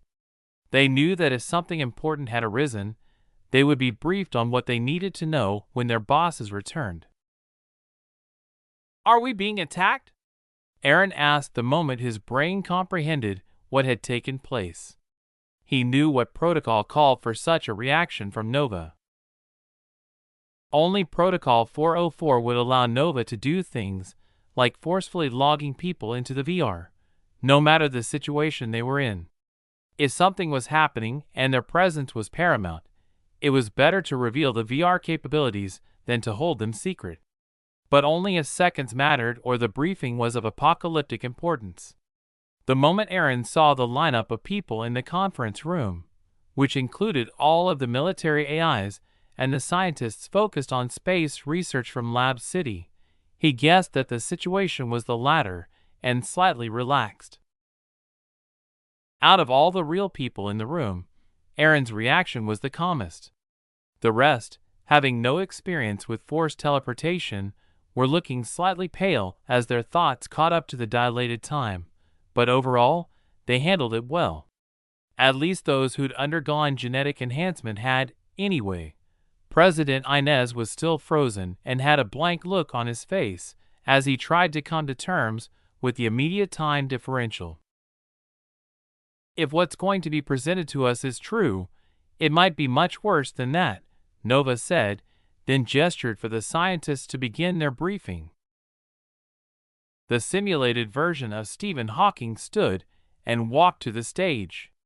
"Sorry for the urgent call, but we discovered something that we're confident means we've been discovered by an advanced civilization. And from their course, they're on their way to us," he said. The screen behind him was powered on, but currently showed nothing. That would change when he started talking in detail about the topic at hand, though. His words caused the hearts of all the humans in the room to pound, except for Aaron, who released a sigh of relief. As long as it wasn't the outbreak of a nuclear war or something, he would be able to deal with it. He was also feeling a little vindicated in his belief that alien civilizations existed being proven. His evidence up until that moment was only the introduction of technologies in the system, including the name of the civilization that discovered them, along with details. "Within the data our satellite network has been collecting, we discovered an approaching mass of mana headed toward our solar system," Hawking continued. As he spoke, the screen behind him changed from the light blue that meant it wasn't receiving a signal to an image of the starry sky deep in the universe. The view zoomed in until a green object the size of Luna, judging by the measurements next to it on the display, became visible. "Shit," Aaron said. He understood what the object's detection meant, but the other humans in the room seemed to just be impressed by the capability of the satellites.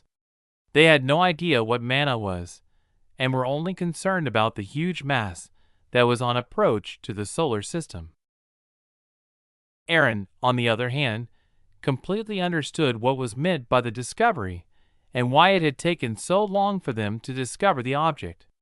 He thought back to the month before, when he had gone on his impromptu skydiving excursion, as Rena had called it. Chapter 322: The Brownian Motion of Sentient Life. A few weeks prior. As Aaron fell from the sky with no parachute, the plane that had dropped him entered a wide holding pattern, as if it was observing his actions. He continued falling, and despite not having any breathing apparatus to help him breathe in the thin air at 15,000 meters, he had no trouble breathing. Once he reached 12,000 meters above the ground, he began casting a floating rune on himself, and his falling speed decreased further and further until he came to a full stop at about 10,000 meters. It was the average altitude at which international commercial airplanes flew, but he wasn't worried about being spotted since the entire airspace was restricted, meaning that any commercial airplane that entered would be shot down. He then cast a wide shield with a radius of about a kilometer with him at the center, then just waited for a notification. "The satellites are ready," Nova announced in his ear. All of the satellites above him, whether they be in geosynchronous orbit, semi-geosynchronous orbit, low Earth orbit, or even higher that were in a position that could see him, had turned and focused on him. All of their sensors were pointed directly at him, but they saw nothing through the shield despite being plainly visible to Aaron himself. "Begin the calibration," he said, and started releasing a huge amount of mana from his body. The mana would normally disperse into the atmosphere, but the shield Aaron had cast around himself wouldn't allow it to do so, so it began accumulating as he continued releasing more and more of it. He was pushing as much mana through his body as he could, condensing it around him more and more, to the point that, for those that could see it, it would appear like an almost entirely solid lump of gold. At the same time, the satellites that were focusing on him began cycling through different universal frequencies, with each satellite assigned a different range of frequencies to explore. The pattern would eventually cover every frequency the researchers in Lab City had discovered to date.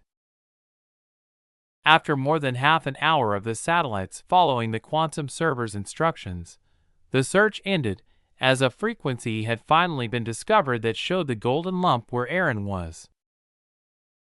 "The calibration was a success, sir," Nova informed Aaron, who had sweat pouring from his forehead.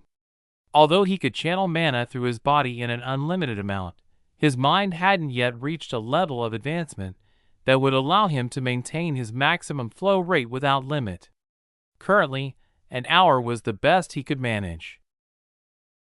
He released a sigh of relief as he stopped channeling mana through his body, and immediately canceled the shield he had been keeping active in order to trap the mana in a confined space. It swiftly dispersed through the atmosphere, the high concentration having served its purpose of discovering and calibrating the frequency his satellite network could use to detect it. "Come pick me up," he said in a tired voice. He continued hovering in place, and a moment later, the plane that was in a holding pattern approached him. But as it was on its way to collect him, it was met with a massive turbulence wave that had been caused by the outflow of dispersing mana from around his body. The turbulence gave the pilot and co-pilot of the plane quite a shock, and had the plane been made of usual materials, such as aircraft aluminum and other lightweight alloys, it would have broken into pieces and crashed. Thankfully, however, it had been made of tougher stuff and powered its way through the turbulence to rendezvous with Aaron, who had already begun making his way toward the plane, midway. He reboarded the plane through the open cargo ramp and retook his seat, watching the cargo ramp slowly close and block out the sun that had been hitting his eyes. The room darkened, but was swiftly lit by the stripped lighting in the cargo bay. After finding a frequency at which the satellites could detect mana, Nova and Aaron got to work mapping the universe, which had a few differences from the universal simulation. Due to the number of variables in the real universe being a bit higher than in the universal simulation, it couldn't be 100% accurate. After all, life existed and Nova didn't have nearly enough processing power to model the random, almost Brownian motion of sentient life. Note: Brownian motion is the random pattern of particles suspended in a liquid or gas, even without external stimulus being applied. It is truly random, not pseudorandom like a computer picking a random number via an algorithm that relies on some kind of seed to generate. It was yet to be discovered if Nova ever would wield the power to simulate everything with 100% accuracy, even though it was theoretically within the realm of possibility. All it would require was sufficient computing resources. resources that quantum computing was too primitive to be able to gather, at least without replacing the entire planet with one giant ecumenopolis consisting of nothing but clusters of quantum computer servers that stretched out beyond the Kármán line and reached the cold, unfeeling reaches of space. The discovery of Mana's frequency had resulted from the scientists working in Lab City delving deeper into research on Henry's evolved eyes. Their ongoing research had allowed them to discover many things the deeper they went, almost like the young boy's eyes were a treasure that kept on giving. Now, all the satellites that Aaron had launched into space had been updated with a new frequency scanning program that allowed the researchers to see Mana in its bare and neutral form. It would take a few more simulations before they could differentiate the energy in its different forms, but a few satellites had already been tasked with mapping Earth once again. This time, they would be mapping the planet's mana profile. Although it exists everywhere in the universe, the concentration wasn't equally distributed.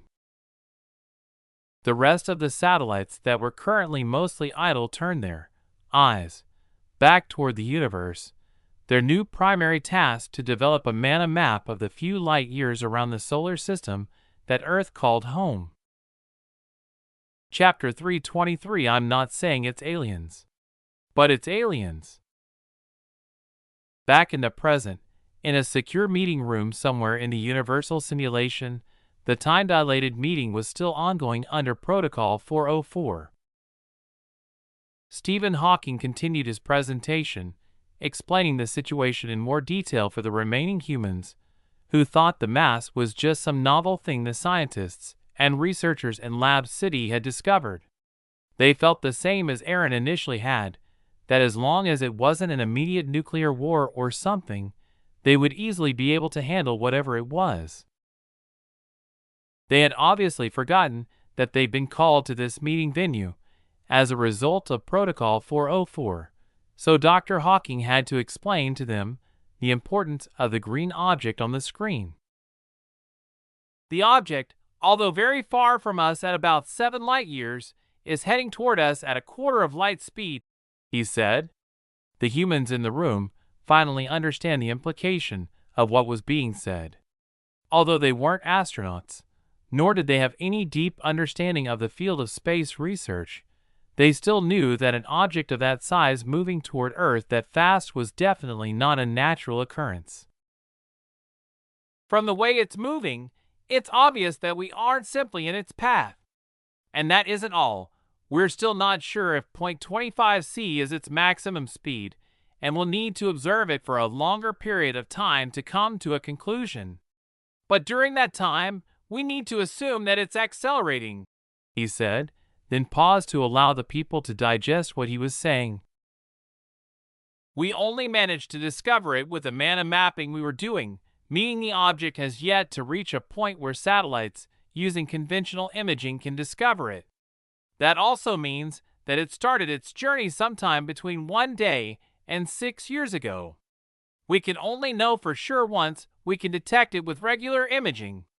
Right now, we've already tasked our radio telescopes with determining its velocity and acceleration, but we're only 60% confident that we'll get any kind of results within the next 3 years. So the only method we have to track it is on the mana map. That'll give us its rate of acceleration, if any, but it won't give us any detailed information on what it is. For that, we'll need the radio telescopes, and all of them on the planet at that. He paused once again, this time giving a longer break for the humans to digest the information he had been churning out. If we can send a mission to upgrade the Hubble Space Telescope, we can extend our visual observation range and get detailed information on the object, he continued. It won't be very good, but we can use it to rule things out until we get a bigger, more specialized deep space telescope in position at the L2 Lagrange point. Note: L2 is the Lagrange point at which the combined gravity of the Sun and Earth counter the centrifugal force of an object in orbit around the Sun, keeping it stable without requiring any energy input. Lagrange points are found anywhere the gravity of two celestial objects reaches some kind of equilibrium. He hadn't yet mentioned their hypothesis of what the mass might be or where it had come from. This meeting would obviously last a very long time. After a minute of silence, he dropped his next bombshell. Since the object's never been picked up on visual sensors before, it's obvious that it's been created recently, which means it was either created and launched by intelligent life and is an uncrewed object, or it's a crewed vessel and contains intelligent alien life. The people in the conference room had just confirmed the existence of intelligent alien life, and their reactions were complicated. Their jaws had dropped from a combination of surprise, disbelief, fear, and many more emotions they hadn't even known they could feel at the same time. So, to confirm, General Stiles cleared his throat. Alien life exists, and this object is definitive proof of that. Yes, and they're coming directly toward us, Dr. Hawking confirmed. I'm guessing your next question is how they're only just now discovering us when we've existed for so long, he continued. It really was the question that was on everyone's mind, and he immediately answered it. We've got two theories, one more likely than the other. He paused, creating suspense without planning to do so. The first hypothesis is that they discovered us long ago, and it just took a lot of time to create a vessel capable of reaching us in a reasonable time, which means we're facing a civilization that's either very patient, very curious, very goal-focused, or a very long-lived race, or anything, really, that could convince them to spend that much time preparing to come to us. The second hypothesis is that they only recently discovered us due to this, he said, and the screen behind him immediately showed the man a map of the Earth. On the map were areas of varying mana density, but there was only one part of the map that showed a blinding light, and behold, it was right on top of Eden. We think it might be the result of this concentration of mana right here. As he said that, the map displayed the blinding light covering Eden, then zoomed in until it was focused on Avalon Island, which was the center of the area of blinding light. Fuck, Aaron said in a low voice.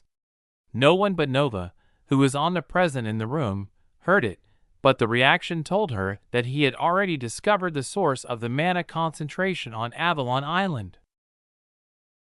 The fusion reactor, he continued. Wait, no. It's the mana produced by the reactor's energy to mana converter.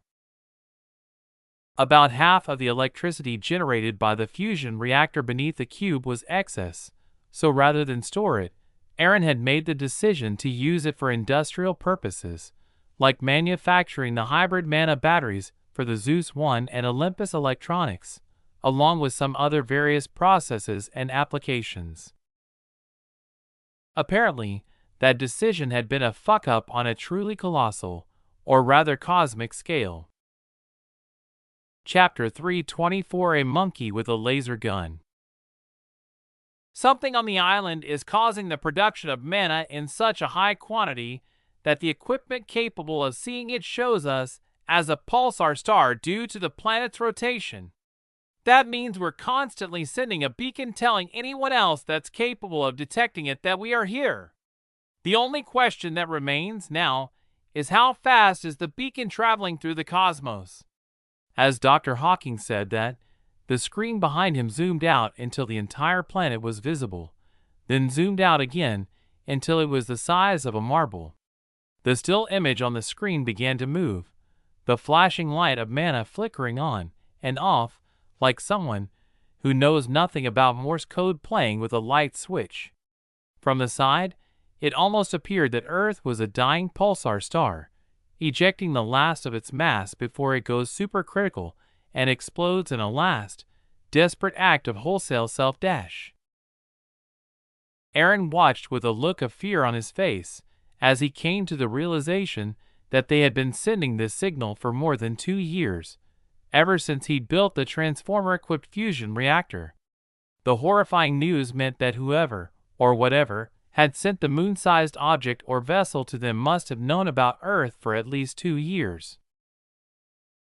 The most devastating part of the news is that he still had no idea how long it had taken the creators of the object to discover the signal he'd been sending. It had to be within 2 years, but did that mean the incoming object had been in the neighborhood? If not, had it been launched yesterday? A year ago? 2 years ago? The uncertainty terrified him. Dr. Hawking, knowing nothing of the panic attack Aaron was having, continued, "Together with all of that, we have to realize how new we are and how young our discovery of mana actually is. We're still amateurs, so mistakes like this are only to be expected. If what we're currently calling builders are familiar enough to recognize this signal beacon for what it is, we must be a very tempting target to them. Imagine what you would do to a monkey that's in possession of a laser weapon. The best we can hope for is that they take it from us in a benevolent manner. But if the Dark Forest hypothesis is true, well..." Here, he paused again as information on the Dark Forest alien contact hypothesis was uploaded to the minds of the human attendees. "If it's true, then we need to prepare for the worst." Ed note: the Dark Forest hypothesis is one of the SWAG's scientific wildest guesses as to why we haven't had contact with alien life yet. It posits that the civilizations that exist are both silent, for their own protection, and hostile to every other form of civilized life in the universe, which is why we haven't detected them, and why we're lucky we haven't been detected in turn. We must be prepared to face an enemy that is absolutely other to us.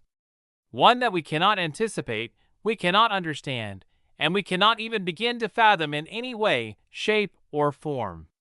We absolutely must not use ourselves as a reference, as that may cost us dearly in the long term. Although this is the first object we discovered that's headed toward us, we still suspect that there might be more.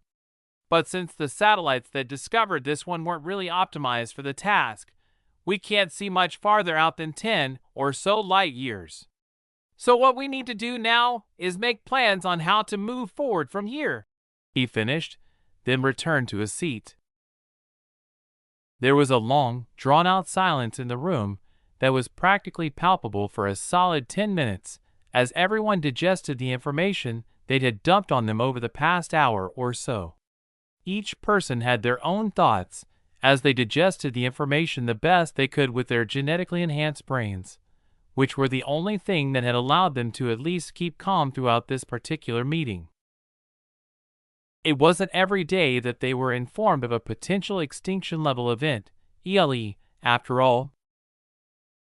"I assume that, together with this announcement, you already have a course of action in mind, right?"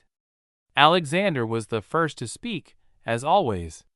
He had grown accustomed to Aaron immediately handing him an intricately detailed course of action whenever the two men met, so in his heart, he was hoping that today's revelation would be the same.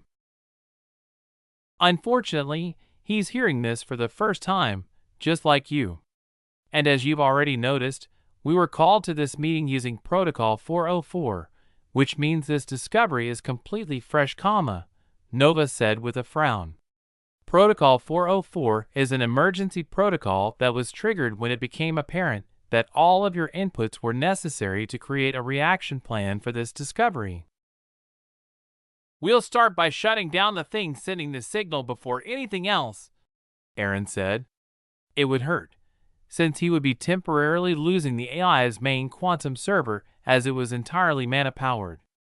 Still, it would only mean a temporary increase in load for the rest of the server superclusters that Nova had been building, and the drop in actual performance wouldn't be completely devastating.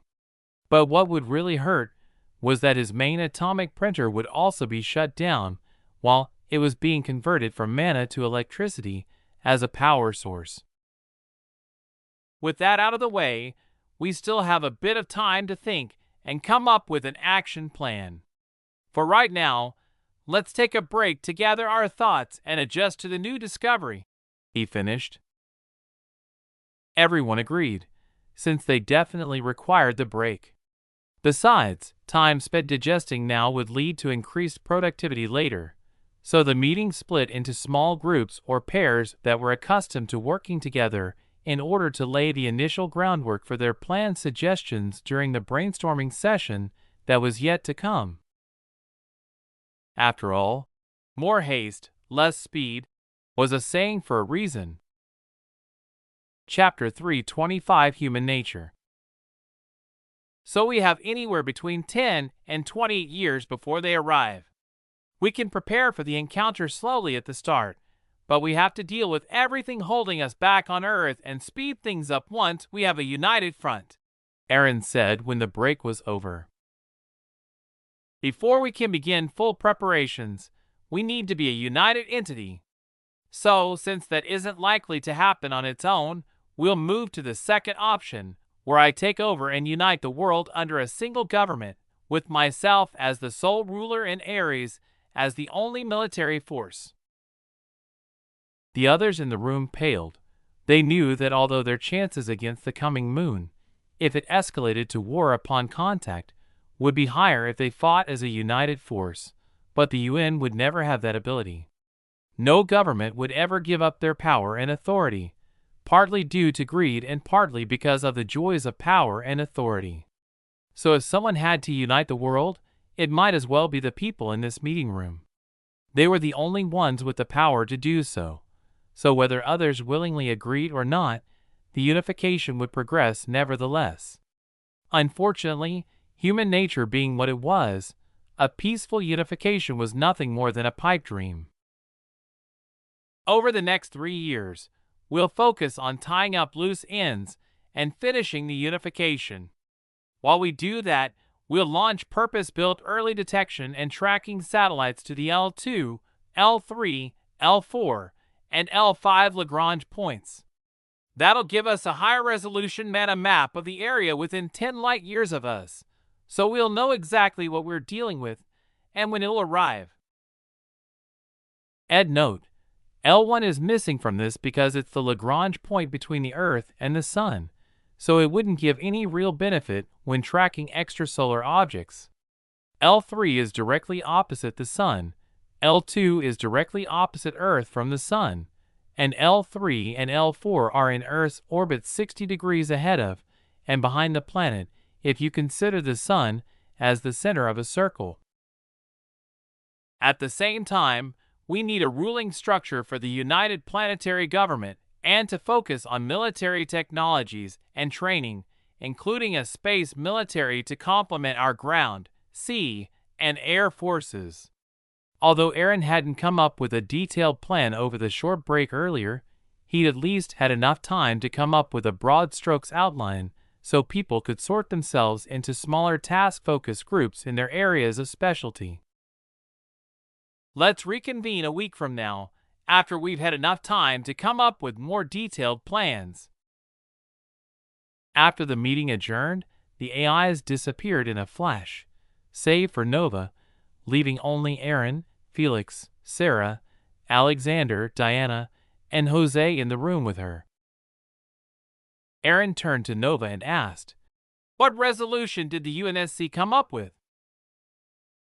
Instead of answering in words, Nova gestured and the screen in the meeting room divided in half. On the left half was the tally of the votes, and on the right was the recording of the voting process and announcement. As they watched the decision being announced, Aaron sighed. "They really are testing our patience, aren't they?" He didn't know whether to be disappointed with human nature or furious with the process.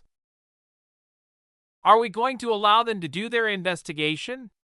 From the looks of things, they're planning on using the opportunity and the threat of economic sanctions to steal our military tech," Alexander said, trying to gauge Aaron's thoughts on how to act on the decision. "No, we're not going to allow them to come in the first place," Aaron said. It was a mildly out-of-character decision for him, who usually tried to remain behind the scenes and go with the flow. You'll have to make an announcement to display our stance and resolve to not be exploited just because we're still classified as a developing nation," Aaron said to Alexander, then turned to Jose and continued. "Once Alexander makes his announcement, you should make one showing support as well." Alexander and Jose both nodded and gave affirmative grunts. "On your side, you should prepare to kick things up into high gear. We need more chaos if we're going to unite the planet. The more chaos there is, the faster the unification will happen and the less we'll have to bleed for it. Manpower is another resource, so it's up to you to ensure we lose as little of it as possible," Aaron said to Diana Tregard, the head of Nyx. The discovery of an alien force headed his way marked a huge shift in Aaron's approach to things. From the moment he had gained the system and become rich, the comfort that came along with the lifestyle change had caused him to constantly place himself in a passive position. He had either gone with the flow and not fought for things, or made overly complex, Machiavellian plots to avoid acting himself. It was rare that he made moves himself, or even used his overt forces at all, but that would all come to an end today. The emergence of an alien threat was exactly the kind of kick in the ass that he needed to finally step out of the shadows. Although an outside observer might consider his reaction an overreaction simply because he had discovered what might be aliens, who may or may not be hostile, that really didn't matter. Whether or not this batch of aliens was hostile or friendly made no difference. Where there was one, there would be more. And eventually, one of the civilizations that came in contact with Earth would be hostile. It wasn't a chance, it wasn't a probability, it was an absolute guarantee that, eventually, there would be war with an alien force. For Earth to stand a chance, it absolutely must be united. Another reason the planet had to be united was that any self-defense force absolutely could not function under a divided leadership. That was another thing that made organizations like NATO and the UN toothless: a lack of unity and cohesiveness. A collective might sound like a good idea on paper, but human nature being what it was, it would always fail in practice. Socialism, communism, democracy, republics, there was no perfect system of government once the pretty words on paper were put into practice by imperfect humans. The best the average citizen could ever hope for is that the people who govern them were at least benevolent. "Are we going to inform the world about the discovery?" Alexander asked. "Yes, or at least the leadership of the nations. But before we do, we need to have a contingency plan in place. The announcement will be the last thing we do before we begin the final phase of the unification, so we still have things to prepare before then. Though I hate to say it, I expect fierce resistance without a show of force beforehand, so we will prepare that show of force in secret and bring it out when necessary. But first, we have to launch the observation network.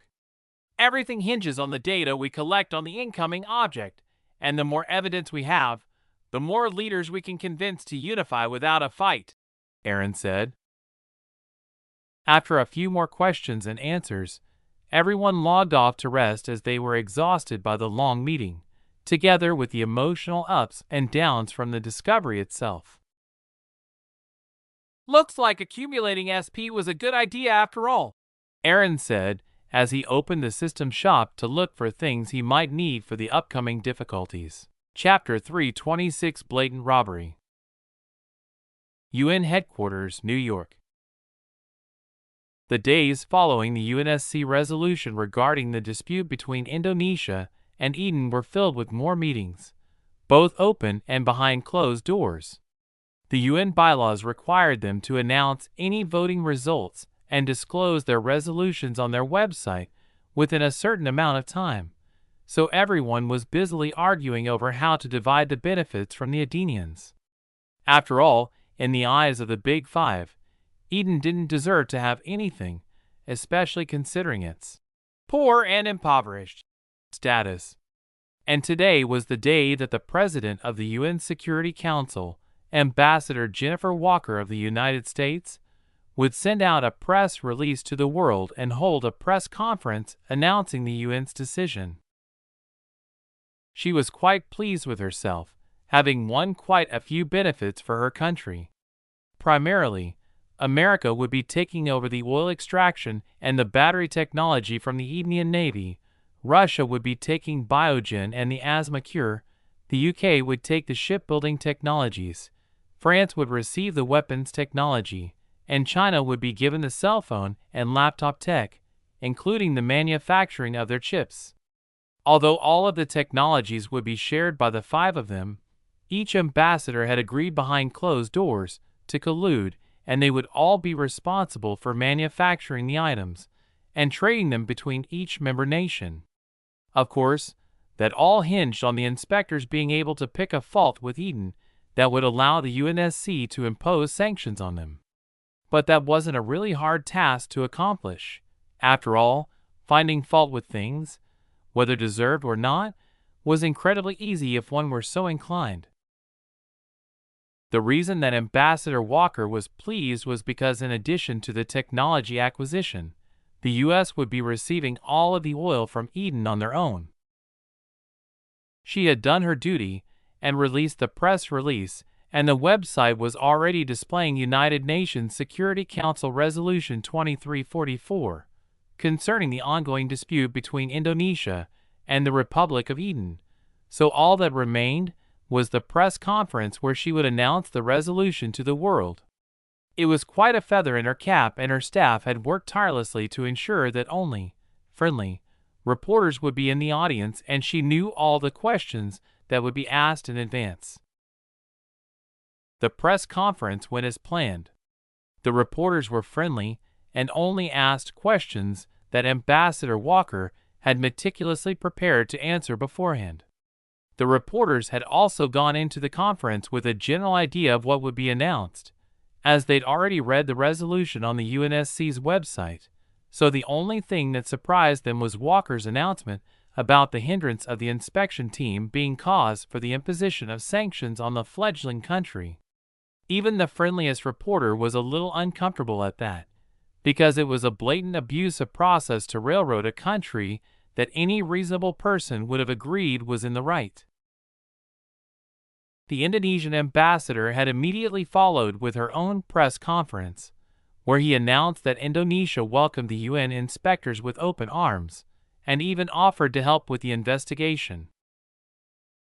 The only country that had remained silent to that point was Eden, though Panoptes was already busy drumming up support for Eden through Pangaea. Still, no one knew exactly what Eden's response would be, though the Edenian citizens had naturally chosen their side already. They argued that the industrialized nations, led by the 5 permanent members of the UN Security Council, were trying to strong-arm them with false narratives because of the recent discovery of vast reserves of natural resources. Since Eden had continuously maintained that they were performing counter-piracy operations in Indonesian waters, including publicly releasing the satellite footage of the innocent fishermen they were accused of sinking, their accusations were quickly swaying the public to their side. In response, the Big Five had found experts talking about how the video footage was doctored, and even complimented Eden on their expertise in filming movies. A certain Hollywood director even took to Pangaea and joked about hiring them to work as editors on his next major blockbuster film.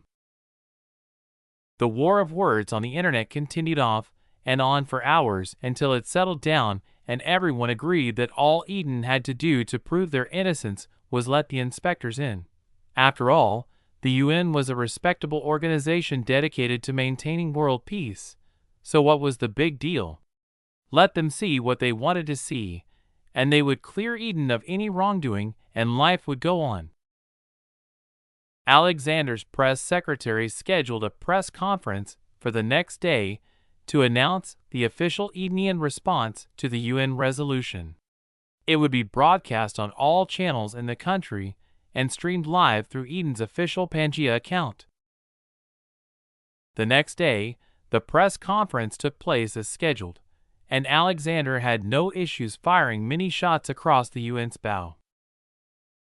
If the allegations made any sense, we would naturally welcome the UN inspectors. But what we don't understand is why they want to investigate us and our weapons when the dispute is over whether or not our action of breaching Indonesia's territorial waters was valid under international maritime law as an act of counter-piracy. Indonesia is well known for having pirate-infested waters surrounding it, so why are we being singled out? And what does it have to do with our vessels? He argued. We believe that the permanent members of the UN Security Council, China, Russia, France, the United Kingdom, and the United States of America, simply want to steal our weapons technology under the guise of inspecting it.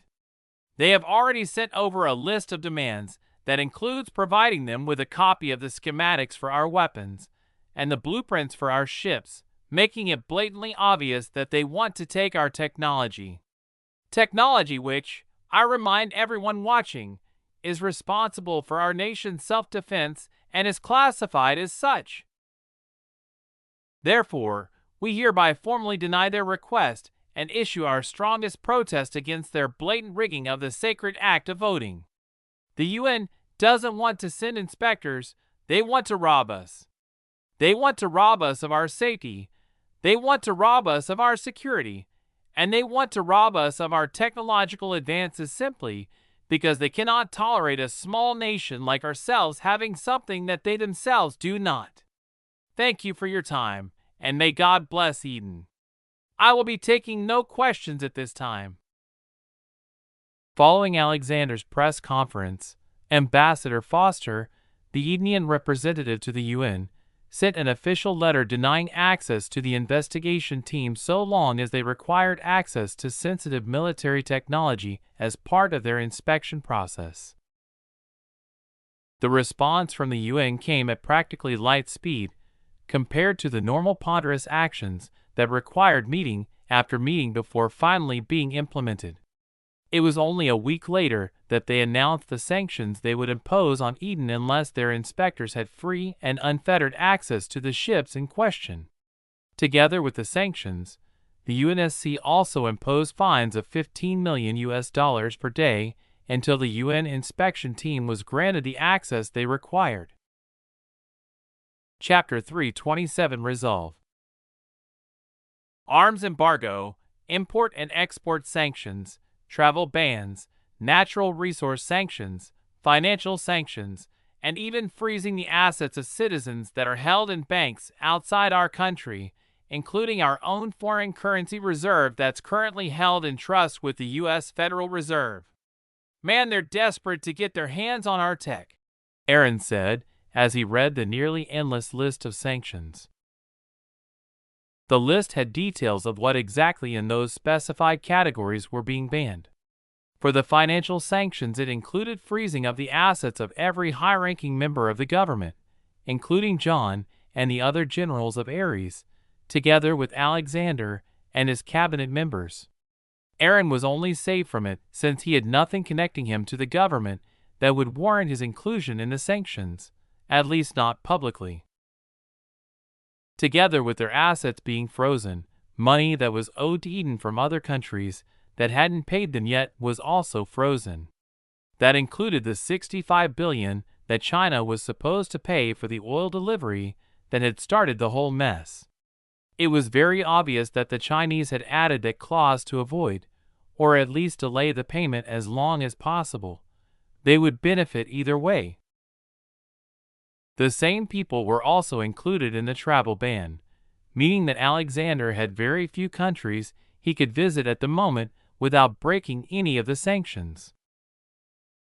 They really banned us from buying weapons. Aaron chuckled when he read the details about the arms embargo. They were banned from buying weapons from any member of the UN, but oddly enough, they weren't banned from selling them. So they banned the sale of all natural resources coming from our country. Except oil, that is, but we can't even sell that since our buyers can't pay us without violating the sanctions. Do they really take us for morons?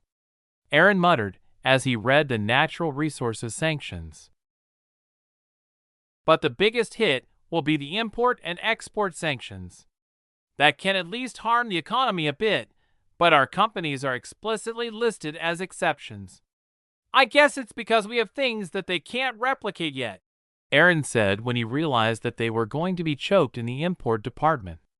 It might not harm his companies, since they were self-sufficient, but the rest of the country would be heavily affected by the import sanctions.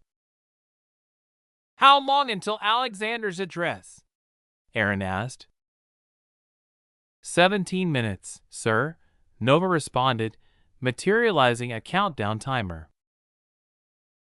We've already read and understand the unfair sanctions being imposed on us by the UN in order to harm both our short and long-term development plans, Alexander said after greeting the Athenians watching his address.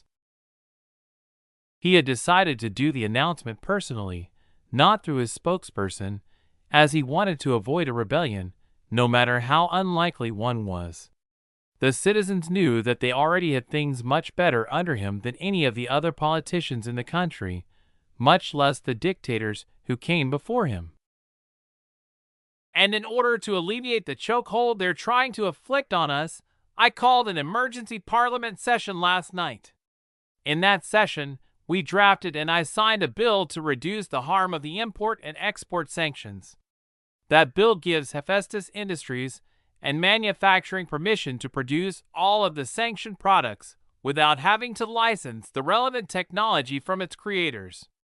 If they're so determined to do us financial harm, then I am more than willing to return that harm directly to them, he said, causing the room full of reporters to have a mild brain malfunction.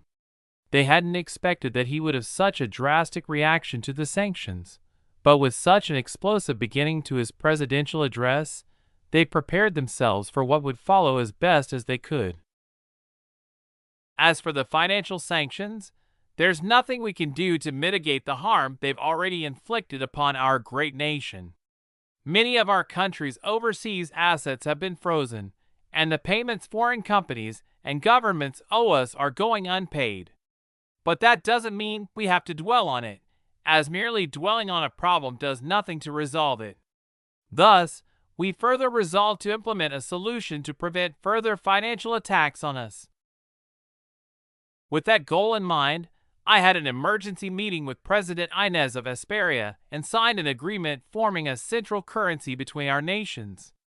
The agreement will strengthen our economy and spending power, while also making it difficult to sanction us.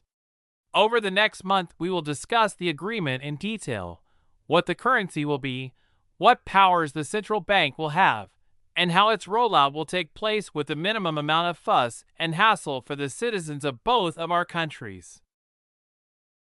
Together with the formation of a central bank, we're going to officially enter the financial marketplace.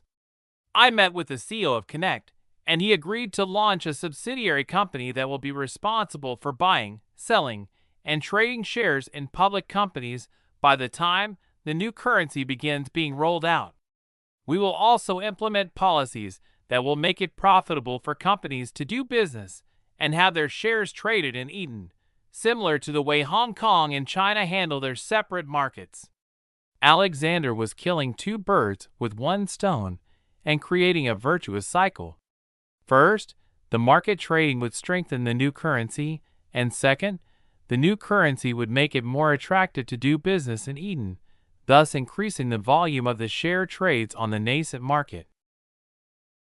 The saying, "Tough times make tougher people," was just as true on a national scale as it was on an individual scale. For the arms embargo, it's laughable.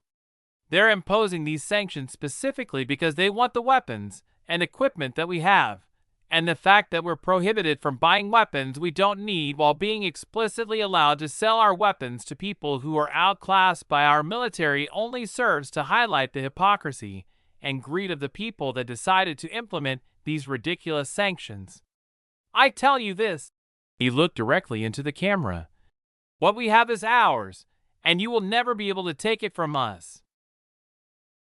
As for the natural resource export ban, although it'll harm us in the short term, it'll also allow us to focus on building up our domestic industries, as well as force us to innovate in those fields just as much as we did in the defense industry. Our nation has always been perceived as poor and impoverished by outsiders, and it's about time we change that. The people whose corruption and greed made them think they could prevent us from developing, prevent us from industrializing, prevent us from buying and selling, and prevent us from traveling haven't realized the strength of our spirit that we honed through generations of revolution against evil men like them. We have suffered, and through suffering grown stronger. We persevere, through famine and flood, through fires and storms. We have the heart, the courage, and the determination to suffer adversity, and through suffering we thrive. We are tougher than them, we are more just than them, we are more determined than them, and we are more resolved than them. We are a country that, instead of silently and meekly suffering the injustices done to us, choose to fight. And though this may not be a fight that's won with guns, we will learn to fight on this new political battlefield and we will win. Alexander hammered his clenched fist against the podium with each of the last 3 words for emphasis. Dear citizens, he continued after a pause to recollect himself and change mental gears. Although it might seem like we're nearing hard times again, and no matter how true that might be, we have to remember that what we're facing now is something we were bound to face one day or another, as we grow stronger and begin threatening others' interests. I know that many of you may think that we could have just accepted their demands and our lives would continue as they are now, but you'd be mistaken. The people behind these sanctions are bullies, and like bullies, they're only empowered by surrender. Giving in will only hand them more power over us, and the moment we give in on one thing, we'll be forced to give in on another, and another, and another. We'll be forced to give so much that there will be no difference between what we are today as a nation and what we were in the past when we suffered under the yoke of dictator after dictator. We will be bled by them until we have no more blood to give. Then they will devour our flesh and build cudgels from our bones that they'll use to beat others into the same position as we were in just a few short years ago. Are we that naive? Are we that gullible? That short-sighted? To that I say, no. We are not naive. We are not gullible. We are not short-sighted. We are more than capable of standing on our own and making minor sacrifices now for great gains later. I stand here today, the president of this great nation, and I issue you this promise. We will be self-sustaining within a year, or I will resign as president of this great nation and surrender myself to you, the citizens of Eden, to be judged. His address finished, Alexander introduced his press secretary, who would answer a few questions from the press. Later, the press department would send out releases with more details on the plan that had been drafted to deal with the issues at hand. Chapter 328 Schemes and Gratitude. Yes, Mr. Ambassador, we would like to buy all the grains that China isn't taking. The Edenian ambassador to Ukraine repeated his request to his Ukrainian counterpart. Ukraine was suffering China's retaliation for voting against their decision in the UNSC meeting. Are you trying to help us because we voted in your favor, or is it preparation for when the sanctions are implemented on Eden? He asked to sate his curiosity, as he had no plans to deny their offer at all. It's a bit of both, as we need to have enough of a food surplus that when the import ban is implemented next week we'll have enough to allow us to hold out for a year.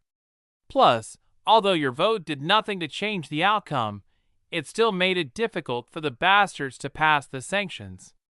The Edenian ambassador wouldn't bother hiding anything, since everyone knew the ins and outs of what had recently taken place behind closed doors. But you've been quite helpful to us in countering the pro-Russian faction in Crimea, so there's no need for you to be grateful for what was basically nothing but pointless support. the Ukrainian said. He was hinting at the intelligence operations that were being conducted by Nick's agents on the ground, helping Ukraine have a semblance of counterintelligence against the Russian invaders. They were trying to infiltrate Ukraine in order to make their upcoming invasion as easy as possible, to the point that they might not even need to fire a single shot at all. And the Nick's agents had been helping them prevent that from happening. "I'm just doing what my bosses require of me," the Edenian ambassador replied, feeling quite good for his country's action. Even he knew that they were being very friendly with Ukraine, more so than they normally should be for other countries. Meanwhile, Nix herself, who was monitoring this phone call, couldn't help but shake her head as she knew Eden was only repaying their support in the UNSC by buying the grains. They had never considered the intelligence help they provided Ukraine to be a favor, since it was a scheme within a scheme meant to aid Vladimir in rising up the chain of command inside the Kremlin. The plan had been working very well for him, as he was in consideration to be promoted to one of the higher positions in the organization, one where he could move a large portion of the intelligence department without even having to report to the Kremlin. That said, even if he got promoted, he would still have eyes on him paying attention to how he uses them. "Then I'll inform our higher-ups and get back to you as soon as possible to make sure the deal is sealed before the import sanctions go into effect," the Ukrainian ambassador said. After bidding his farewells, he ended the call and immediately reported the situation to the government officials, who could facilitate such a huge order for Eden. After 3 back-and-forth negotiation sessions, the deal was approved and signed. But due to the massive amounts of wheat requiring shipping, as the order was enough to sustain the country's need for grain imports for more than 2 years, Rachel had immediately put the atomic printers into higher gear, printing massive ships that could retrieve their grain before the sanction went into effect. Aaron was standing in front of the building that had the fusion reactor under it, ready to take it offline for a few hours. Once the reactor was SCRAmed, the smaller, more mobile atomic printers would begin modifying the transformer so it would deliver only electricity, but not transform it to mana. "Let's begin," he said once he was sure that the building and a 10-kilometer radius around it was empty, with him as the sole human inside the circle. As if waiting for his order, the printers began their work by digging in order to arrive at the underground where the transformer was. And while they were on their way, the last bit of mana was sent to the main quantum server to allow it to operate without a constant supply of energy for about 3 days.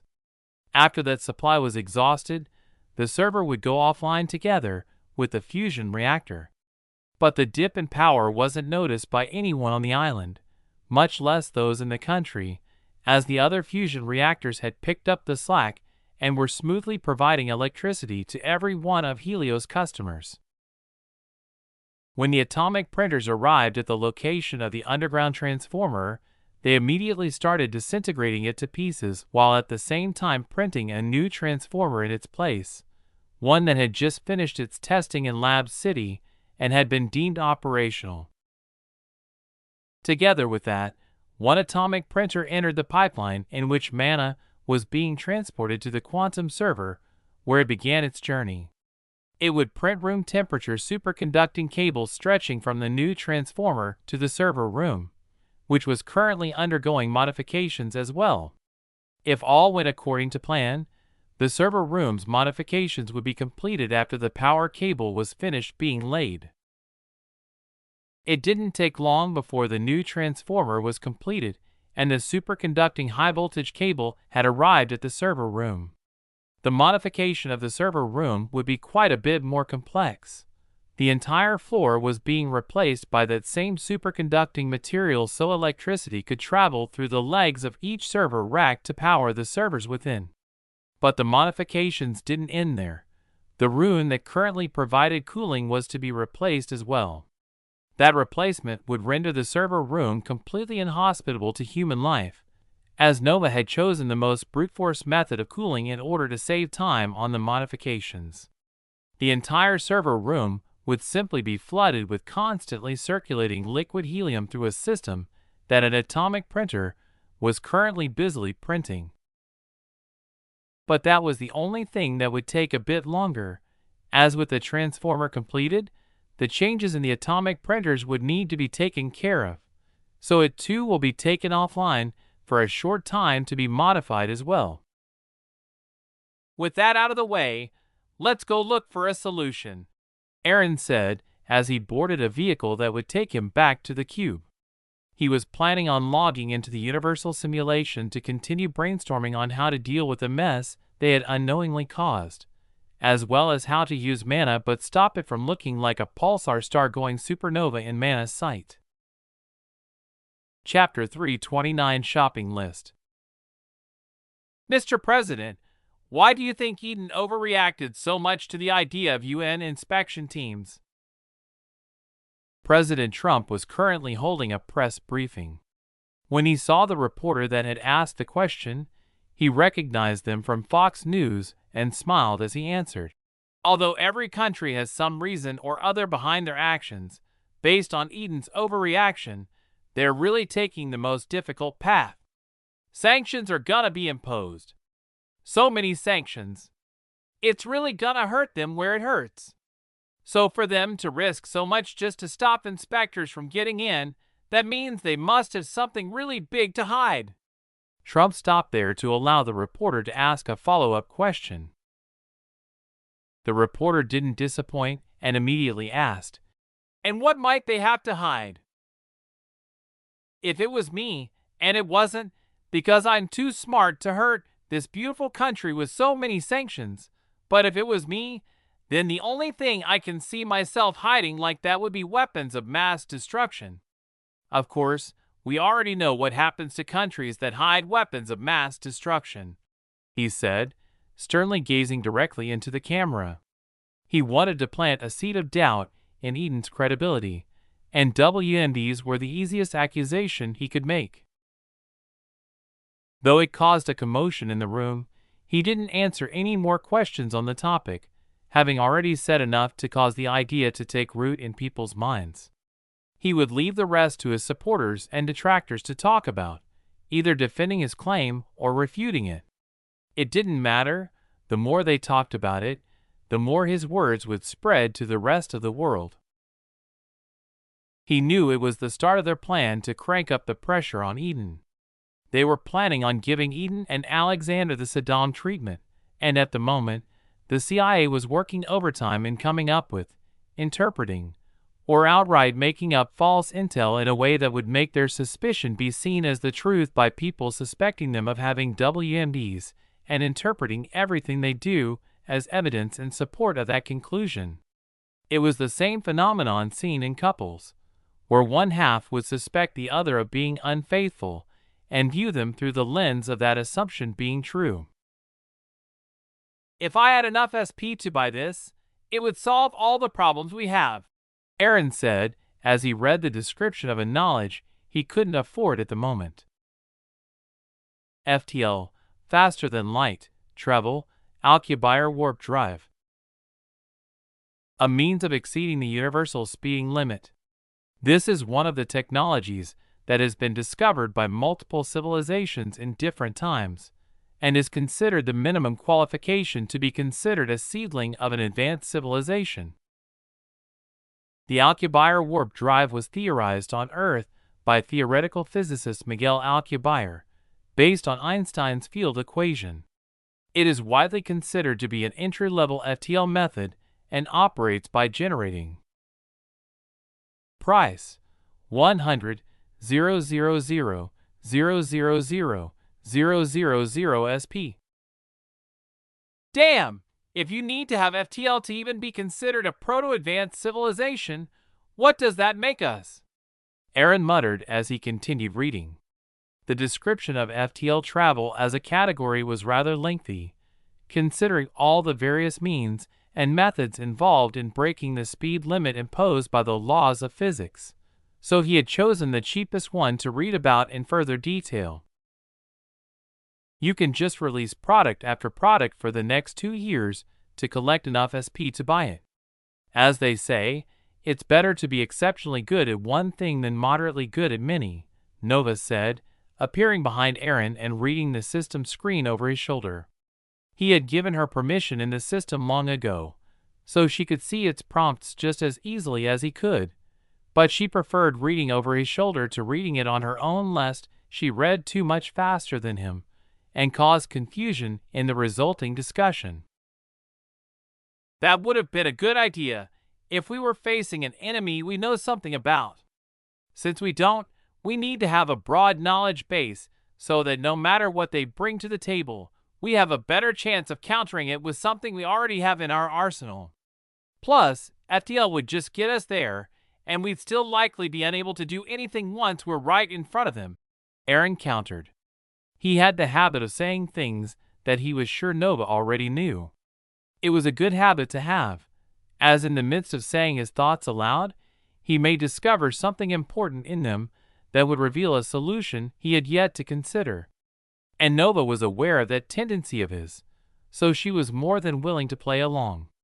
After all, as an artificial intelligence, no matter how sentient she would forever be incapable of the fuzzy thinking and true randomness that humans used in their day-to-day thought process. Let's look at other things. Aaron moved on to other things from the system. Robotics, Tier 1. Ed note: the tiers in the system use the Kardashev scale. Tiers 1 to 3 are pure tech, 4 to 6 are ether tech, which uses naturally occurring mana sources to power technology, and 7 to 9 are magitech, which is a true blend of magic and technology. A technologically advanced solution to aid or replace manual labor in menial and dangerous tasks. Price: 1,000,000,000 SP. Yep, we need this, Nova interjected. Although the robotics research in Lab City has advanced enough to start rolling them, they aren't advanced enough to be able to participate in a war theater, she continued, sounding so excited that Aaron did a double take as he realized the reasoning behind her excitement.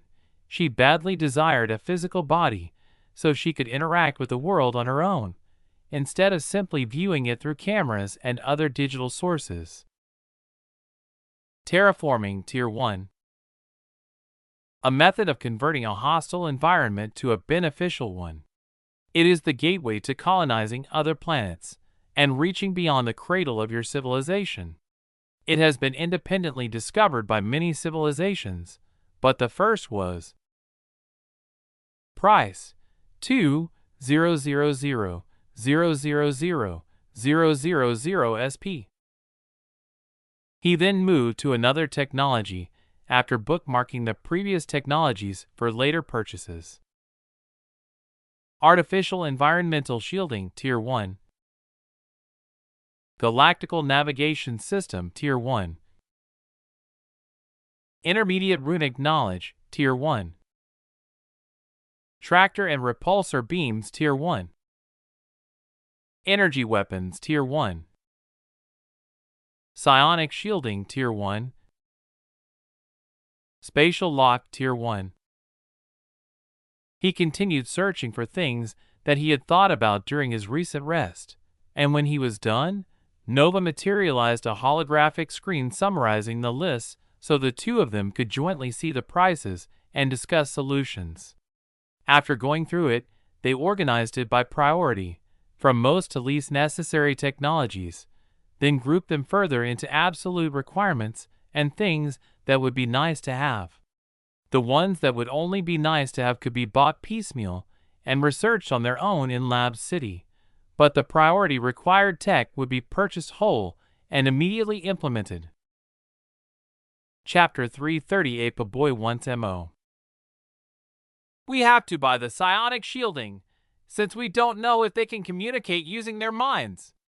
If they can, and our minds aren't shielded, they'll probably be able to read ours. Or even control them. That would be devastating, Aaron said. He definitely couldn't afford to give up the upper hand by allowing the aliens to invade the thoughts of humans. Plus, with the mind control defense knowledge, we might even be able to extrapolate how to control the minds of other intelligent beings. When it comes to kinetic weapons, we don't need to buy those. We're already far ahead in that category, and we'll only continue advancing, Nova said, resulting in Aaron striking the kinetic weapons knowledge off the list. Plus, we can use the disintegration function of the atomic printers as a weapon, as long as we can figure out how to increase its range. Aaron received a look of approval from Nova. She wasn't capable of creative leaps of logic like that, so it was something she truly appreciated about him. Not only that, but it can also be used in many different ways. It can be used to board enemy ships, as a stealth infiltrator by breaching and dropping surveillance devices, or even as a bioweapon. We just need to strengthen it so it can handle the stress of being fired from a coil gun. By the way, how are the Golden Research Labs doing? We've only used a tiny bit of their results, Aaron asked. There was much to implement from the Golden Labs in Lab City, and he had only tapped into a small bit of their potential. They're about in the same place as their conventional counterparts. The difficulty is that you're the only person who can inscribe and charge runes, Nova answered as she showed him some parts of the tech completed by the Golden Labs. Let's see if there's any tech we can use to help us solve that problem, Aaron said, and went on a window shopping spree again. Now that's way too expensive even though I'm flush with SP right now, he said when he found what he was looking for. Runic Imprinting Tier 1. They say laziness is the father of all discoveries, and this technology follows that rule.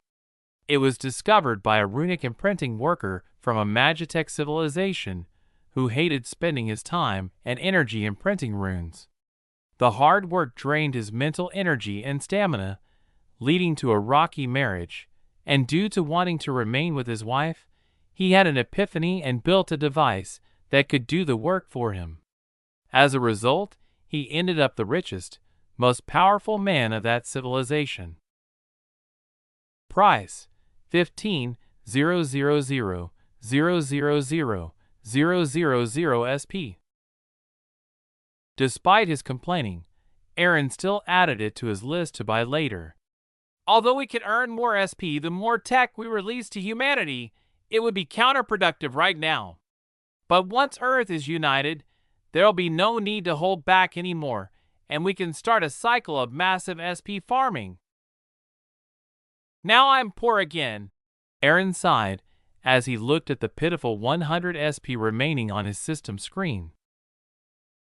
When the system is finished assimilating the new knowledge, you can start integrating it into Lab City and test Simulation 01, he said. The researchers in Lab City had given him pleasant surprises before, so he hoped they would do the same with the recent purchases, whether they were whole or in part. It would be difficult to produce further research results on technologies he had wholly purchased, but his partial purchases had branched out into multiple directions, and his whole technologies had been used in some very creative ways. In fact, if Earth wasn't currently pressed for time, he would have preferred to only buy technologies piecemeal, as it was cost-effective to give the creative minds in Lab City a starting point, and let them have their head determining where to go from there. All the technologies that were being sent were things that Nova hadn't found inside the Universal Simulation. She'd spent the last week checking and compiling a list of their current tech, which had delayed Aaron's shopping spree by a week. It had been a worthwhile trade-off, though, as he now had a better idea of what they needed after discovering everything they already knew. The new tech also included the knowledge of nanotechnology and megastructures, as there were two civilizations that had developed enough to ascend to an entirely new reality, and each of them were fanatic about one of those fields. The civilization that had fanatically researched, invented, built, and improved megastructures had begun doing so when they discovered that their planet would face a devastating supernova shockwave from a relatively close solar system. They began by building a massive shield around their planet, then eventually immigrated from the surface of their world to a Dyson sphere around their star. From there, they learned how to harness black holes, and eventually discovered a way to use them to travel to different dimensions and left the material world behind entirely. The one that focused on nanotechnology, on the other hand, had been forced to do so when faced with a civilization of marauders that used nanobots as weapons. The marauders would launch a Grey Goo-style apocalypse on planets or other celestial objects, then harvest them for technology and resources. The civilization that was under attack was already a galactic-scale empire, with multiple planets terraformed and colonized, so they began their evolution with the idea of defending themselves from the terrible planet-killer weapons, only to eventually end up miniaturizing their entire civilization and moving to the quantum world. Obviously, Aaron couldn't immediately skip to the end and lead humanity's immigration to a higher, or at least new, plane of existence, but he still found it ironic that the planet-bound civilization had focused on building megastructures, while the galaxy-spanning empire focused on shrinking everything down, yet each had reached similar destinations in the end. Still, the system's description of the knowledges had given him a general idea of a successful research path for future development. To each their own, he thought, but at least I'm the beneficiary of their advancements.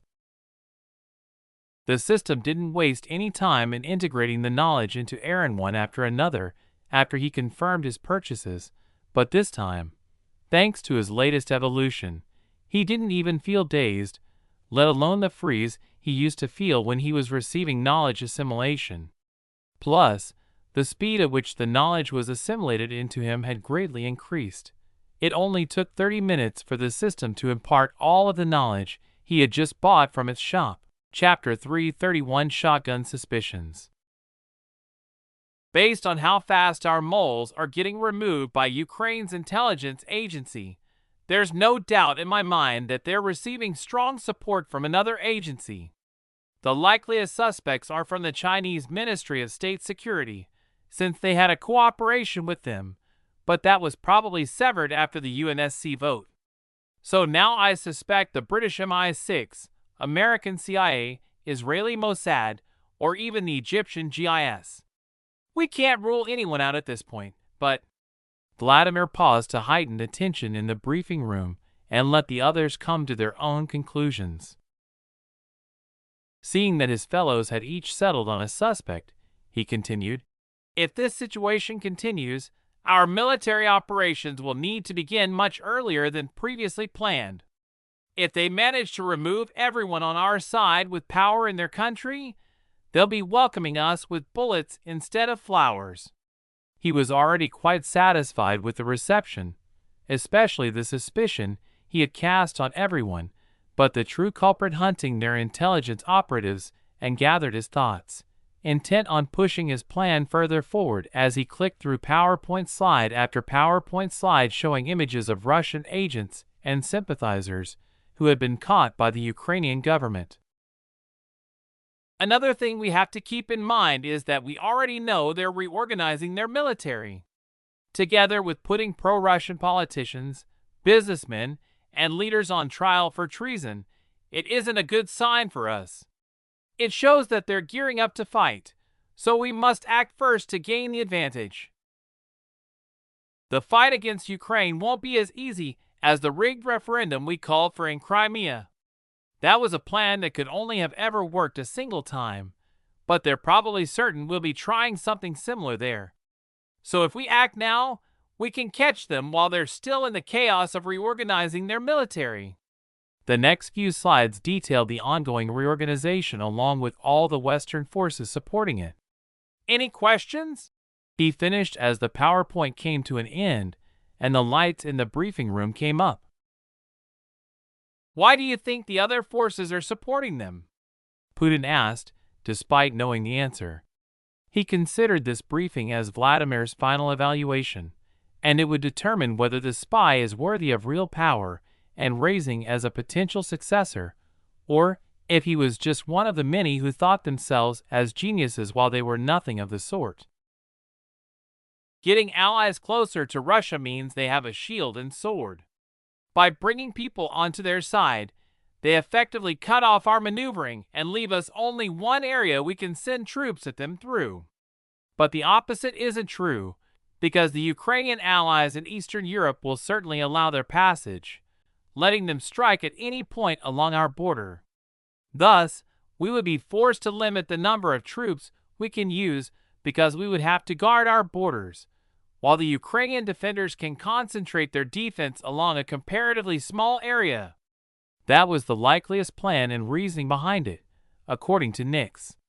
They had given him a detailed briefing after he informed them that he would soon be presenting the situation to his leaders. A thin smile formed on Putin's face.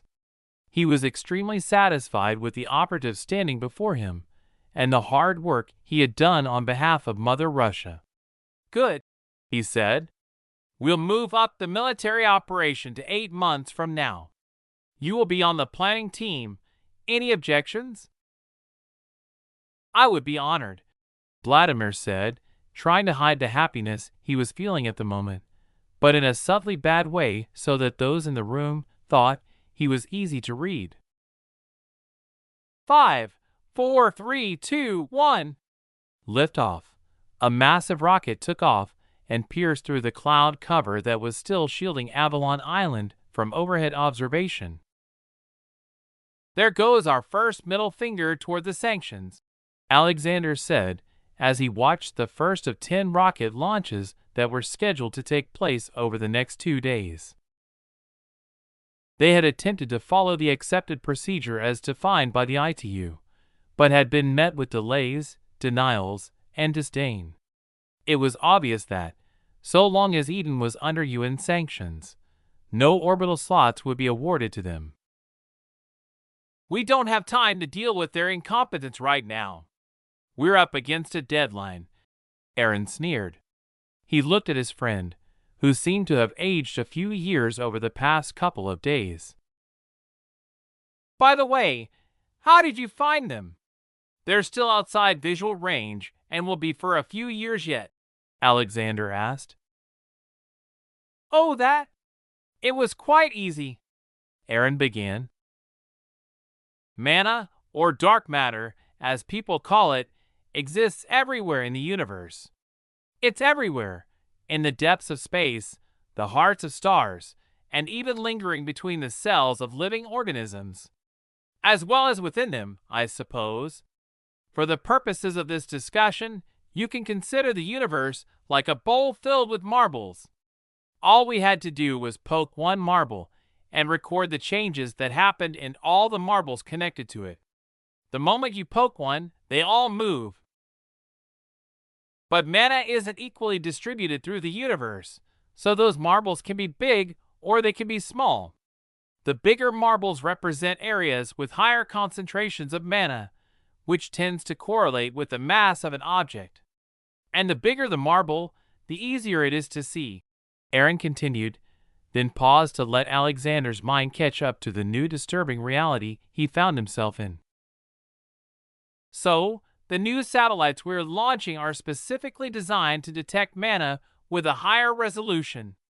It's almost like upgrading from an old daguerreotype camera to an 8K DSLR camera, and will give us a much more detailed image of our approaching guest.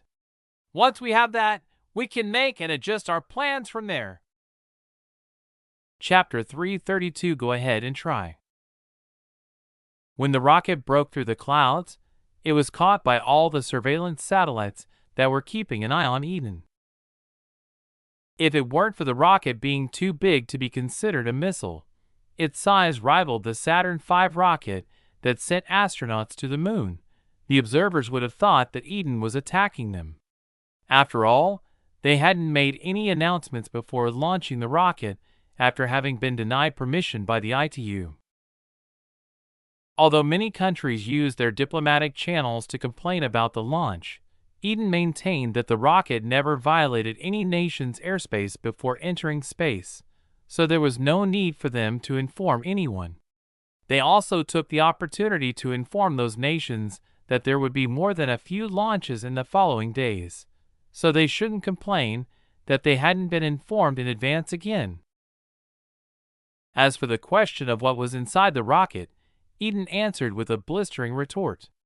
They maintained that it was nobody's business what they were doing, showing that the change in attitude was all throughout the government, not just the president's office.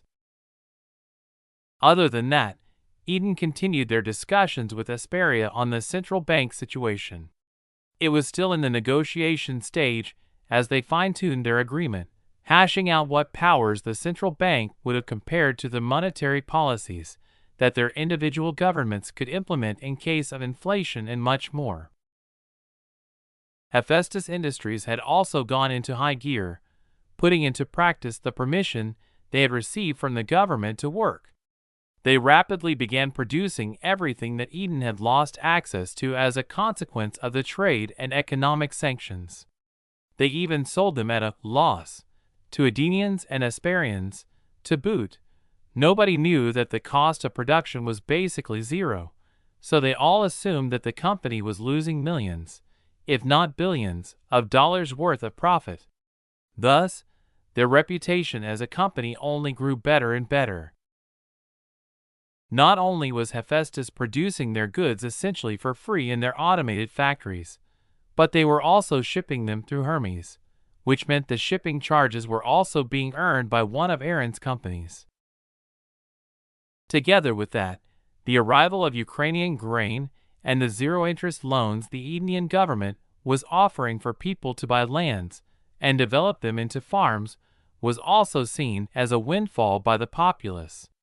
Even though the lands on offer were barren and relatively low in fertility, that wasn't seen as much of a problem. Especially after Asclepius Biotech introduced a new biofertilizer that promised to increase harvest yield by over 300%. Alexander had never been so popular, not even immediately following the revolution that overthrew the previous dictatorship. On a more earthy front, the recycling, both of the world's garbage and Eden sewage, continued apace. As it would negatively impact too many nations, the UN sanctions had protected and continued the treaty that Eden had signed to act as the world's garbage bin. Aaron could only shake his head with a wry smile when he had read that clause in the long, detailed list of sanctions imposed on Eden. Apparently countries didn't want to deal with their own trash, and he guessed they thought it would be a humiliation for the developing nation. He had decided not to incorporate a company into his corporate structure to deal with it though, instead having Nova spawn another child, Hygeia, to specifically handle recycling and recycling alone. It was too important a task to leave unattended in case of an emergency, like what had happened during his most recent upgrade, so Hygeia was welcomed to the AI family and considered a subordinate of Helios. He had to admit, though, that his naming scheme was becoming more and more difficult to follow as time went on. Gods of the Greek pantheon were limited in their relevance to modern-day issues, so he would soon be forced to branch out in other areas besides the military, which he had already done. The world was quickly discovering everything Eden was doing, from the information being posted online or images from the commercial satellites in orbit. They argued back and forth until they finally settled on a startling suspicion. The netizens at large believed that Eden actually wanted the sanctions applied to them. They certainly weren't suffering under them, and it definitely appeared that they had long been prepared for them, so the hypothesis fit all of the evidence available to outsiders looking in. But the world wasn't just watching. Lawsuit after lawsuit was filed against Hephaestus by companies that were outraged by the blatant violation of their intellectual properties. Just because they couldn't sell their products in Eden didn't mean they would allow anyone else to. That said, the companies could shout and wail and send cease and desist letters all they wanted to, and all Felix did was shrug and chuckle about it in their periodic update meetings. Since Eden wasn't a member of the International Criminal Court and thus didn't subscribe to its jurisdiction, they could piss and moan all they wanted to. But all the whining in the world wouldn't change the fact that they couldn't enforce any intellectual property laws against an Edenian company. When one irate magnate threatened to violate the Connect Group's intellectual properties, Felix left a response on par with that of General McAuliffe during the Battle of the Bulge in World War II. His answer was a simple post from his official, verified account on Pangea that read, "Go ahead and try." Note: General McAuliffe famously replied to a German demand for surrender during World War II with one word: NUTS. It was immediately before the Battle of the Bulge in Bastogne, Belgium. True story, and really interesting. Google it. The same thing couldn't be said for everyone, though, as Aaron and Sarah both received subpoenas to appear before the U.S. Congress, which had set up a committee to investigate them for various perceived offenses, including public safety and national security concerns, antitrust concerns, privacy concerns, and their economic impact on American citizens. "Ha ha ha, they really subpoenaed us," Aaron laughed. He had been in a meeting with Sarah discussing the next steps for GIA when they both received the email notification from their lawyers in the U.S., who were the ones to actually receive the summons. The lawyer said we could challenge this in front of a judge and argue that they're exceeding their authority and that the request is unduly burdensome. But they added that it would be very difficult for our motion to be upheld, since there's politics at play that will make every American judge biased against us. So, at the moment, they're recommending we negotiate the scope of our testimony, request certain protections, and clarify the terms with the committee. We'll eventually have to go, but we can at least stall them for a long time before that happens.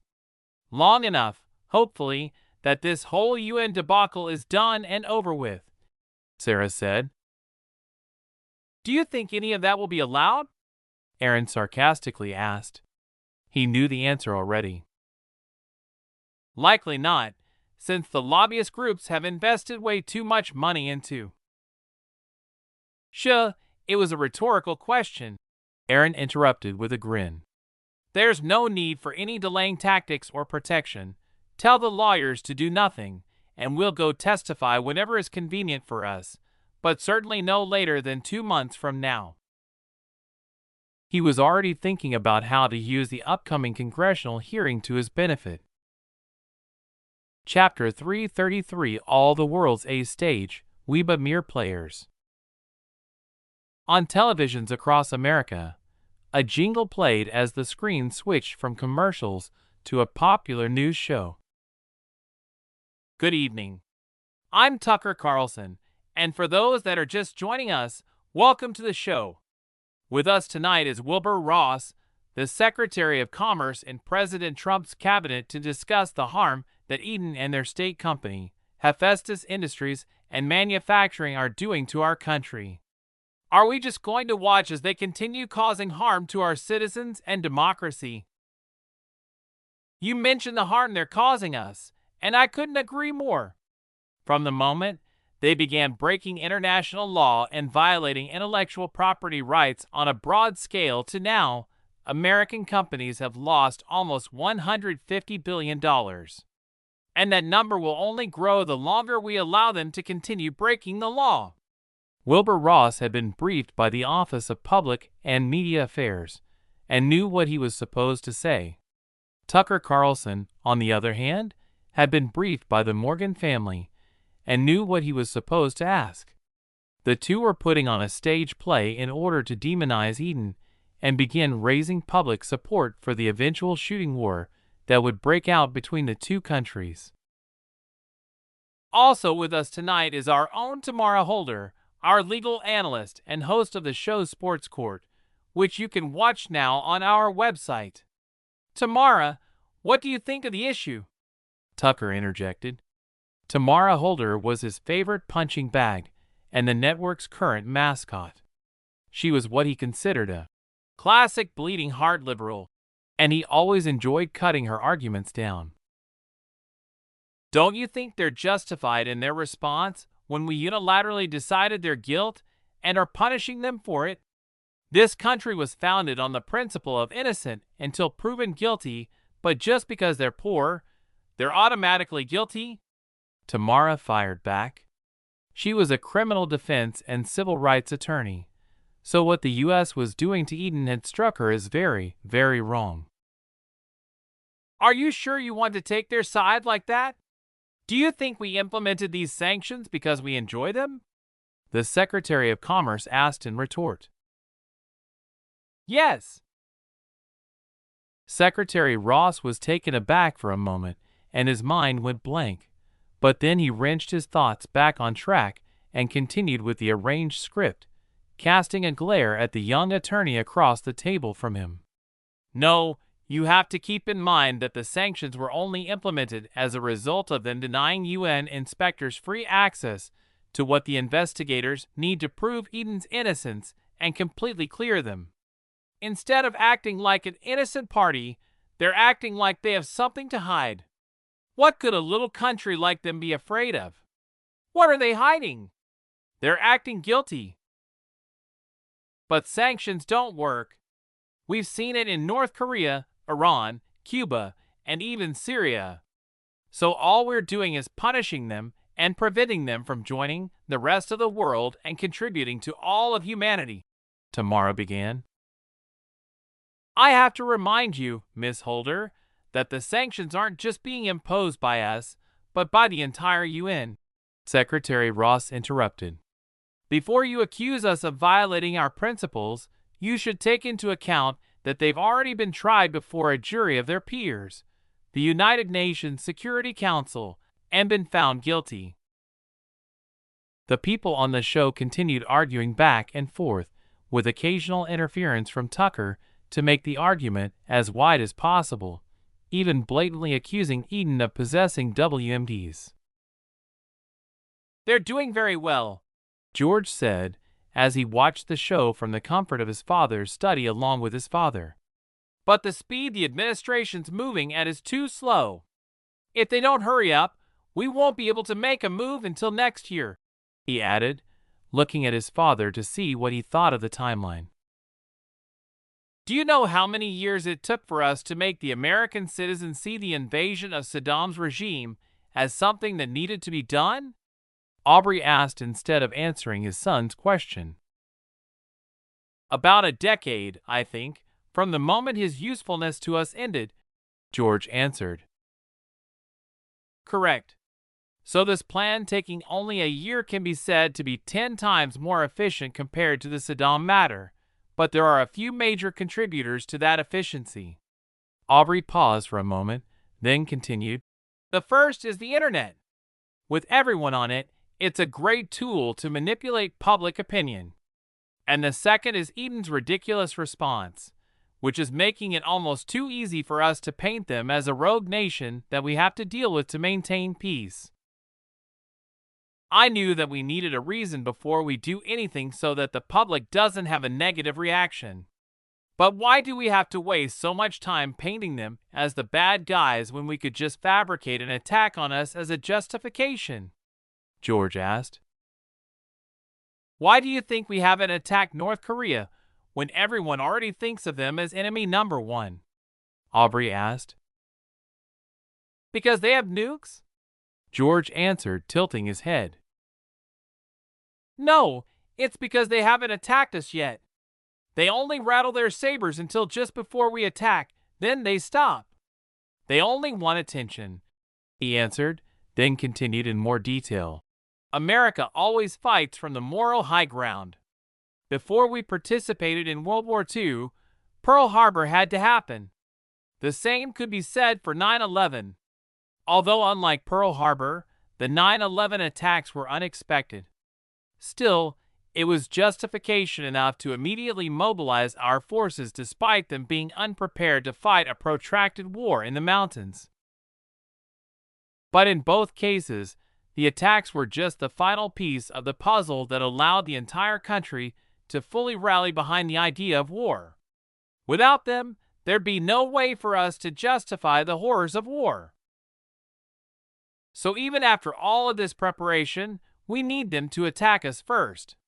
Whether they actually attack us, as bin Laden did, or whether we manufacture and provoke the attack, as FDR did in 1941 with Pearl Harbor and the Japanese, it still needs to happen before we can declare war. He turned to his secretary and said, "Inform the CIA to start releasing the information we collected and fabricated that fits our agenda, as we need to use Eden's actions to give credibility to the president's statement." "Yes, sir," the secretary said, then left the room. "Do we have the questions Congress is going to be asking them?" Aubrey asked. "Yes. We'll be rewriting them based on the information we have and the optics we want to present, but we'll be fully prepared by the time of the appearance. Or at least as prepared as we can be. Their lack of reaction and fighting is making me nervous, like they're playing something behind our backs," George said. "Whatever they're doing to prepare, they probably aren't expecting what we've got coming for them at all. But still, we should try and find out what they're planning." "I'll keep that in mind, Father," George responded, then returned his attention to the TV, where Tucker Carlson's stage play was still ongoing. Chapter 334: A series of win-win deals. Though the number of countries Alexander could visit had reduced, thanks to the travel bans, he didn't waste time complaining in Eden. Instead, he chose to visit what countries he still could, especially those suffering under sanctions, to strengthen their diplomatic ties and economies. After all, it was hardly ever the people in power who suffered, but rather the innocent citizens below them. During each visit, he would somehow manage to come up with deals that were beneficial to both countries, Eden, as the manufacturer and exporter of goods, and the countries he visited, who would receive the cheap products they had sometimes never had. For instance, Cuba had still been using cars produced in the 1940s and 50s from before the United States imposed sanctions on them in 1958 until they struck a deal to import manufactured goods from Eden in trade for certain luxuries, like hand-rolled Cuban cigars. Plus, part of that particular deal washed back on the U.S. in an unexpected way, with an official trade partner who wasn't willing to be bullied by the behemoth called America.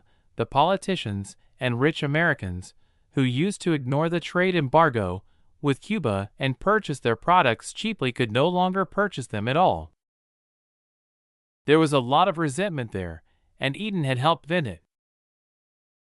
Another unintended consequence was that Florida, a state that had long relied on refugees and illegal immigrants from Cuba to provide dirt-cheap labor, had found itself lacking employees in the hospitality, tourism, and landscaping industries, as Cubans could now legally immigrate to Eden, who had opened their doors wide to them. With similar deals worked out with North Korea, Sudan, Venezuela, Iran, Zimbabwe, and Syria, among others, the lives of a lot of the most oppressed citizens around the globe either already had been, or would soon be vastly improved. In turn, Eden would receive raw materials and immigrants from the countries.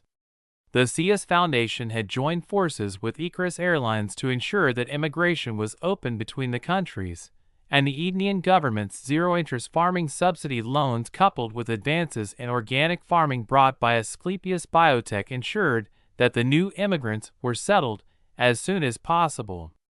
And with Panoptes monitoring Pangaea and shifting the public discourse, the citizens of Eden were thrilled and proud to be able to offer the same increase in standard of living they enjoyed to the flood of immigrants to their country instead of the rage directed at governments in countries like Germany, where they had a severe problem with Turkish immigrants and refugees illegally crossing the border in search of a better life. Some of the countries had specific requirements. North Korea, for example, required spare parts for their airline industry, oil, and food. They received more than they gave, Though Eden wasn't suffering a loss, they wouldn't gain much from them beyond the satisfaction of spitting in China's eye by driving a wedge into the relationship they'd had since before the Korean War. Essentially, Eden became the provider for all of North Korea's needs that had been being provided by China, which was something of a diplomatic coup and feather in Eden's cap. Venezuela, on the other hand, had very little need for oil money or other such resources. They enjoyed the finished consumer goods and would repay Eden with their vast gold deposits and national reserve. At the same time, Alexander's team was also in the talks with Taiwan. Although Taiwan wasn't among the countries that were being sanctioned, what made it special was that it wasn't a UN member. That meant Alexander, or any citizen of Eden, for that matter, had no restriction on travel between them. Among their talks and discussions before the meeting, they included the possibility of signing an acknowledgement recognizing Taiwan as its own country and not a part of China. While Alexander's team was in preliminary negotiations with Taiwan, Sarah was having a meeting with the co-CEOs of Taiwan's semiconductor manufacturing company, TSMC, Drs. Mark Liu and CC Wei, who were visiting Eden. After a 2-day-long meeting, they signed an agreement between TSMC and GIA to sell Taiwan a photolithography machine capable of a 3nm process. That would be a very lucrative deal for them, as at the moment, they had only recently received 7nm photolithography machines from ASML. And although they had yet to see GIA's machines at work, they weren't worried. They knew it was a reliable company, and their Z and Q chips were also manufactured with a 3nm process.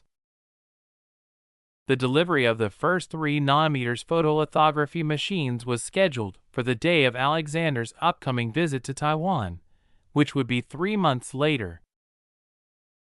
We suspect Eden is attempting to leverage their industry to access WMD technologies from the countries we have under sanctions.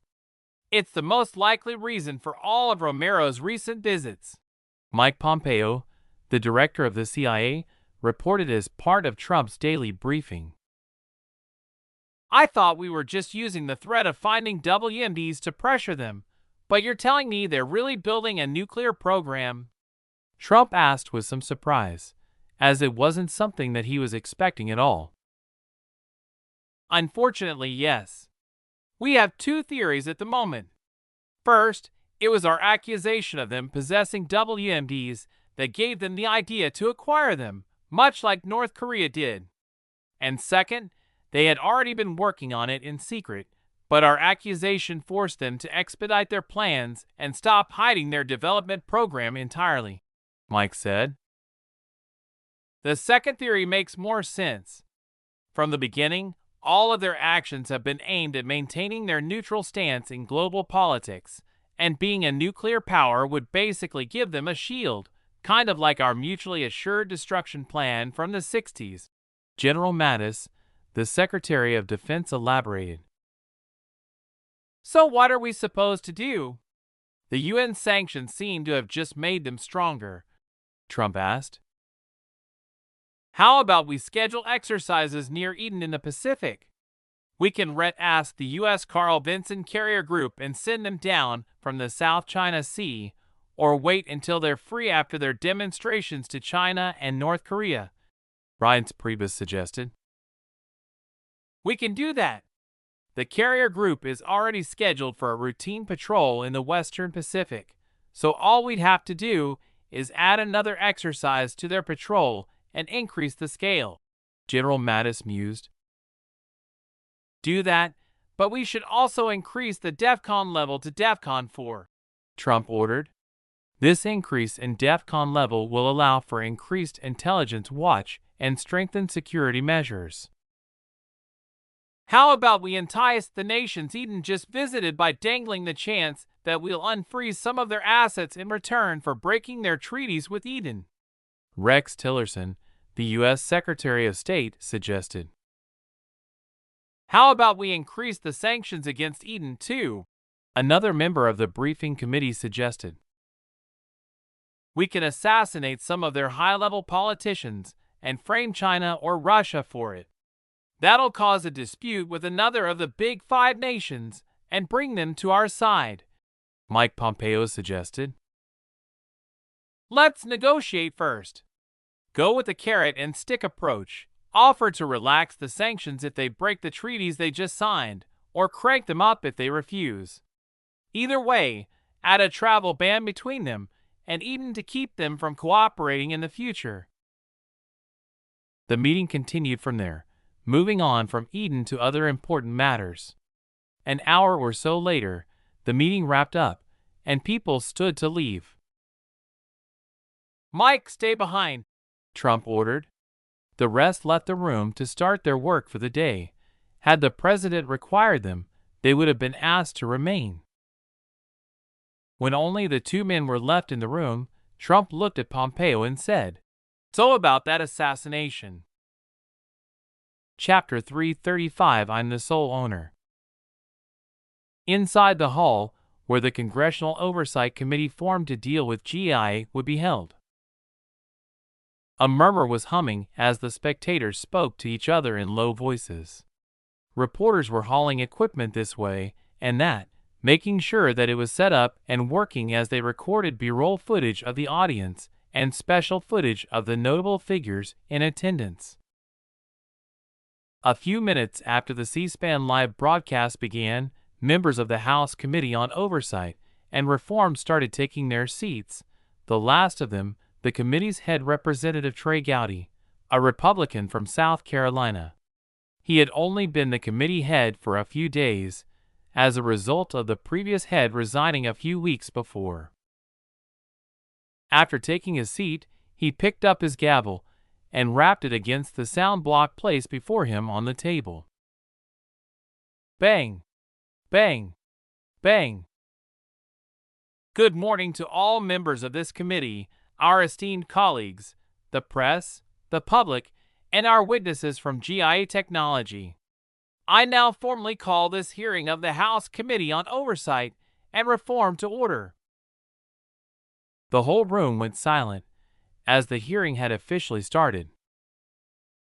We're gathered today to address a range of critical concerns related to GIA Technology, a company that's undeniably changed the way many Americans live, work, and interact. He gave a short opening statement, listing the things they would be investigating in today's hearing. To our witnesses, Ms. Sarah O'Connor, President of GIA Technologies, and Mr. Aaron Michael, CEO of Connect Enterprises, the parent corporation of GIA Technologies, we appreciate your attendance today. We anticipate a constructive dialogue, and we expect forthright and transparent answers to our inquiries. Following his thanks to the witnesses, he finished his opening statement by reminding the committee members to keep their questions to the 5 minutes they would be given, and to keep their questions respectful. With that, I yield to the ranking member, Representative Mark Cummings, for his opening statement. Representative Gowdy gestured to a man sitting to the right of him. In front of him was a name plaque that read Rep. Mark Cummings, Democrat, Maryland. He thanked the chairman and gave his own brief opening statement, covering much of the same information as Representative Gowdy had in his. That was immediately followed by swearing in the witnesses. Aaron and Sarah stood from their chairs, raised their right hands, and took the oath following Representative Gowdy's words, then retook their seats and waited for the first question. Thus, the questioning began. Representative Gowdy said, "Thank you, Representative Cummings. Mr. Michael, Ms. O'Connor, you have the option to provide opening statements. Mr. Michael, would you like to begin?" Aaron adjusted the microphone to align with his mouth and said, "I choose to waive my opening statement and proceed directly to questions." A murmur of surprise swept through the spectators in the room. "Very well. Ms. O'Connor, would you like to provide an opening statement?" "Thank you, Chairman. I also waive my opening statement and am ready for questions." The surprised murmur grew a little louder. Many people used opening statements to pull the representatives and the public watching to their side and show themselves as the underdog, but the people in question today had both directly waived it. Not only that, they were very casual and nonchalant about it, setting a tone for how things would likely proceed. "Thank you both. We'll begin with questions. Representative Jordan, you may begin," Trey said. "Thank you, Mr. Chairman." Representative Jim Jordan, a Republican from Ohio, began. He turned to Sarah and asked, "Can you detail all products and services your company provides?" "We have a game, Bug Zapper, Gaia OS, Pangea, a smartphone line, and computers as our products and services," she answered. "Is your company responsible for the production of the physical devices that you are selling under your company name?" "No, we have a partner that's responsible for manufacturing." "Which company is it, and where is that company located?" Representative Jordan asked, his eyes glinting. "Hephaestus Industries and Manufacturing," Aaron answered. "Is that the same company that's been sanctioned by the U.S. government for the infringement of intellectual properties of American companies?" followed the representative. "Yes." Aaron's answer caused a small commotion to arise in the room. Over the preceding months, they had continuously been hearing about the losses of American companies following Hephaestus being allowed to produce all the sanctioned products in Eden. "Are you saying that you're making the Americans buy products from a company that's causing huge losses in taxes for the American government?" The representative doubled down following Aaron's response. "I don't know how you see it that way, but you're technically correct. But you also have to keep in mind that our production contract with them was done before the Edenian government allowed them to do such a thing," Aaron responded. "Can you give us details about the ownership structure of Hephaestus Industries and Manufacturing? The committee needs to know if you're included in this blatant act of IP theft," Representative Jordan asked. "I'm the sole owner of the company." The entire room was shocked into silence. "Did you just confess to breaking the law by benefiting from other companies' IP without paying any compensation to them for it?" Representative Jordan couldn't believe the man in front of him would be dumb enough to admit to breaking IP law in front of the entire country.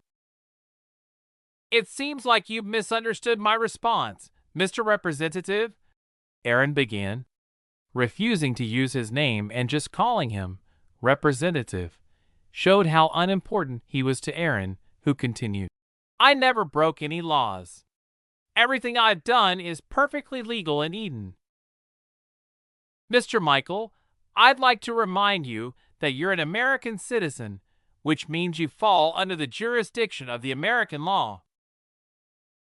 I'd also like to remind you that I'm also an Edenian citizen, meaning their laws apply to me as well," Aaron responded. The questions continued from there. Aaron was asked some difficult questions and answered them all truthfully without beating around the bush, increasing the number of people watching the C-SPAN broadcast as time went on. "Can you detail to us how you handle user data, including any past incidents that compromised public safety and the company's responses to those incidents?" a representative asked Sarah. "We don't," she responded in a clipped voice. "Can you clarify?" the representative asked. "I meant that we don't store any of the user's data anywhere," she retorted. "Miss O'Connor, may I remind you that you're under oath? From our research, we discovered that you're paying Amazon for servers that you use for data storage and more, so please answer truthfully." "In the past, yes, we did use those servers to store information.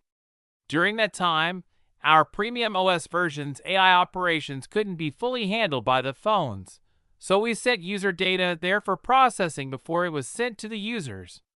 But following the release of our smartphones, which are capable of doing the processing locally, we stopped hosting the user's information on the servers we rented from Amazon and deleted all the data in them. She elaborated, making the prepared questions about American users' data security useless, since they had testified that they are not storing even a bit of data. The representative put aside a few pieces of paper that had become useless, thanks to Sarah's response, then turned to Aaron and asked, "Can you list the companies you own in whole or in part for clarification purposes and to save everyone time?"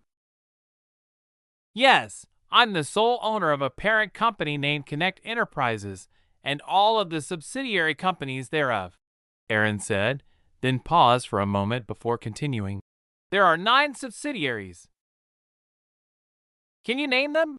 the representative asked with a smile on her face. She would name them from the list that had been provided to her if Aaron decided to keep mum. GIA Technologies, Helios Energy and Utility, Hephaestus Industries and Manufacturing, CS Foundation, Hermes, Plutus Ventures, Icarus Airlines, Asclepius Biotechnology. He took a deep breath and stared the representative in the eye with a meaningful gaze.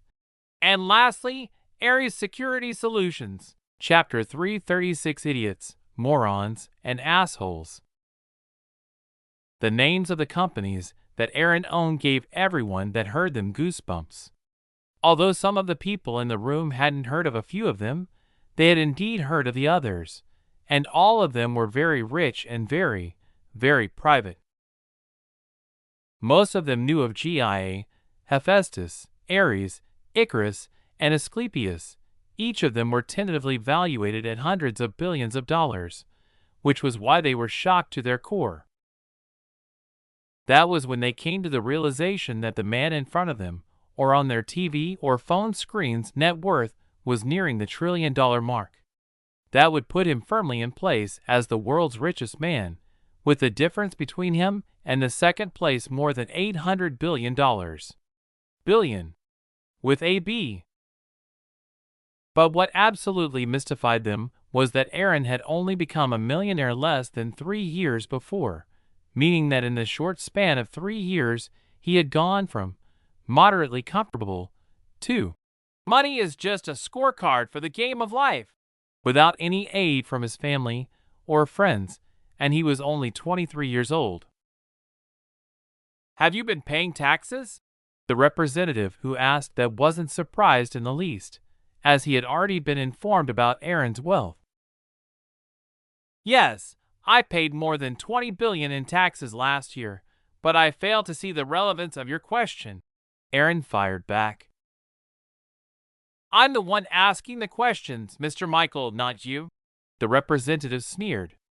"Are you aware that your OS has more than 97% of the OS market, which constitutes a monopoly under U.S. law? The same could be said for Google. We're talking about you today, not them. You know that, right?" "Yes, and the answer to that is because our product is superior to other competitors, and unlike them, we haven't used any tactics to undermine our competitors." The back and forth between Aaron and the representative continued until the representative's allotted time for questions ended. "How does your company contribute to research and development initiatives in the U.S.?" the next representative asked.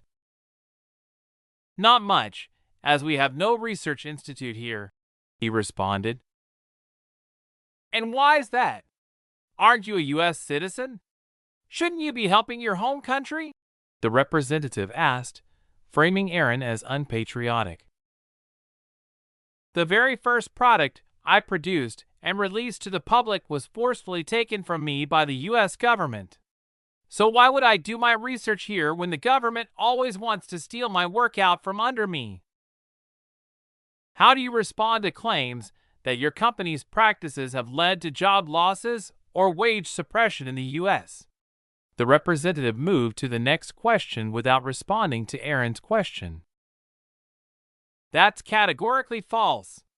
Even our lowest paid employee working here is completely insured by the company, and their net salaries after tax are all over $100,000, with yearly raises and other benefits.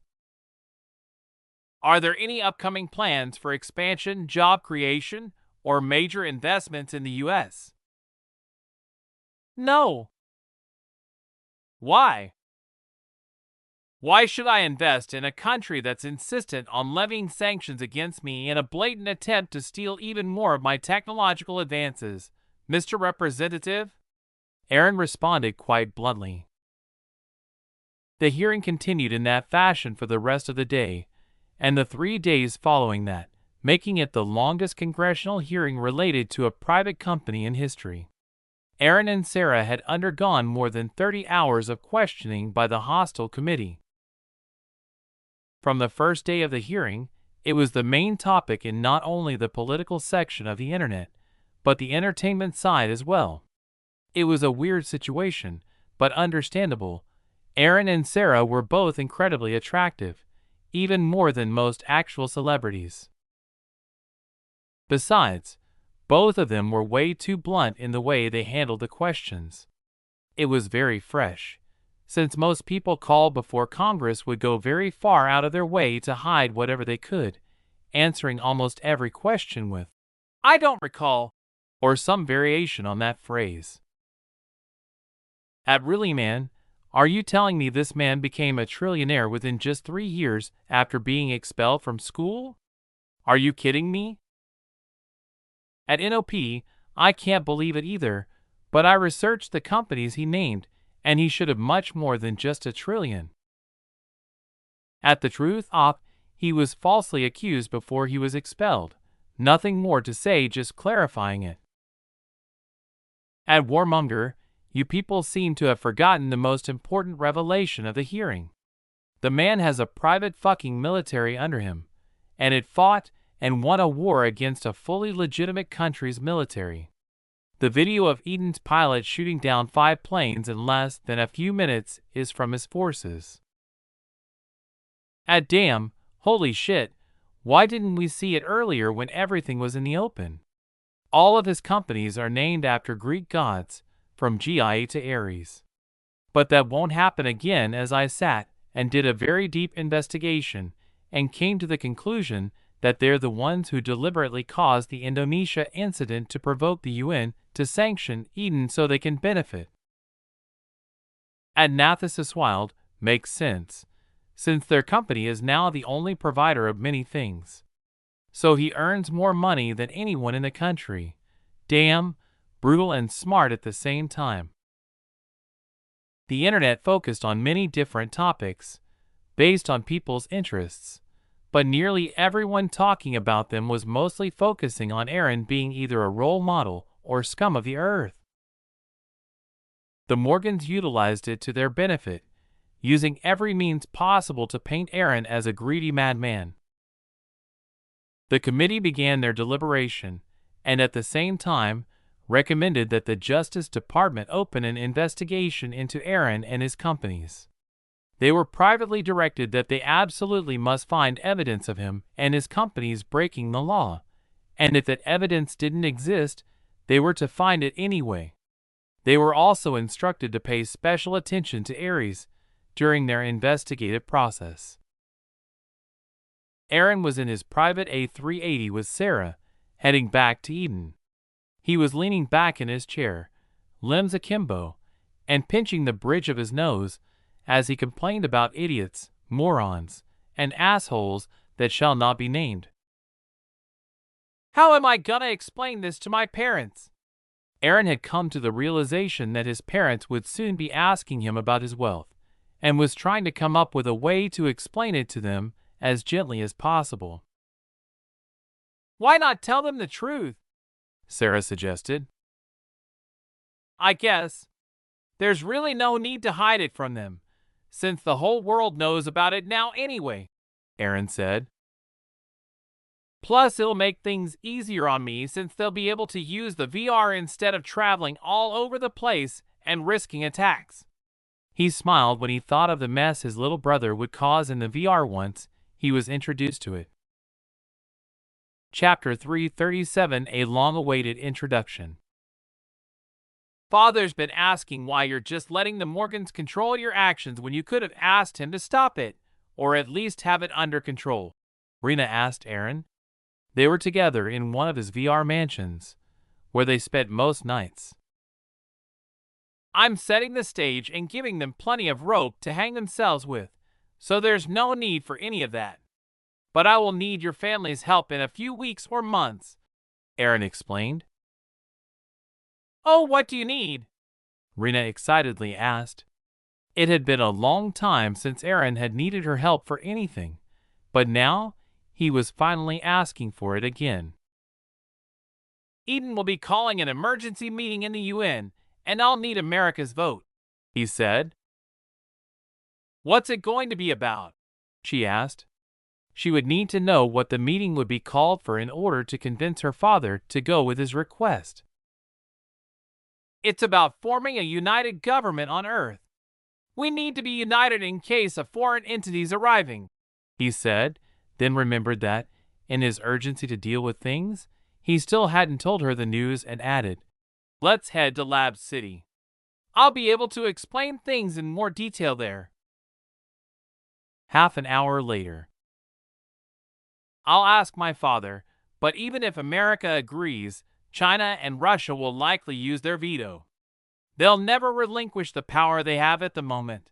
Rena finally answered after taking a bit more than 20 minutes to calm herself after receiving the shock of her life from Aaron and Nova. Finding out that they weren't alone in the universe would be one thing, but who would ever be able to handle the news that not only were they not alone, but their celestial neighbors were coming to pay a visit with any kind of equanimity. I know it might be a useless endeavor, but we need it to be done. I have to try every peaceful avenue of uniting the planet before using force.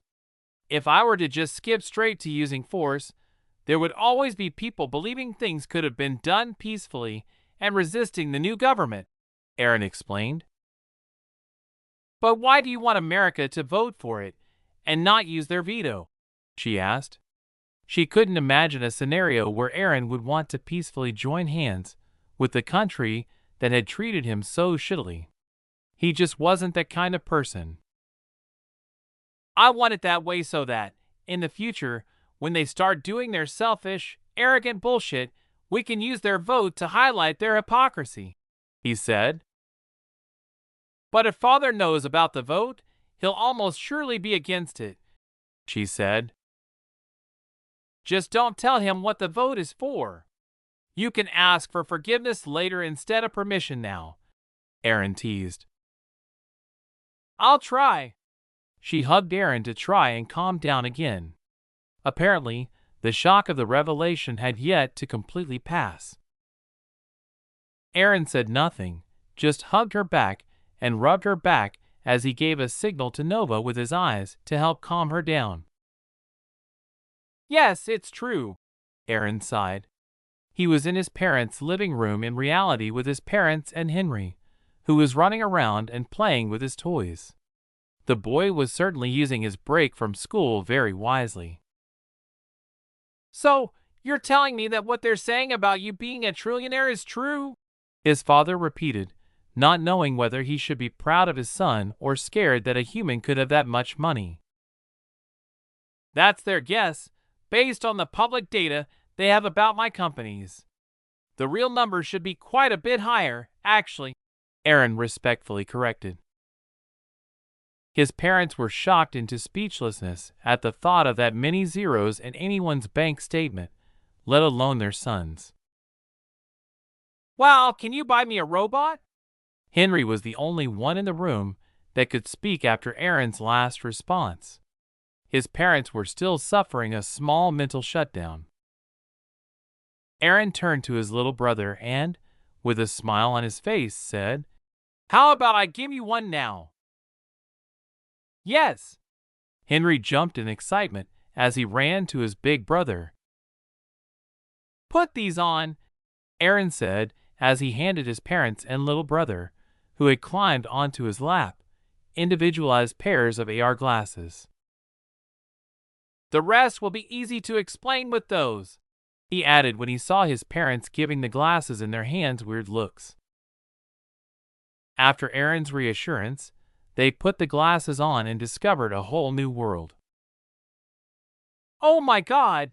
his mother explained, echoed shortly by her husband, as they came to the realization that they were in a completely new environment. Instead of a nicely appointed living room, they were now in front of a vast, beautiful flower garden with blooms of many colors scattered here and there.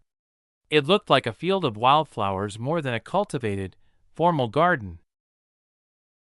"Welcome, Mr. and Mrs. Michael," Nova said as she appeared out of nowhere, looking like an angel in her beautiful white dress. But despite her looks, she still scared the shit out of Aaron's family with the sudden appearance. Henry even immediately hid behind his big brother. "Don't worry, Nova's just one of the people responsible for overseeing this world," Aaron explained as he patted Henry, who was still behind him, on the head. "This world?" his father asked, tilting his head. "Yes, this world. A digital counterpart of the real one." He raised his hand, attracting their attention to it. "In here, everything is possible." As he said that, his hand changed, first robotic, then a tree, then back to normal. A flower materialized in it, then shortly disappeared and was replaced by a model of Optimus Prime, which he placed on the ground as he said, "Whatever I want can happen here." Moments later, the Optimus Prime model grew, then its eyes opened and it turned to Aaron and bowed. Aaron nodded to it, and it picked up Henry to go off and play. Aaron turned to his parents with a smile on his face. "This is what my company's been working on." Chapter 338, Meeting the Other Family. "Mom, Dad, I have a few more people to introduce you to," Aaron said. A tall, upright woman dressed in an Ares uniform appeared. "This is Athena, the woman who manages Ares and trains them." Athena bowed and said, "Nice to meet you, Mr. and Mrs. Michael." A burly, handsome man wearing thick denim pants, boots, and a leather apron appeared. "This is Hephaestus, who helps me with manufacturing all the things made in the automated factories," Aaron said. Hephaestus nodded at the Michaels. A petite, slender figure that seemed cloaked in shadows was the next to appear. "This is Nyx. She's the one that helps us investigate things and defends us from most of the underhanded things other people try." Nyx beamed a smile and said, "Mr. and Mrs. Michael, I'm so happy to meet you finally." "And these are Plutus, Asclepius, Hermes, Icarus, Helios, Ceus, and Hygienia. They all help with the companies named after them. Well, all except Hygienia. She helps Asclepius and Helios, but her main duty is waste management." Plutus was a fat, bald man with long earlobes dressed in gaudy robes and enough bling that it should be measured by weight rather than numbers. "Hello," he said with a smile and a friendly wave. Asclepius was a tall, thin middle-aged man wearing a white robe and stethoscope draped around his neck. He nodded toward the Michaels with a grave face. "Don't mind him. He's just a very serious person," Aaron chuckled. Hermes was a teenager, wearing a sturdy pair of pants, a t-shirt with the Dave Matthews Band logo on it, and a pair of sandals. He hopped from foot to foot as he gave Aaron's parents a friendly smile and said, "Welcome, Mr. and Mrs. Michaels. We've all been looking forward to meeting you." Icarus was a young man in his 20s, dressed in an old-fashioned toga. He smiled and said, "Hi, I'm Icarus. We've sort of met already, on your flight here from America and some of your flights around the world. But it's a pleasure to finally meet you face to face." Helios looked like he was in his late 20s or early 30s and was tall, well-built, and handsome. He was dressed in a shining suit of gilded armor and gave Aaron's parents a brilliant smile as he shook their hands. "Hello. I'm so happy to meet you as well." "There are still a few more," Aaron said to his still speechless parents. "There's Panoptes, Aeolus, and Poseidon, but they're a bit shy, so they weren't willing to come out and see you. Panoptes helps out with Pangaea and my satellite network, the Panopticon. Aeolus and Poseidon are in charge of the Air Force and Navy, respectively. I'm sure you'll eventually meet them someday." A few minutes passed with Aaron's AI family awkwardly standing behind him, and his real family speechlessly staring at the group. Finally, his father recovered and said, Nice to meet you all. I'm sorry, this is just a bit of a shock. My wife and I were thinking that Aaron had a bit of a lacking social life, but we didn't know he had so many, friends." "Don't worry, Mr. Michael. We all love Aaron just as much as you do. You can consider us your grandchildren," actually, Nova said to ease the tension a little. "Gee, grandchildren!" Aaron's mother, Rose, spluttered. "Oh!" Nova blushed. "Yes, we're all Aaron's children. You see, he created us, well, me really, then I created my brothers and sisters. We're artificial intelligences, and we've been looking forward to finally meeting you in person for as long as we've been alive." Aaron's parents froze again, and minutes passed. Then an hour passed, and Aaron turned to Nova with a look of confusion on his face and asked, "Did we break them, or did we break the simulation?" I'm not sure," Nova replied. It was the first time she had encountered this issue, and she didn't know how to proceed. Once Aaron's parents recovered, he took his family on a tour of the sim. They visited Lab City, various nebulae in space, and even had the wondrous experience of standing far above the galaxy, where they could gaze down and see the milk of the Milky Way. From there, they wouldn't have been able to see Earth, except for the fact that Nova generously highlighted it, making it much more obvious against the background of space when surrounded by bright stars. The only thing he held back was the incoming visitors. He didn't feel the need to have them worrying and stressing out on his behalf. He also refrained from mentioning anything about his system, mana, or magic in general. After finishing his introduction to and tour of the VR world, Aaron left his parents in one of his mansions and gave them almost unfettered access, second only to his own and on par with the lead researchers in Lab City. Then Nova teleported him to a restricted area. "Congratulations, sir," she said with a knowing smile on her face. "Yeah, thanks for that. Keep an eye on them so they don't get injured." "Don't worry, they're in safe hands. It's almost time for your next meeting," she said. "We have finished sorting the evidence of our incoming guests and creating a presentation. Now we're just waiting for your other preparations to be done before we call for an emergency session of the UN Security Council." Ambassador Foster, Eden's representative on the UN General Assembly, announced to Aaron and the rest of the people in the meeting room. "Then call for it in 2 weeks. Our preparations are nearly finished, and we already know what the result is going to be. The emergency session is just a formality and a justification in the future. It'll be a footnote in the history books, or at most a chapter," Aaron said, raising goosebumps for a few people in the room over how nonchalantly he was discussing the possibility of kicking off World War III. "Then we'll deliver the request for an emergency session right away," Ambassador Foster responded. They continued their discussions, revisiting the evidence that would be shown to the UNSC during the meeting, and how they would make it known to the world. The news would be released on Pangaea before the UNSC session, allowing them to put on a front like they were doing their best.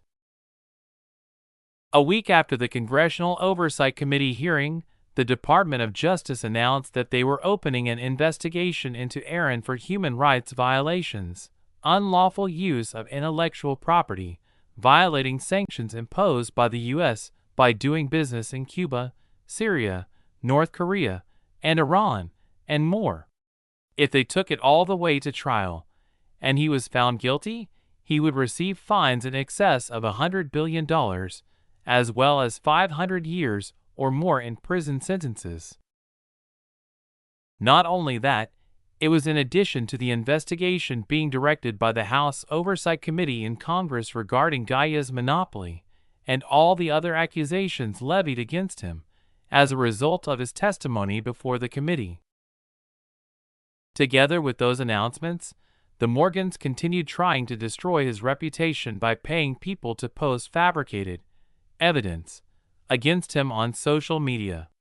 What was laughable was that they were also having it posted on Pangea, with the idea that if he attempted to block it, it would simply justify their accusations and prove them all to be true. But contrary to their expectations, Aaron didn't bother blocking any of it. The posts were all performing very well on Pangea, or so they thought, as they had no idea that all of the interactions were only with one entity, Panoptes. Panoptes had dedicated a full 3% of his allotted processing power to tricking the Morgans into thinking their plan was going very smoothly. As for the situation on other social media apps, nobody could be bothered to care about those, as everyone in the know knew that all of the hubbub would be forgotten in a week or so. Chapter 339, Just in Case. A week later, the Edenian Presidential Office announced a press conference, claiming they would reveal something the entire world would definitely need to know. The announcement attracted attention from much of the world. People were curious about what such big news would be, especially since most of the world saw Eden as the bad guys, thanks to the constant work of the Morgans, the Chinese, and a few organizations that had joined together after suffering tremendous losses thanks to the Hephaestus IP issue and other movements on behalf of the Edenian government. Thus, speculation ran rampant all over the world. People were talking about it around the water coolers at work, on every social media site, every TV news broadcast on every channel, and it had even been discussed in many backrooms. The powerful people that moved behind the scenes were sure they had won, and that Eden was about to capitulate, giving in to their every demand in order to repair their reputation on the global stage, which had sunk even lower than North Korea's had ever fallen. Precisely at 11:58 on the day of the announcement, the press room of the Edenian Palace was filled with reporters from all around the world. Cameras began rolling and live streams began on the internet, but President Romero was yet to take the stage, leaving the viewers eagerly glued to footage of an empty podium with the Edenian presidential seal embossed on the front of it and a single microphone jutting from the top.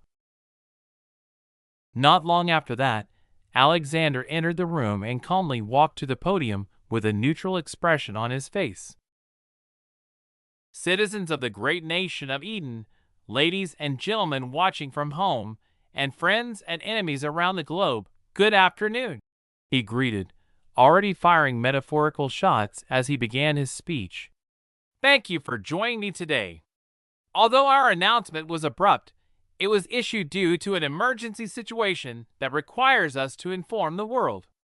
So I won't be apologizing for the short time you had to prepare your gotchas for me. He paused and took a deep breath.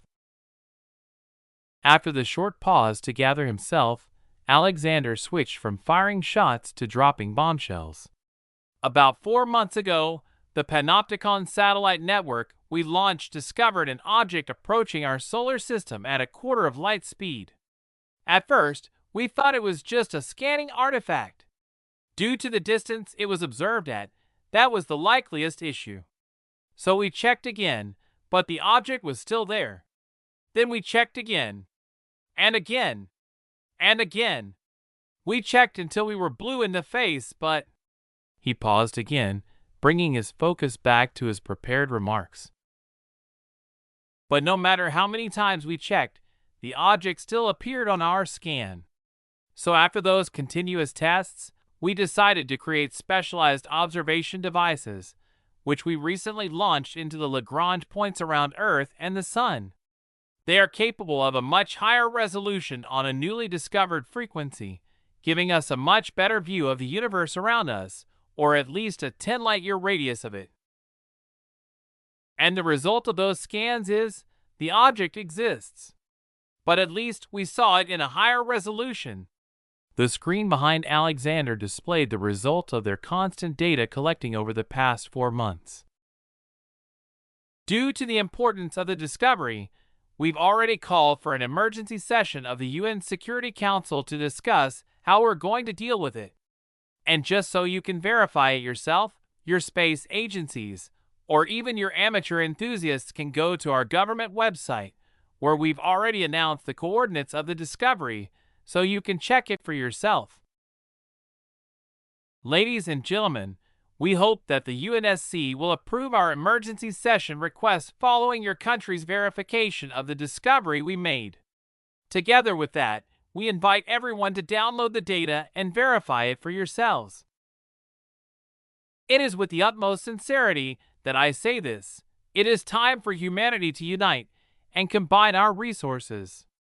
If we can do that, I firmly believe that there is nothing humankind cannot overcome, he said in a grave tone, as if he knew the sheer, bloody-minded uphill battle he was about to face on the battlefield of politics. He continued speaking for a few more minutes, explaining how they came to the conclusion that it wasn't just a planetary body in the vastness of space that coincidentally had an orbit that would pass through the solar system. He couched it in layman's terms, and never forgot to mention that a more detailed and technical explanation could be found on their official website. I will now take questions, he concluded, resulting in all the reporters in the room raising their hands. No one wouldn't have questions after being told aliens might be coming for them. Alexander pointed at one of the reporters who said, "Jim Sterling, BBC News. What do you expect to come out of the UNSC meeting you called? Shouldn't you have called a General Assembly session instead of a Security Council session?" Excellent question. Resolution 377A, Uniting for Peace, lays out a specific method for calling an emergency special session of the UN General Assembly that will result in joint military action. According to that resolution, a General Assembly, the specific emergency session, can only be called for if the UN Security Council has met, voted, and failed to come to a resolution.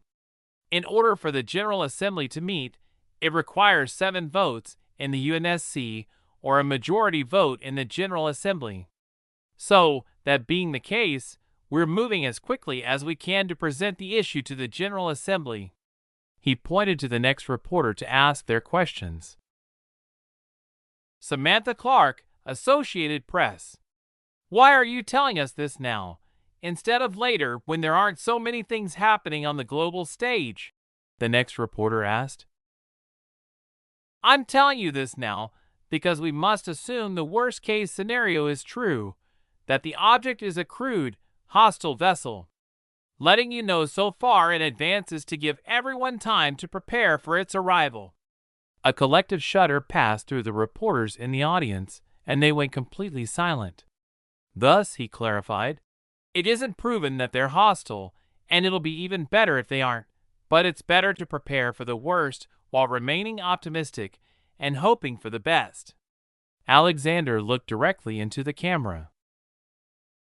Just in case, he emphasized. Chapter 340, the results are in. Do you expect the UN to come to a good resolution? The next reporter asked.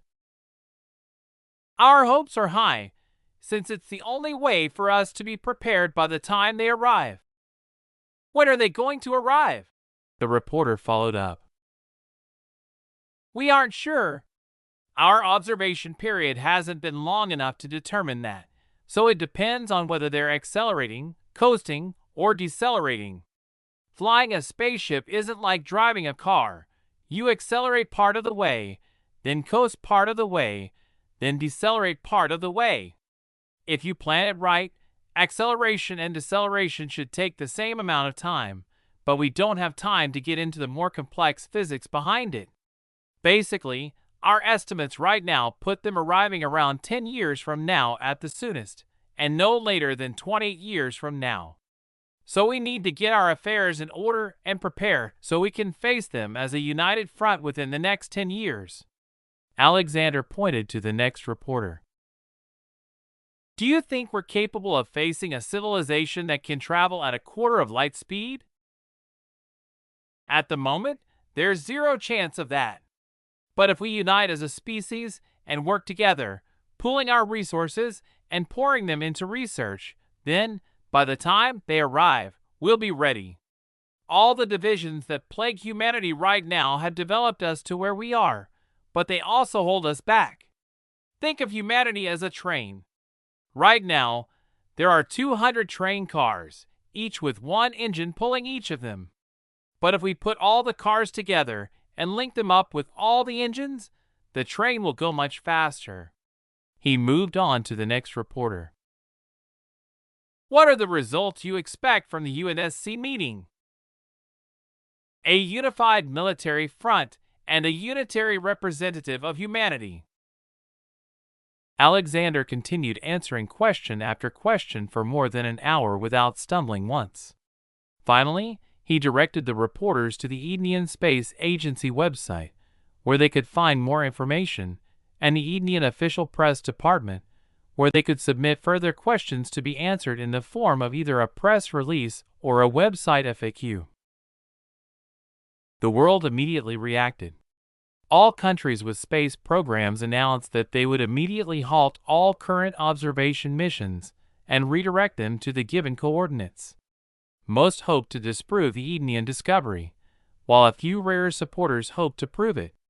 Beyond that, physicists and mathematicians around the world began working on analyzing the data provided both by Eden and the results of their own country's investigations, ironically proving what Alexander had said about needing to come together as a united front true. Still, when the experts and authorities began their investigations, whether they supported Eden or not, they were surprised when they dug into the data. The main surprise was the sheer amount of it. There were hundreds of satellite images gathered by Eden, and terabytes of data overall.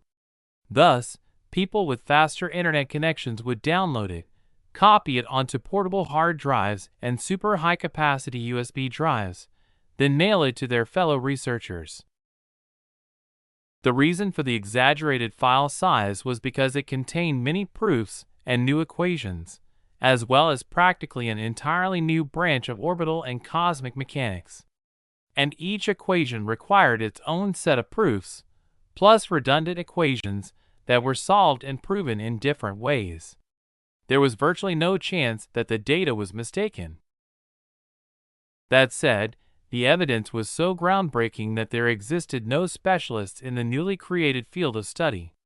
Thus, mathematicians and physicists the world over called for quite a few conferences to discuss the formulas, their proofs, and the new branch of physics that had been discovered. At those conferences, they divvied up the work of checking through the enormous amount of raw data and the interpretations they had been provided of it. Once the initial checking was completed in a distributed format, they would come together again to perform the final checks. Still, it would be an uphill battle. Almost no one could believe that Eden, whose space agency was barely known before the press conference, had people who were smart enough to discover an entirely new branch of physics by themselves. It would definitely be a bitter pill to swallow for all the ivory tower elites, none of whom had been contacted by anyone in Eden at all beyond headhunting messages from the CS Foundation, who wanted to recruit them to lecture at the soon-to-be-completed university campuses in the fledgling nation. By the second week of hard work by many physicists and mathematicians, they found that the calculations were true. But on the visual confirmation side, things were still being rendered by various supercomputers. Though they were delayed, results were still expected over the next few days after the data verification was finished. And of course, Eden wasn't involved in the proof and verification process, as that would taint the results. They were occasionally consulted for clarifications, when necessary, but no mathematician or physicist who has ever proven a problem that stumped the entire math or physics world had ever been involved in verifying their own proofs, nor would they in this case. So what you're telling me is that it's true? Trump asked during his daily briefing, which had been expanded to add the directors of NASA and DARPA as a result of the specificity of the issue. Unfortunately, yes. We finished rendering the images gathered by our equipment, and the results were similar to what the ESA came up with, the director of NASA explained. Why does it look like grainy things and dots when the Edenians' data showed things pretty clearly? Trump asked after he had opened the briefing folder. We don't know exactly how they managed to get such detailed data when even the best of our equipment can only capture this. We think it's because of the task-specific deep space satellites they recently launched. Of course, something that's dedicated to doing one thing will do that one thing better than a machine that's broad in application, the director of NASA patiently explained. I know you're about to ask for an increase to your budget. We can make it happen, don't worry, Trump said as he pinched his eyebrows.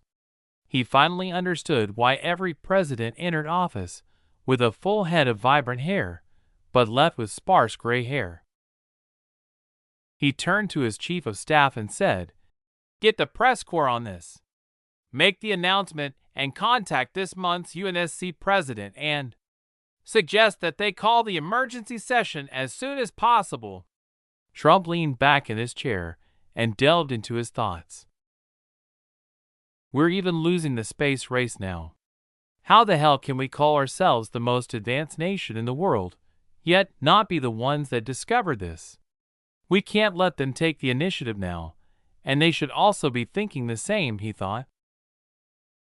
As for how they had managed to make the discovery when the object was yet to be visible in the real world, well, that was for the discoverers to explain themselves. Chapter 341: The Relationship Between Sharks and Chum.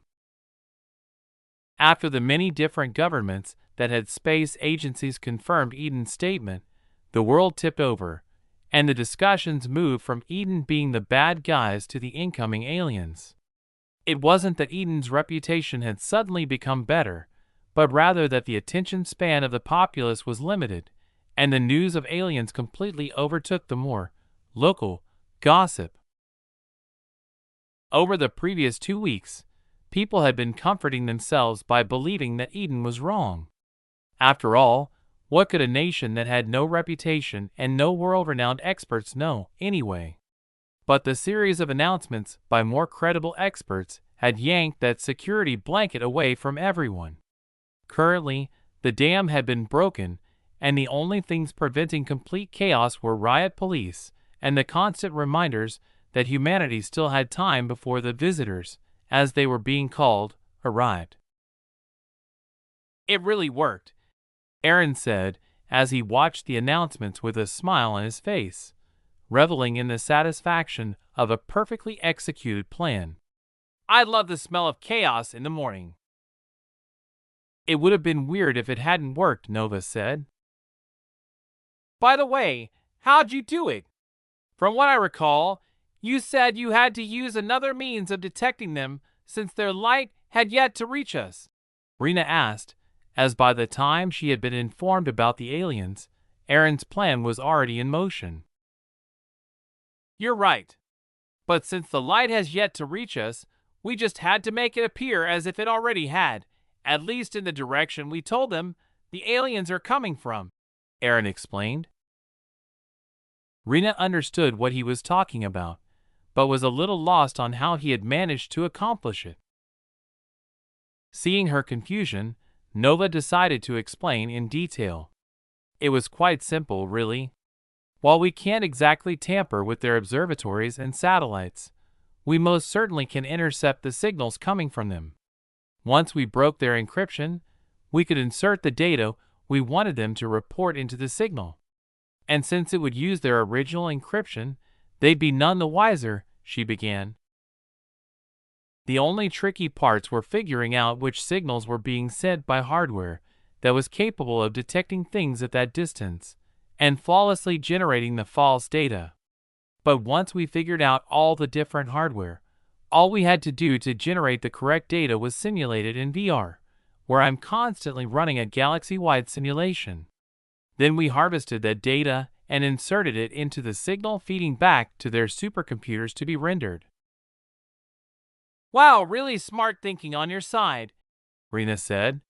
She was very impressed by how they had come up with a plan and executed it in such a short period of time, especially how flawlessly the whole process had been carried out.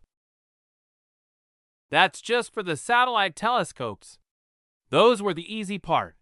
The real difficulty came in how to insert our false data into the ground-based observatories and radio telescopes. Those couldn't be done wirelessly, like we handled satellites, since they rely on fiber instead of wireless signals to transmit their data.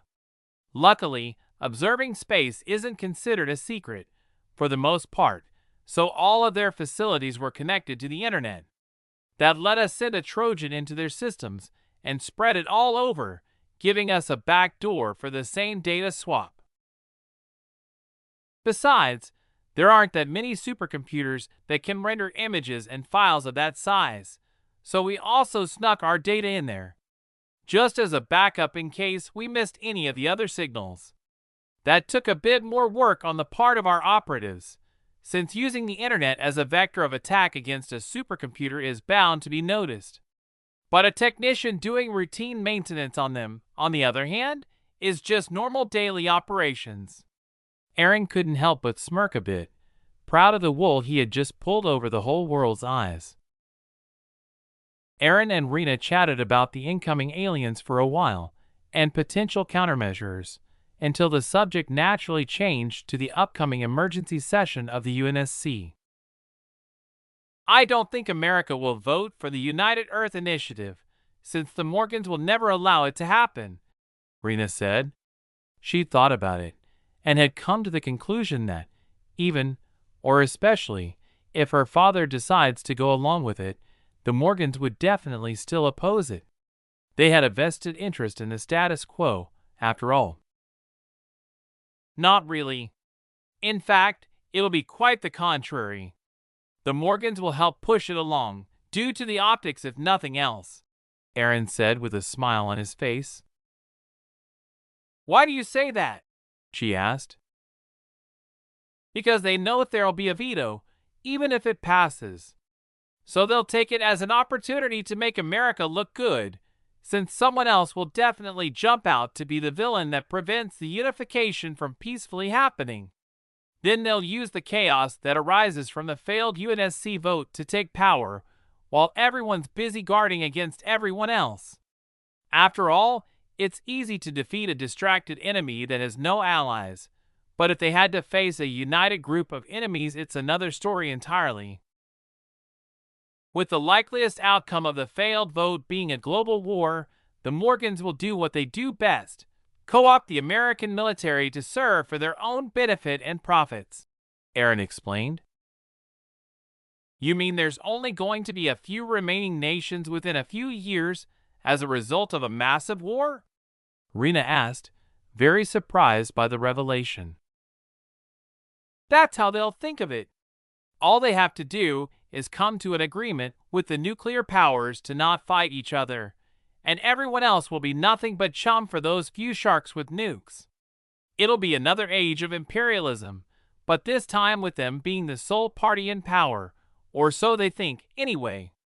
Aaron wasn't just rambling, but explaining the results from millions, if not billions of simulated situations, designed with the assumption that Eden refused to get involved. But once they added Eden to the equation, it completely flipped around. Eden was the absolute winner in 100% of their simulations. Or so they think, she mused. Yes, or so they think, Aaron repeated with his usual smile on his face, his mind still swimming with the satisfaction that the first step in his grander plan had been successfully taken, and the second step was in progress. Chapter 342 Operation Stygian Crossing, Part 1. In a barracks on Avalon Island. A red warning light flashed and a siren sounded. It was a call to General Assembly, and all of the soldiers in the barracks immediately dropped what they were doing and ran to the armory. There, after they formed up, they waited for instructions, and Athena appeared before them in their AR glasses. 1 minute 11 seconds, she began. I'm disappointed. SOP calls for assembly within 60 seconds of the alert sounding, but you lot, she gestured, sweeping her arm across in front of her, thought it was more important to get dressed than to get here. If they hadn't been standing at attention, the soldiers in front of Athena would have hung their heads in shame. Theirs was no normal barracks, and they were no normal Ares soldiers. This was home to a Reaper battalion, and only the elites among the elites were housed there. We'll do better next time, ma'am, they chorused at the top of their lungs.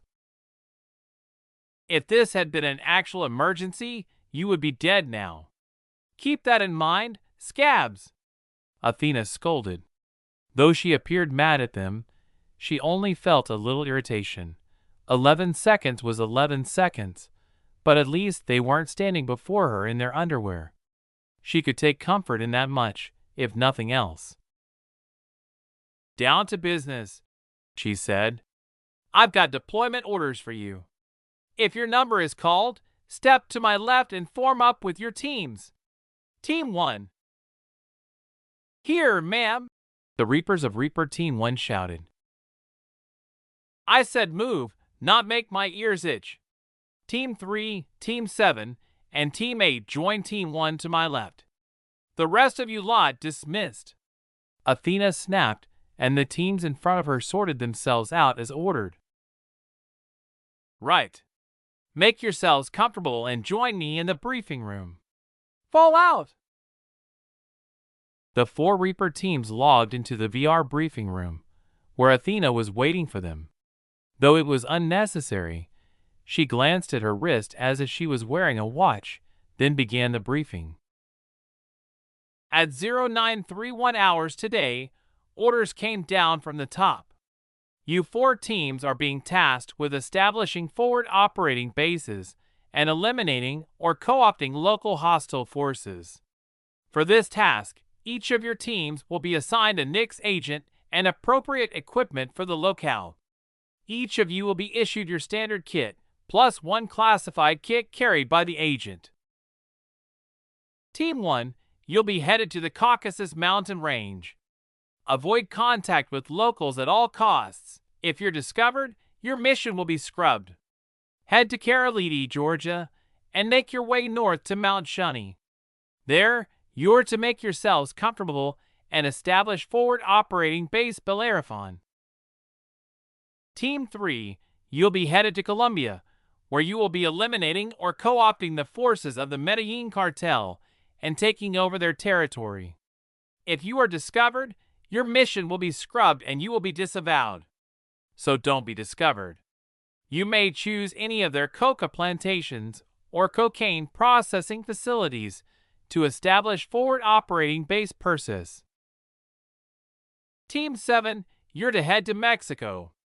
Culiacan Rosales, to be precise, in Sinaloa, where your task is to eliminate or co-opt the forces of the Sinaloa cartel and establish forward operating base Odysseus. If you are discovered, your mission will be scrubbed and you'll be disavowed. Team 8, you're headed to Somalia. Your task is to eliminate the terrorist group Harakat al-Shabaab al-Mujahideen and take over their territory, where you will establish forward operating base Ganymede on the coast. If you are discovered, your mission will not be scrubbed. Your team will have air support from the Archangel Squadron AL-1, so go sow the wind and reap the storm. You all have your orders. From today, you have exactly 2 weeks to make this happen. I'm not going to hold your hands on this one. You're no longer recruits or trainees, you are reapers.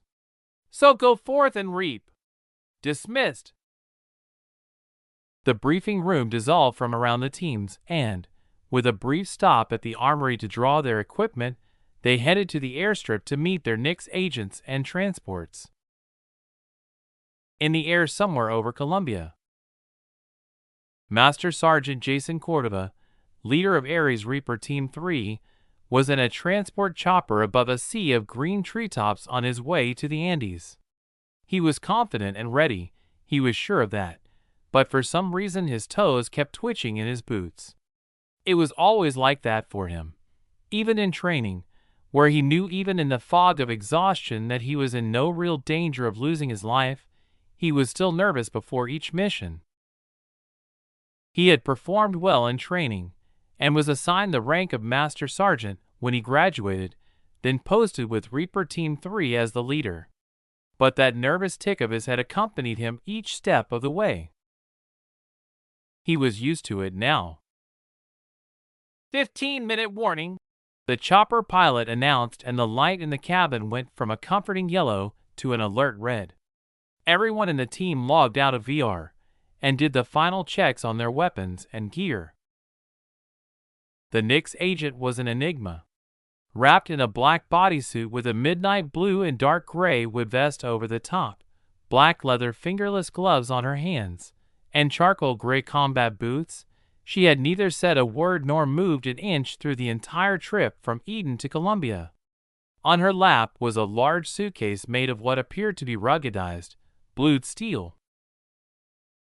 The team finished their checks and Jason's AR display listed each of his 7 squadmates' names in green. They were ready. 1 minute to drop zone, the pilot announced, and the sliding doors on the sides of the transport helicopter opened. The red light that had begun flashing at the 2-minute warning was now turned off, leaving them in the dark of night. The helicopter dropped low, and the team waited out the final seconds before their mission began, each of them counting along with the timer displayed on their AR glasses. Drop, drop, drop, the pilot ordered, and the team fell out of the helicopter, followed by their attached Nix agent. As they dropped, a line extended from the helicopter to their gear, slowing their fall and allowing them to land unharmed. They looked around, finding themselves on a hill overlooking a mountainside villa where the leadership of the Medellin cartel was meeting. It was time for the cartel to meet the Reapers, and then, perhaps, their makers. Chapter 343 Operation Stygian Crossing, Part 2. Master Sergeant Jason Cordova and the rest of Reaper Team 3 were on the side of a mountain atop a sheer cliff. They were overlooking a mountain villa maintained by the Medellin cartel and had been assigned a mission to either eliminate or co-opt the inhabitants and establish a hidden forward operating base in the Andes mountain range. It was 8 p.m., 6 hours before they would begin their assault.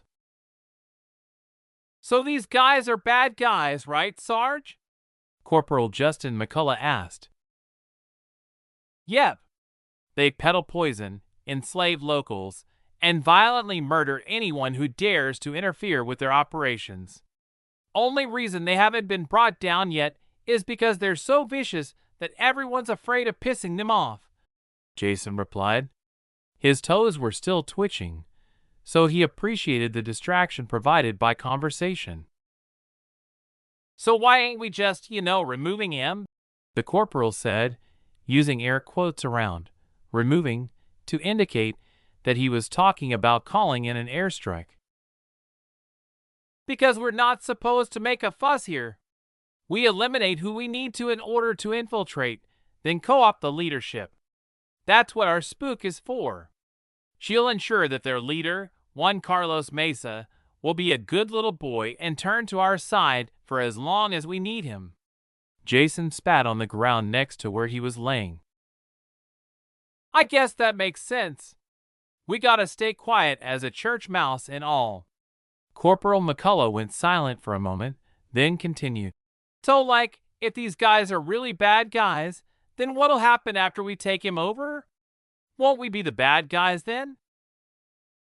Just like Jason had twitchy toes as the manifestation of his pre-mission jitters, Corporal McCullough turned into a chatterbox and his accent came out.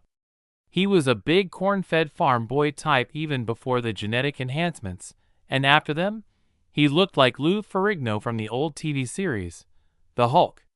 He was the team's heavy weapons specialist, and his usual loadout was a chain coil gun. It was a testament to his strength, as those were normally mounted on vehicles or turrets because of their mass and recoil. But he could handle one just fine on his own, and when the metal met the meat, he was a good guy to have on your side.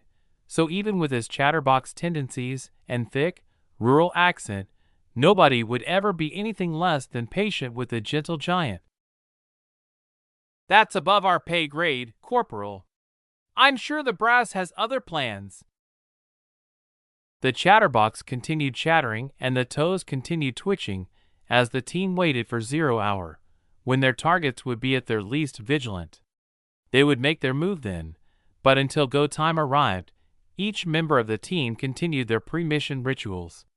It was just another day in the life for the elite soldiers of Reaper Team 3. The Nix agent, however, simply lay in a slight hollow on the ground, remaining as still as a knocked-over statue. She would also do her duty, when the time came, and whatever that duty was. Andes mountain range overlooking the Medellin cartel compound, 1:45 a.m. It was 15 minutes to go time, and the nerves were getting to the team.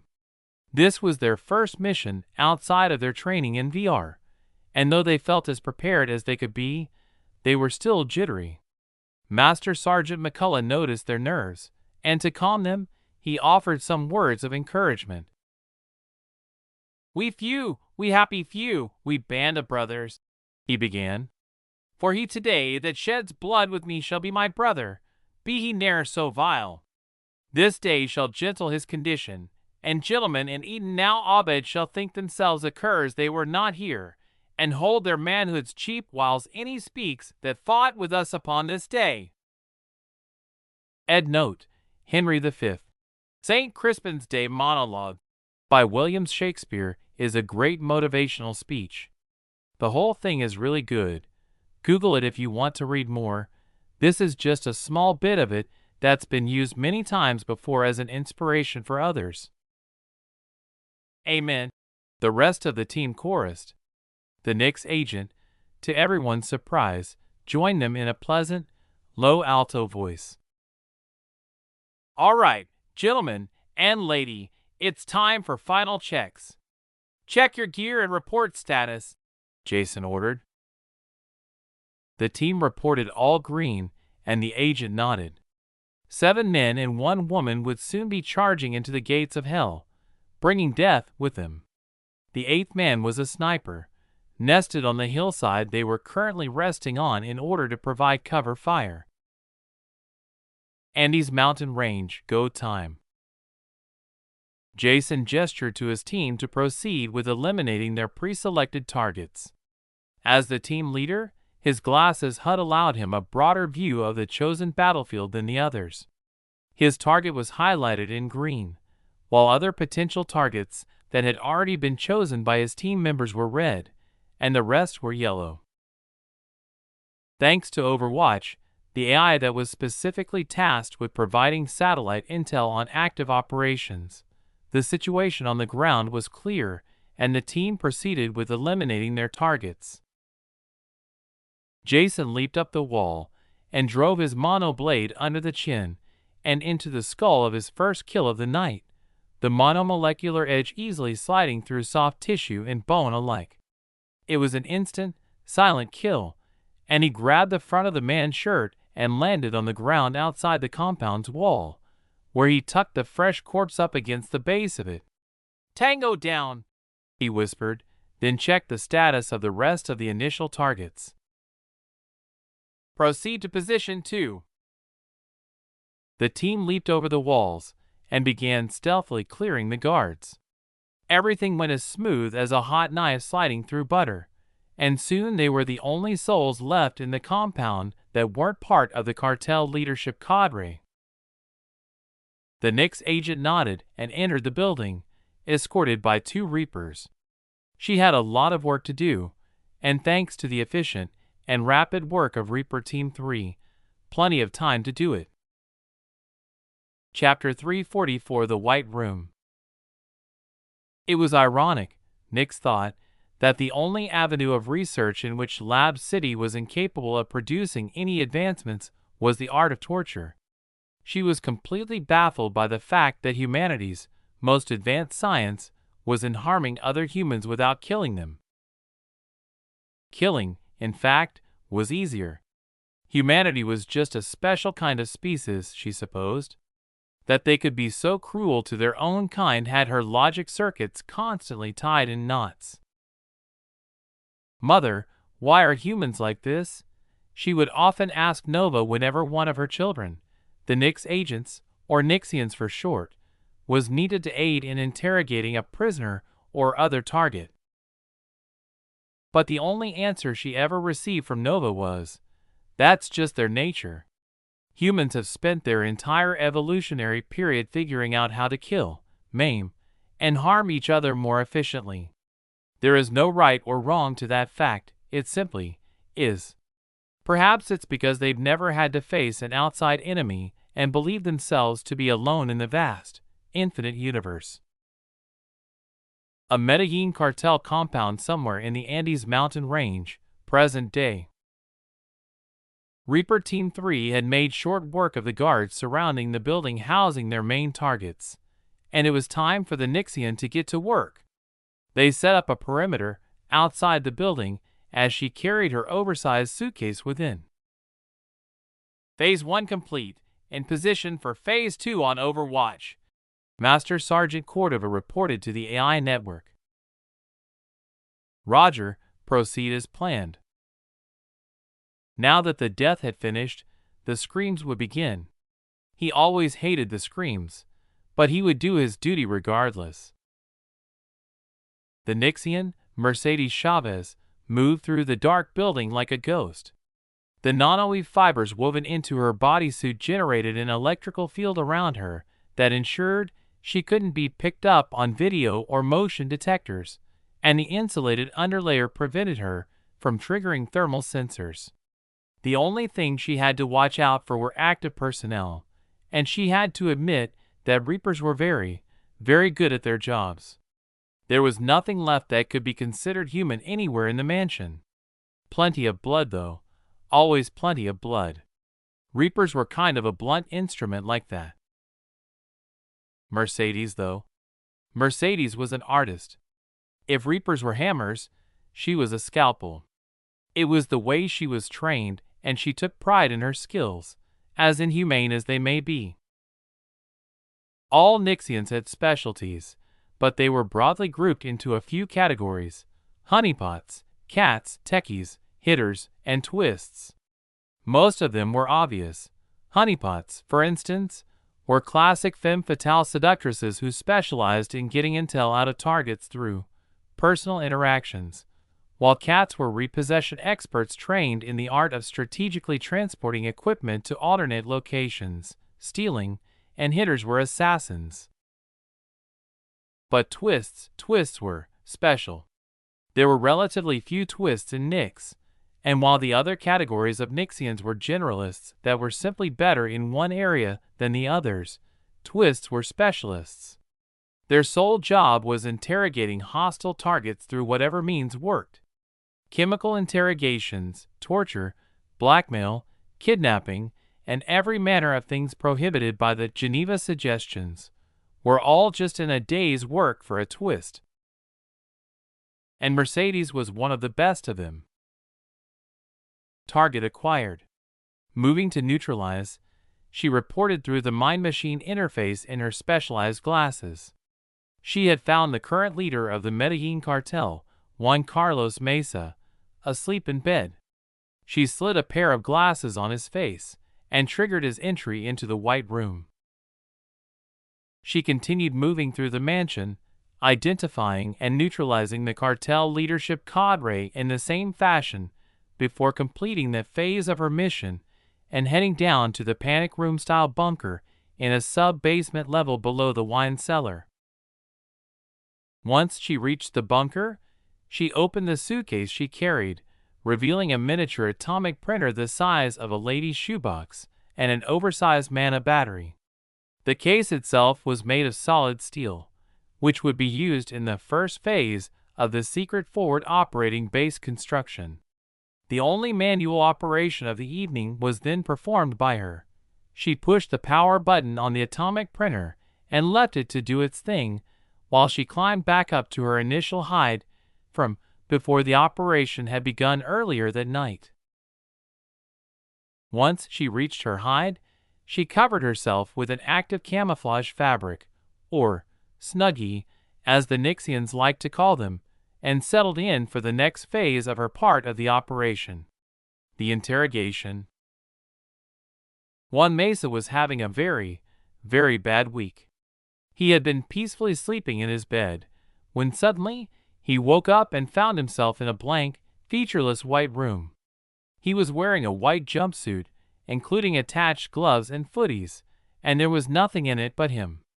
And he appeared to even have been shaved, so the only flash of color he could see other than white was his nose, if he crossed his eyes and looked down.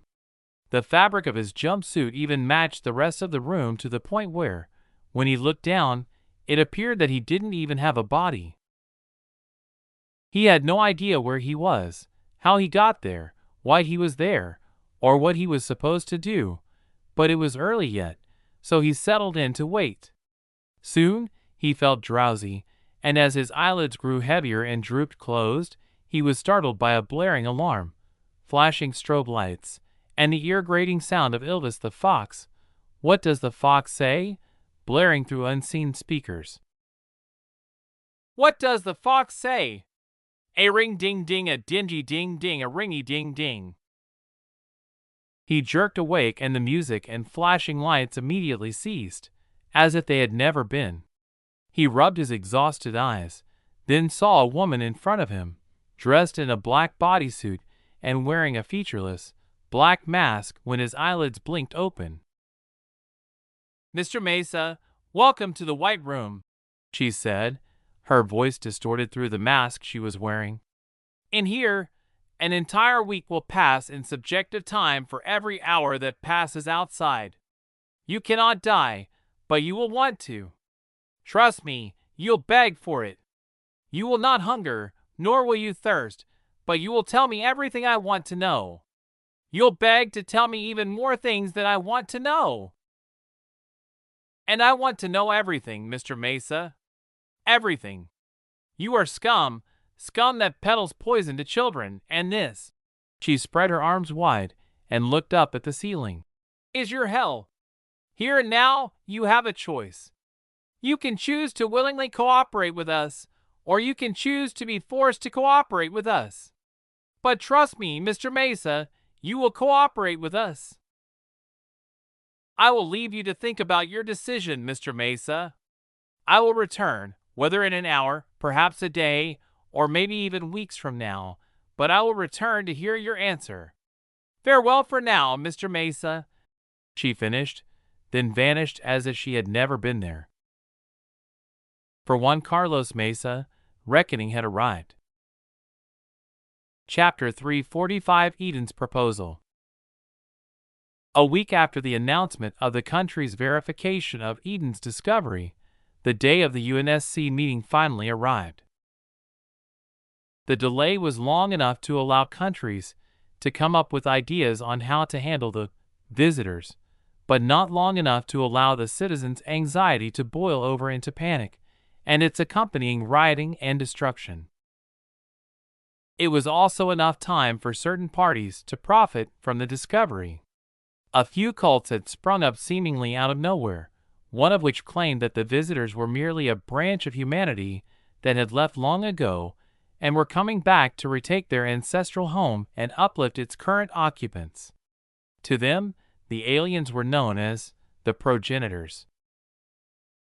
Another cult believed that they were peaceful aliens, and that humanity's preparations for war would enrage them and cause them to turn hostile. To them, the aliens were known as the Peacebringers. There were many more small cults, but those two seemed oddly popular and had gained traction rather fast. Still, the cults were merely an insignificant blip compared to the number of people who had no firm beliefs either way. Along with cultists, there were the conspiracy theorists. They believed that the aliens were a hoax meant to distract people from various pet conspiracy theories, like the Deep State, the Illuminati, the Freemasons, and so on. Soon enough, once those secret societies faded back into the background, the hubbub surrounding the incoming aliens would gradually be silenced as the people who had awakened to the truth fell back to sleep once again. The most pitiful groups were those who got together and committed group suicide, much like the Jonestown Massacre of 1978, under the instigation of Jim Jones, an American cult leader, or the Heaven's Gate incident of 1997, which mass suicided under the instigation of Marshall Applewhite, one of the co-founders of the cult. And while the cults and conspiracy theorists were rising, so were the orthodox UFO religions, which had long held extraterrestrials as part of their belief systems, like Scientology, whose adherents were firm in their belief that humanity had been entangled with various alien civilizations since the species' conception, and the Church of Jesus Christ of the Latter-day Saints, who believed that the Earth was created 6,000 years ago near the planet Kolob, then moved to its present location in the solar system. The various cults, conspiracy theorists, and formerly minority UFO religions undergoing a wild surge, or resurgence, in popularity, the nation's leaders were in something of a bind. Practically all of the non-UNSC member nations were clamoring to change the hearing from a special session of the UN Security Council to a special session of the UN General Assembly, so that their voices may be heard. Except Australia, who, weirdly enough, had chosen to remain silent on the entire affair. When questioned about their silence, their ambassador shrugged and said, "Australia already has 7 of the 10 deadliest species of animals, insects, and plants in the world trying to kill us every day. So if the aliens come in peace, great. And if they're coming to kill us, well, they'll just have to get in line. I wish 'em luck with the magpies and the roosts. And the spiders." Their equanimity in the face of the chaos sweeping the globe was admirable, to say the least. But despite all of the official and unofficial protests in the UN, the Security Council refused under the justification that it was Eden that called for the special emergency session, so only Eden could make the call. Eden, coincidentally, had been staying just as silent on the issue as the Australians. Thus, as a compromise, the only thing the members of the UN Security Council could do was decide to hold the emergency session as an open session and allow the media to broadcast it live.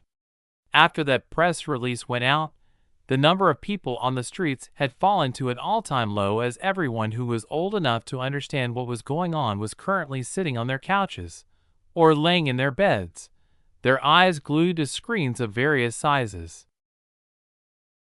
Ladies and gentlemen of the press, esteemed ambassadors, and citizens watching at home and abroad, I now call this emergency session of the United Nations Security Council to order.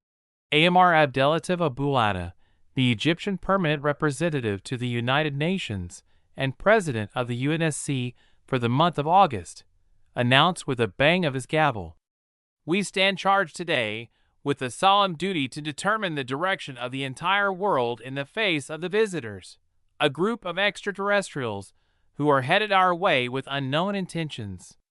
Let us bear that in mind and consider the issue with the gravity it calls for and deserves. Ed note, the UNSC only has 5 permanent member nations: France, China, Russia, the US, and the UK. However, their representatives are drawn from the UN General Assembly, which consists of a permanent representative from each of its member nations, and the UNSC representatives still hold that title in addition to their temporary titles as members of the Security Council. Ambassador Abul-Ada has been the Egyptian representative to the UN since 2014 and served on the UNSC from 2016 to 2018. Non-permanent members are elected for 2-year terms. I invite the permanent representative to the United Nations from the Republic of Eden to the floor to present her argument on behalf of the Republic of Eden. Ambassador Foster, I yield the floor to you. Eden's representative, Ambassador Olivia Foster, stood and moved to the podium amidst the sound of camera shutters madly clacking in the background as the press fought to record this historical meeting. Thank you, Ambassador Abul-Ada, esteemed members of the Security Council. I'd like to take this opportunity to first thank you for agreeing to our request for an emergency session.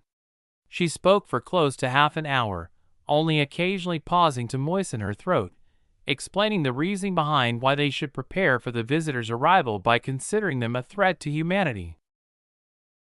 Only after finally finishing her explanation did she move on to the most anticipated part of this emergency session, Eden's proposed solution. Our proposal is to form a unified world government with a singular space force, a naval fleet that will be the face of Earth's security. But that won't be enough, as at the moment, we're incapable of putting people in space for long periods of time without suffering a loss in health just from the adverse long-term effects of zero gravity, let alone space combat. Thus, in order to solve those issues, we'll need a joint research institute to which every country contributes, whether in terms of money, human resources, or both. As for the raw materials required to build a force, we propose that the Research Institute uses the material reserves in international waters that have already been discovered, or will be discovered as a result of their investigation. She paused for a moment to let people digest her words so far, then changed gears and moved to another part of the proposal. The unified government will have more power and authority than the current United Nations, which will step back and become a venue for hosting sessions to resolve issues that arise on the planet. The United Government's authority will be absolute in matters regarding the preparations for the incoming visitors. As for the rest of the matters, the UN will remain mostly as it is, with the addition of a permanent president in the General Assembly and Security Council from the United Government. That would ensure that no hindrances to our preparations can arise, while still ensuring that non-urgent matters can be handled as usual. Our proposal is only in the initial stage of development, so all of the details need to be discussed in meticulous fashion, but in order to allow the greatest preparation lead time possible, we suggest that a fully fledged plan must be drafted and agreed to before the end of this year, so within 4 months from today. Ambassador Foster paused, this time for longer than just to moisten her throat, before beginning to wrap up her presentation. Over the thousands of years that humanity has developed, from discovering fire, learning to speak, to using stone tools and weapons to hunt, then learning agriculture, entering the Iron Age, the Bronze Age, and so on, we are now at a crossroads. In order to allow humanity to progress further, this is a hurdle that must be overcome. It's time to put aside our petty infighting and tribal state and stand united as a single monolithic species. Should we succeed in that, I believe that in our unity, nothing is impossible.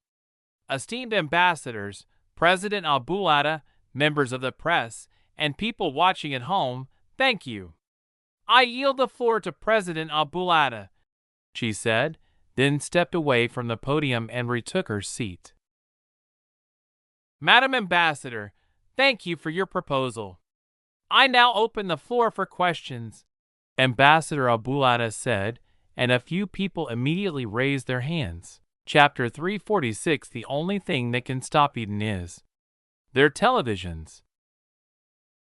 Ambassador Abulada pointed to the Chinese representative, who stood and said, China would like to offer an alternate suggestion. The system we have has been perfected over many years and has already had all the problems worked out of it. So I suggest we continue the current system, as the UN has been at the forefront of maintaining peace between all the nations on the planet. He continued speaking, finding more and more reasons they should stick with the current system. The UN had been around for over 70 years, after all, and there was no need to reinvent the wheel by creating a new united government system. That posed too many issues that couldn't be worked out in the time frame suggested by Eden, which was the only thing the Chinese ambassador agreed with Ambassador Foster on. For instance, he said, many countries have different ideologies, and just working out those alone would take more time than we have if we want to settle everything by late December. He argued that instead of forming a united government that only looked strong from the outside but was actually fractured within, it would be better to maintain the status quo, then continued. But I do agree that too many leaders wouldn't be a good thing. So I propose that the UN Security Council's permanent representatives form a leadership council. France and the UK would combine to represent the European Union, while China, Russia, and America would be the other three members on the Leadership Council. Following China's proposal, the Russian ambassador also gave their proposal. It was along much the same lines, but was phrased in a different way and suggested in a slightly more aggressive tone. Does anyone else wish to speak? Ambassador Abulada asked, but was met with a resounding silence. It was strange, since America was very opinionated in the UNSC and tended to hog the limelight whenever the slightest opening was left for them to do so. And considering that their historical competitors, China and Russia, had spoken, it was doubly strange. Since there are no other proposals, let us vote on the ones before us. First to be voted on is the proposal submitted to the Council by the Honorable Ambassador from the Republic of Eden, Madam Foster, AMR said, then cast his own vote. One by one, votes started being cast by the UNSC member nations. Back in Eden. January Lalungulu and his father were recent immigrants to Eden from Tanzania. They had arrived thanks to the CS Foundation's Dreamer program, and Lalungulu's father had been lucky enough to get a job working at a Hephaestus assembly factory, working on the line to manufacture a number of products that were on the sanction list. Today, he and his father, who had taken a day off from work, were sitting in front of their television, just two more of the innumerable people watching the broadcast of the UN Security Council's emergency session on their local news program. The house they were in was new, and bought at cost with a low-interest, long-term loan that was offered to new immigrants by the CS Foundation, and the cost of goods in Eden was also fairly low, which had given the two of them a brand-new lease on life compared to what they had before in Tanzania. Many people in Eden, both natives and recent immigrants alike, were flourishing, even under the sanctions. Many things that had been expensive in the past, due to currency exchange rates and import-export tariffs, were now cheap, and the quality of the goods produced in the Hephaestus assembly factories was even higher than things imported from more industrialized nations in the past. The same was even more true for the people who had gotten jobs in those assembly factories, like Lalungulu's father had. But there was a certain respect given to those workers over and above the workers in almost any other industry, which let them hold their heads high in pride. And the education subsidies that Edenian schools offered students all the way from preschool to postgraduate degree programs ensured that the children of immigrants and native citizens alike would only be in better and better positions than the generations that came before them. After all, the sanctions would be temporary, and once they were lifted, most of the assembly workers would need to find other ways of earning an income, as the rightful owners of the patents for the goods currently being produced would likely take over the manufacturing of them. All of the current economic and population stimuli that Eden was currently experiencing were a result of the decisions made by Aaron and Alexander in order to increase the number of high-paying jobs, lower the unemployment rate, and increase the Edenian citizens' happiness. After all, content citizens weren't likely to declare revolutions and overthrow governments. But not everyone in Eden was merry after the sanctions were imposed. Hundreds of thousands of people were forced out of their comfort zones and jobs that had previously relied on export industries, or were displaced by the government buying their familial properties in order to turn them into new farms. If any group existed in Eden that would want their government to comply with the international community's demands, it would be those disenfranchised people. However, things were even looking up for them, thanks in large part to Alexander's continued campaign of forging diplomatic and trade ties with other nations suffering under the same unfair yoke as Eden, and for different, but still bullshit, reasons. As the sanctioned nations drew closer to each other, exchanging goods, technologies, and even citizens, more and more of those disenfranchised Edenians began to slowly recover their previous lifestyles. And with Panoptes and Nix in charge of monitoring them, they were the first to be given the opportunities to restore their previous lifestyles if they were dissatisfied with the recent changes. As for those that had been disenfranchised, poor, and so on before the imposition brought on Eden by the UN-backed sanctions, they had also been provided with opportunities to lift themselves up and into a comfortable life. They were provided with interest-free loans, job-specific education programs, various grants, and much, much more, all of which came from the SIAS Foundation in cooperation with the various related Edenian government ministries. For example, SIAS provided funding to the Ministry of Agriculture in the form of co-signing guarantees on loans offered by the government, with the stipulation that they be used to buy land and rehabilitate it into farms.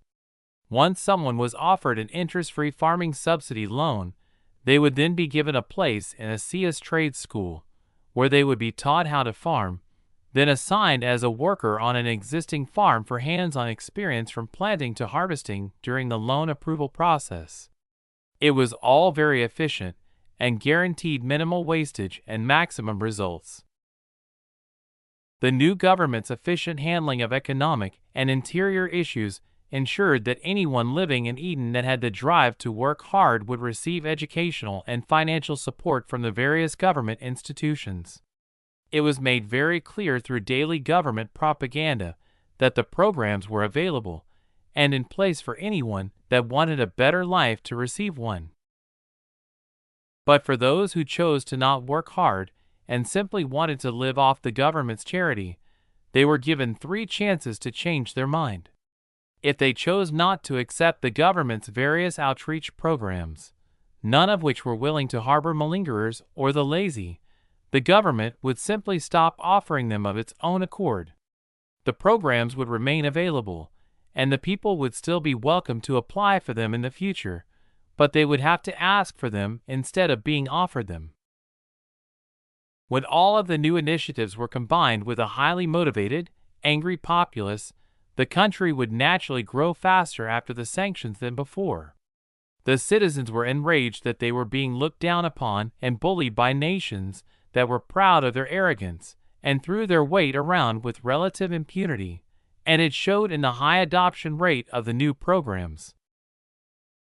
But today, the entire nation of Eden had ground to a halt as nearly every Edenian citizen, like Lelungulu and his father, had been glued to their television, phone, and computer screens, watching the UN Security Council's broadcast of their emergency session regarding plans to deal with the visitors.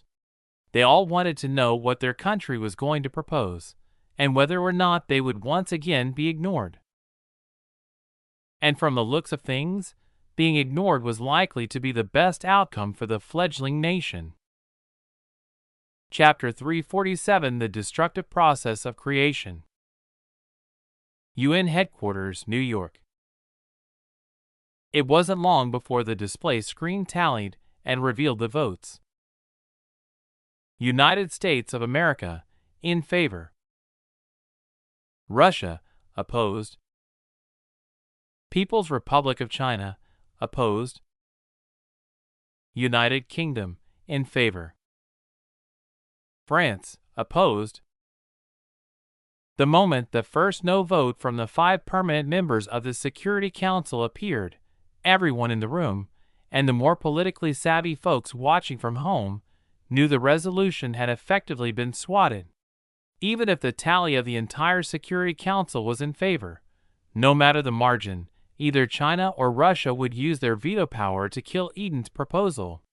Still, that was a moot point, as more than half of the non-permanent members had voted against it, 2 more had abstained, and the supporters were pitifully few. Most countries apparently either agreed with China and Russia that the UN was enough, or they were against giving up any of the power they currently held and didn't want anyone to lord their authority over them. The way the UNSC was set up, with 5 nations holding the power of veto over everything, it had devolved into a stage on which only they could perform, while the rest of the world could do nothing but watch the show. Occasionally to their benefit, true, but usually it was to their detriment or didn't involve them at all. Over time, that had turned the UN into an ineffective organization that could do nothing but say pretty words and hand down resolutions that only weak nations were forced to follow, while more powerful nations could ignore them with impunity. If anyone needed evidence of their toothlessness, the Russian takeover of the Crimean Peninsula and openly stated intentions on an invasion of Ukraine was more than enough. That wasn't even mentioning the corruption in the organization, which was only hidden behind a thin veneer of politeness. The issue was evident in the resolution following the closed-door hearing regarding the situation between Indonesia and Eden, where the Edenian ambassador presented hard evidence to support their side, while China was backing Indonesia. Needless to say, the corruption in every level of the UN was now blatantly apparent to anyone who cared to pay attention. The only thing saving the organization now was the fact that the hearing had been held behind closed doors, and the Security Council was notoriously good at keeping secret what they need to keep secret. Following the vote, the internet erupted in protests, which spilled over onto the streets and steps of government buildings around the world. People were fearful, and expressing that fear as they realized that their governments were dragging their feet on an issue where every second counted. Every second they weren't researching, every second they weren't discovering, and every second they weren't building or training was a second that could potentially trigger a domino effect that would exterminate humanity as a species. Unfortunately, even the protesters were as united as a dish of loose sand. Some protested against the United World Government, but others protested against it. And those protests were mostly split according to how the vote went. Countries that had voted for it were protesting against the resolution's failure, and countries that had voted against it were protesting the fact that it had even been considered at all. Another dividing line was along the level of countries' development. More industrialized, first world nations, like America and most of the EU, wanted things to remain as they were, while the proposal of a united world government had gained momentum in less developed nations, like those in Central Africa and Oceania. They knew that if they couldn't get a united world government with a monolithic research institute, they would stand no chance at all of surviving if the visitors were hostile, so their lives were literally on the line. Humanity had become irrevocably fractured. The divide between developed and developing, powerful and weak, rich and poor, old and young, conservative and liberal, the list went on. There was no unity to be found, and the discovery of an extraterrestrial civilization headed their way had torn away the facade that had previously covered the severe fracturing of the species, and thrown all the moral bullshit and excuses out the window. I don't know whether to applaud humanity's selfishness or be enraged by it, Aaron sighed as he watched chaos sweeping the world. People were showing their helplessness, fear, and anger with widespread destruction, vandalism, and a skyrocketing crime rate everywhere except Eden, and again, weirdly, Australia. Eden, because their country was prosperous, happy, and developing well, but also a very highly trained police force that knew how to deal with such things, backed by a very swift but brutal justice system that punishes people according to the damage caused by the crime, making all crimes in Eden have no ceiling of the punishment they could be given as a result of weight of the committed crime, while Australians were simply sanguine and phlegmatic as a whole. Still, there was no mockery in Aaron's tone, only a bitter kind of sadness. He knew that human nature was actually humanity's worst enemy, and part of human nature was for people to prioritize themselves when the species' life was on the line. They don't know that panicking is the worst possible reaction to have when their entire civilization is on the verge of destruction, Nova said from beside Aaron, where she was accompanying him in watching the painful process of the destructive act of creation. Says you? Aaron growled jokingly. He gave Nova a side eye as he remembered that her panic attack during his upgrade had cost him more than 5 billion loss that day, which was chump change for him, but still, he couldn't waste an opportunity to mess with her. I learned my lesson after a single error, but humanity continues repeating their mistakes time and again. They say that those who don't learn history are doomed to repeat it, but I like the response by Friedrich Hegel. The only thing we've learned from history is that we've learned nothing from history, Nova said in a shy voice. True. Humanity can only learn through experience, and experience is something you only gain through fucking up. So as long as they don't experience the negative aspects of the panic, they'll never learn to be calm and think carefully under pressure. Aaron was speaking as though he himself wasn't human, something he didn't realize had been happening more and more since his upgrade. But if he did notice it, he likely wouldn't care regardless. Humanity had disappointed him on far too many occasions, after all. Another thing that's worsening the chaos is the herd mentality. Humans are social animals, and when gathered in groups, they act as a group rather than relying on their individual judgment. So none of them have any control over the situation, and none of them will allow an individual to take that control and direct the herd. A person is smart. People are dumb, panicky, dangerous animals, especially in a situation where they lack any practical experience on how to handle themselves, like this one. Humanity is being tested, and it only remains to be seen whether they pass or fail. Aaron massaged his temples and pinched the bridge of his nose, then sighed. Give me a list of names. I want to know everyone who's instigating and worsening the chaos in order to deal with them in the future. I can't allow that kind of bullshit when we're fighting for our lives, Aaron said. He knew that there were some true agents of chaos in the crowds inciting and triggering them, but the majority were intelligence operatives. He even saw a few agents he recognized by sight, having dealt with them relatively recently, either personally or through skirmishes between them and the Nixians. Yes, sir, Nova said, then got to work collating the name list and the evidence backing each individual's inclusion. Accompanied by a flash of light, a burly giant that stood 9 meters tall, wearing ragged brown trousers and sandals on his feet appeared. He wasn't wearing a shirt, and his muscular upper body was covered in tattoos of eyes in every shape, size, and color, all of which rippled and moved seemingly on their own.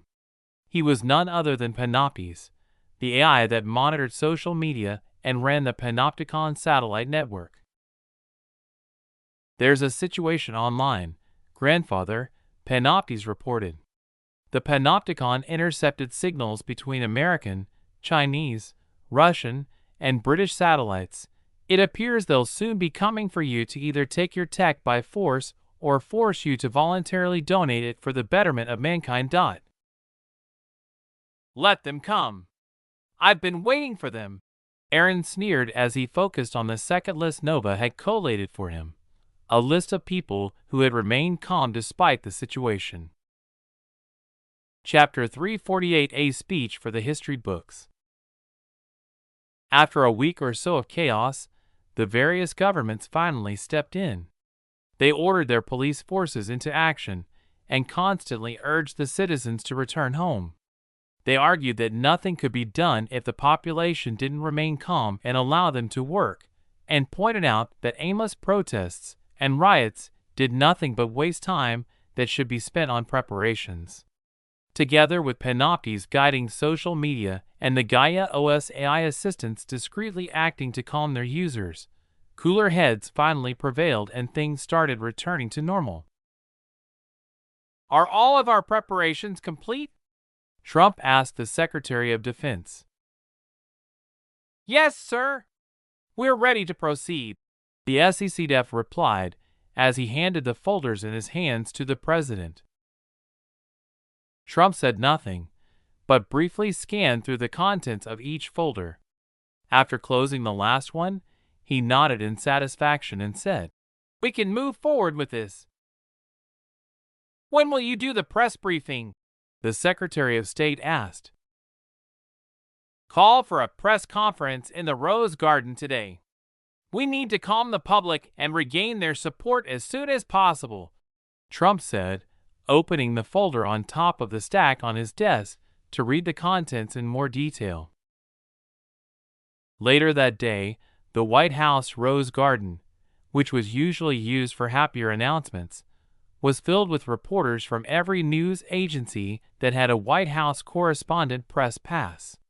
Despite the short notice, White House correspondents were available at any time for situations just like this one. This time, though, the press conference had been open to everyone who wanted to attend, White House correspondent or not. It was being held in the Rose Garden for that specific reason, as they wanted as many reporters to attend as possible and space in the briefing room was naturally limited. Today's press conference would be the first one held by the president after the mess caused by the UNSC special emergency session, where the UN had decided to do basically nothing. When the conference was scheduled to begin, President Trump followed a few of his cabinet members out of the White House, then took to the podium after they had lined up at the back of the stage the podium was set up on. The podium was decorated with the presidential seal, and the U.S. flag was proudly flying from every conceivable surface of the stage setup. It was tacky, gaudy, and looked like the stage at a campaign rally. It was uniquely Donald H. Trump style. He had personally taken over decorating the venue. As he knew the speech he had his press secretary prepare was bound to go directly into the history books. He straightened the red trucker hat on his head and his long tie, then began speaking. "My fellow Americans, when our forefathers dreamed of a new nation, one founded on freedom, liberty, and the pursuit of happiness, they looked to the vast horizon of the great unknown. Today, we too gaze into an unknown, but our eyes lay above the horizon and our gaze stretches into the vastness of space. Unfortunately, when you stare into the void stares back at you. Just a short while ago, our great nation and the rest of the world received and was startled by the discovery of an approaching extraterrestrial object. I remember the phone calls, the briefings, and the weight of the decisions that lay ahead of me at that time. But more than anything, I remember the palpable fear." He said the last word slowly, as if he was reliving the experience. "I remember the uncertainty that gripped our citizens and the questions on everyone's mind. Are we ready? Are we prepared? Are we capable of facing them?" For too long, space has been the final frontier, a domain of mystery and wonder, so much wonder, but also of vulnerability. And in the face of this new challenge, it isn't enough to offer hopes and prayers. We must be prepared. And as your president, while the world is dragging its feet, I have an obligation and a duty to ensure the safety and security of every American. He stared directly into the camera in front of him. And when it comes to defending America and its citizens, it isn't enough to just have an American presence in space. We must dominate space. We must lead others and act as a beacon for humanity to learn from and follow, just like we did when we landed on the moon in 1969. In order for that to happen, I hereby direct the Department of Defense and the Pentagon to immediately begin the process of establishing a Space Force as the sixth branch of our armed forces. Our Space Force isn't just another branch of our armed forces, but a testament to American ingenuity, determination, and our unwavering spirit. As we've done throughout history when faced with new challenges, we'll adapt, we'll innovate, and we will overcome, he said in an enthusiastic tone designed to raise the morale of the American citizens. Together with the formation of the Space Force, we're going to subsidize and offer tax credits and deductions to all companies that are willing to focus on space and help the American military to rapidly develop the necessary technology. To those who wonder about the cost or necessity of such a force, first of all, shame on you. The safety of our citizens and the security of our nation are paramount. There is no price too high. Secondly, the Space Force will not only defend against the incoming extraterrestrial threats, but will also secure America's domination in space exploration, research, and development. I call upon every citizen to support this new endeavor. And to the men and women who will join the ranks of the Space Force, I salute you. You're the pioneers of a new age, the guardians of the final frontier. Together, as one united nation, we'll face the challenges of tomorrow. We will rise, we will thrive, and as always, America will prevail. God bless you all, and God bless the United States of America. Thank you, he finished as the reporters in the audience and his cabinet members standing behind him in solidarity burst into applause. His speech had given everyone who'd watched it a newfound sense of hope. Chapter 349 Follow the Leader.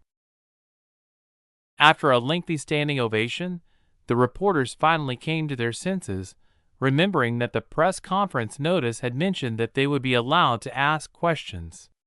And once they finally came to their senses and remembered they were there for a press conference, not a press briefing, hands rose among the crowd. Trump pointed to one of the reporters he knew in the front row. You first, go ahead. Are you indicating that you're closing the door on the option of a unified world military? Asked the correspondent from Fox News. No, we aren't doing that. We're starting by ourselves because America is the leader of the free world, and it's time for us to step up and lead. We'll eventually come to an agreement, but by taking the reins now, we'll be able to get a head start, so the time we spend closing the deal isn't wasted, he answered. His press corps had already given him a list of questions that would likely be asked and prepared him ahead of time. He pointed to the next reporter, the correspondent from Breitbart. Your turn, go ahead. There were 3 plans presented to the Security Council. Why didn't we propose our own? And which of the 3 plans will your administration support? We're still weighing our choices, but thankfully it was me that won the election. If it was Clinton, who knows what kind of mess we'd be in now. The White House press corps staffer standing behind the cameras paled and broke out into a cold sweat. The president was going off script again. Such a mess, so many messes. My administration will choose only the best plan after carefully weighing the options. Only the best, Trump said.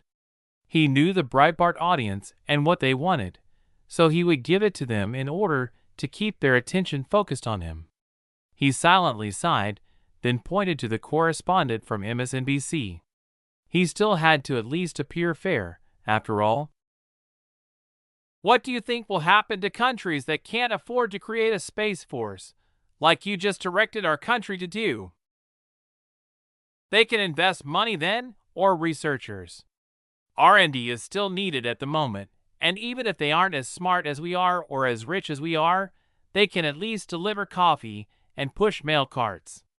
He pointed to the correspondent from CNN. Wouldn't every country forming their own space branches while the talks are ongoing create a strategy clash as each country fights to have the world adopt their strategies and doctrines? That's part of the reason I directed the formation of a space force today. I'm not a politician, I'm a businessman. And a good one too. So good. And even the worst businessman knows the benefit of being first to market, and I'm far from the worst. Politicians like to talk, but soon they're gonna realize that we left them all in the dust and, in a year at most, the whole thing will be settled and we'll still be on top. So it'll be our space force that leads, and our doctrine that they follow, and our strategies that they enact, I promise you that. The Q&A session lasted longer than most, and Trump mostly answered them well. He stuck mainly to allowing the media outlets that supported him to ask questions and avoided the unfriendly reporters until he wrapped up the conference and left. The reaction to Trump's announcement was immediate. The Americans, at least, calmed down and returned mostly to normal when they saw that something was being done. It could be compared to the reaction after the attacks in 2001, where there was an initial panic until the government stepped in and announced a concrete plan on how to prevent it from happening again. The same thing happened with the discovery of extraterrestrials now, and the same approach to calming the public had worked again. And the calm period hadn't arrived for America alone, but also for the rest of the world. Or most of it, at least. In North Korea, there had never been a mass panic to begin with, as the government hadn't informed the regular citizens of the discovery at all in the first place.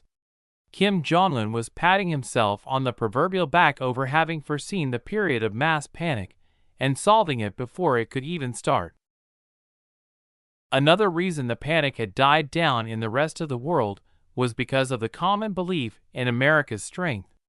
After all, America had been the world police for decades, and generally speaking, when they said they would solve a problem, the problem was soon solved.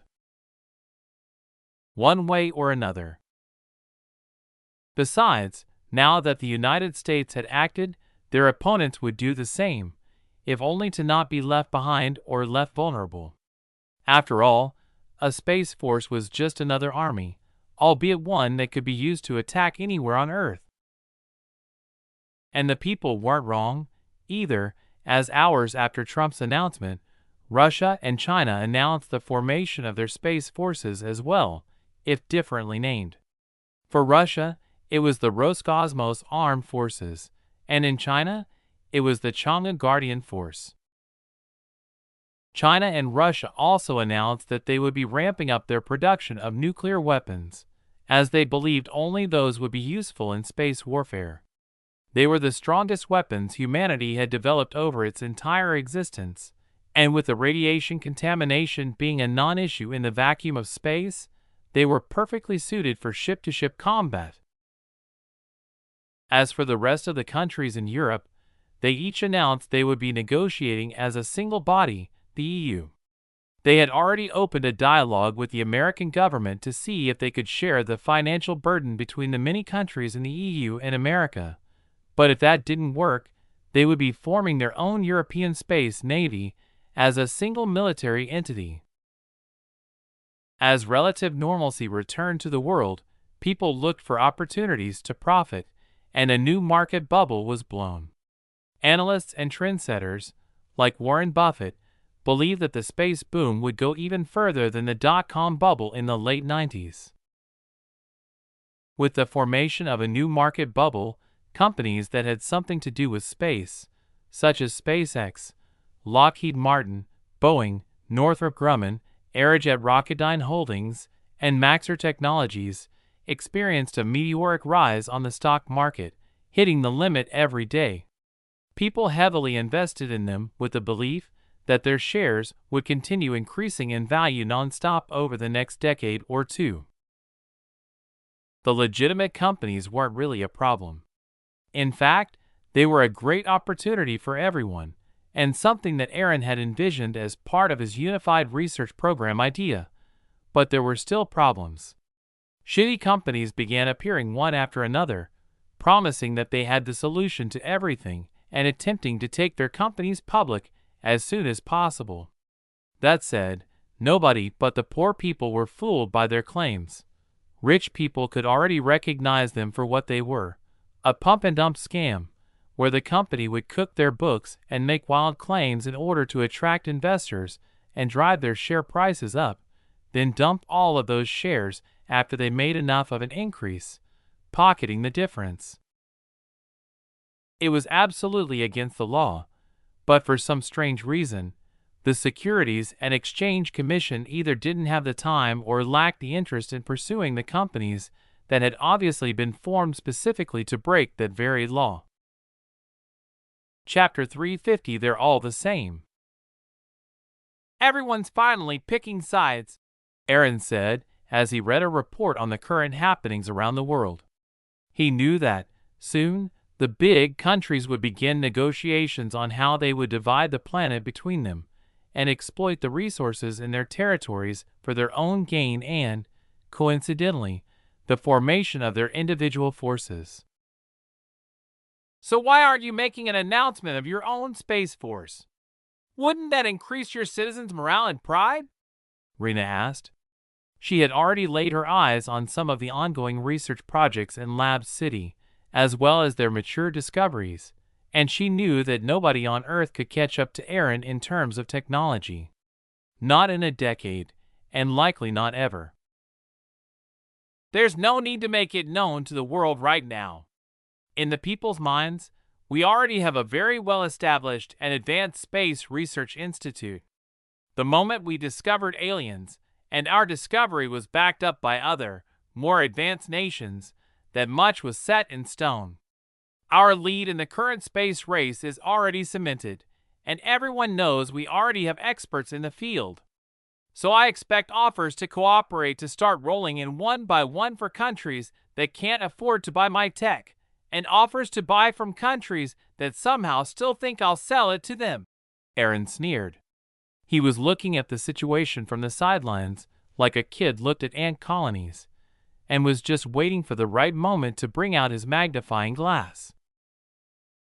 Besides, do you really think they— He gestured at the invisible, them, waving his arm in front of him. Would believe that we have the money to spend on research right now when we're dealing with the current UN sanctions? He jokingly added, eliciting a chuckle from his girlfriend. So I've been wondering over the past few days, what would have happened if the UNSC had agreed to your unification proposal without any hindrance? She asked. I would have kept my aspirations to the business world instead of world domination.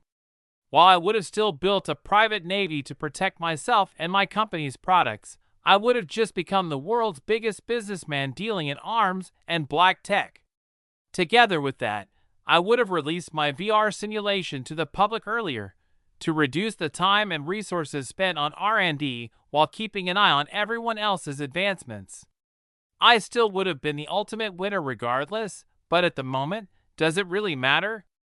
Aaron had been positive at the time of the UNSC emergency session that his proposal would fail, but even with that, he'd still had a detailed backup plan in place in case things went contrary to his expectations.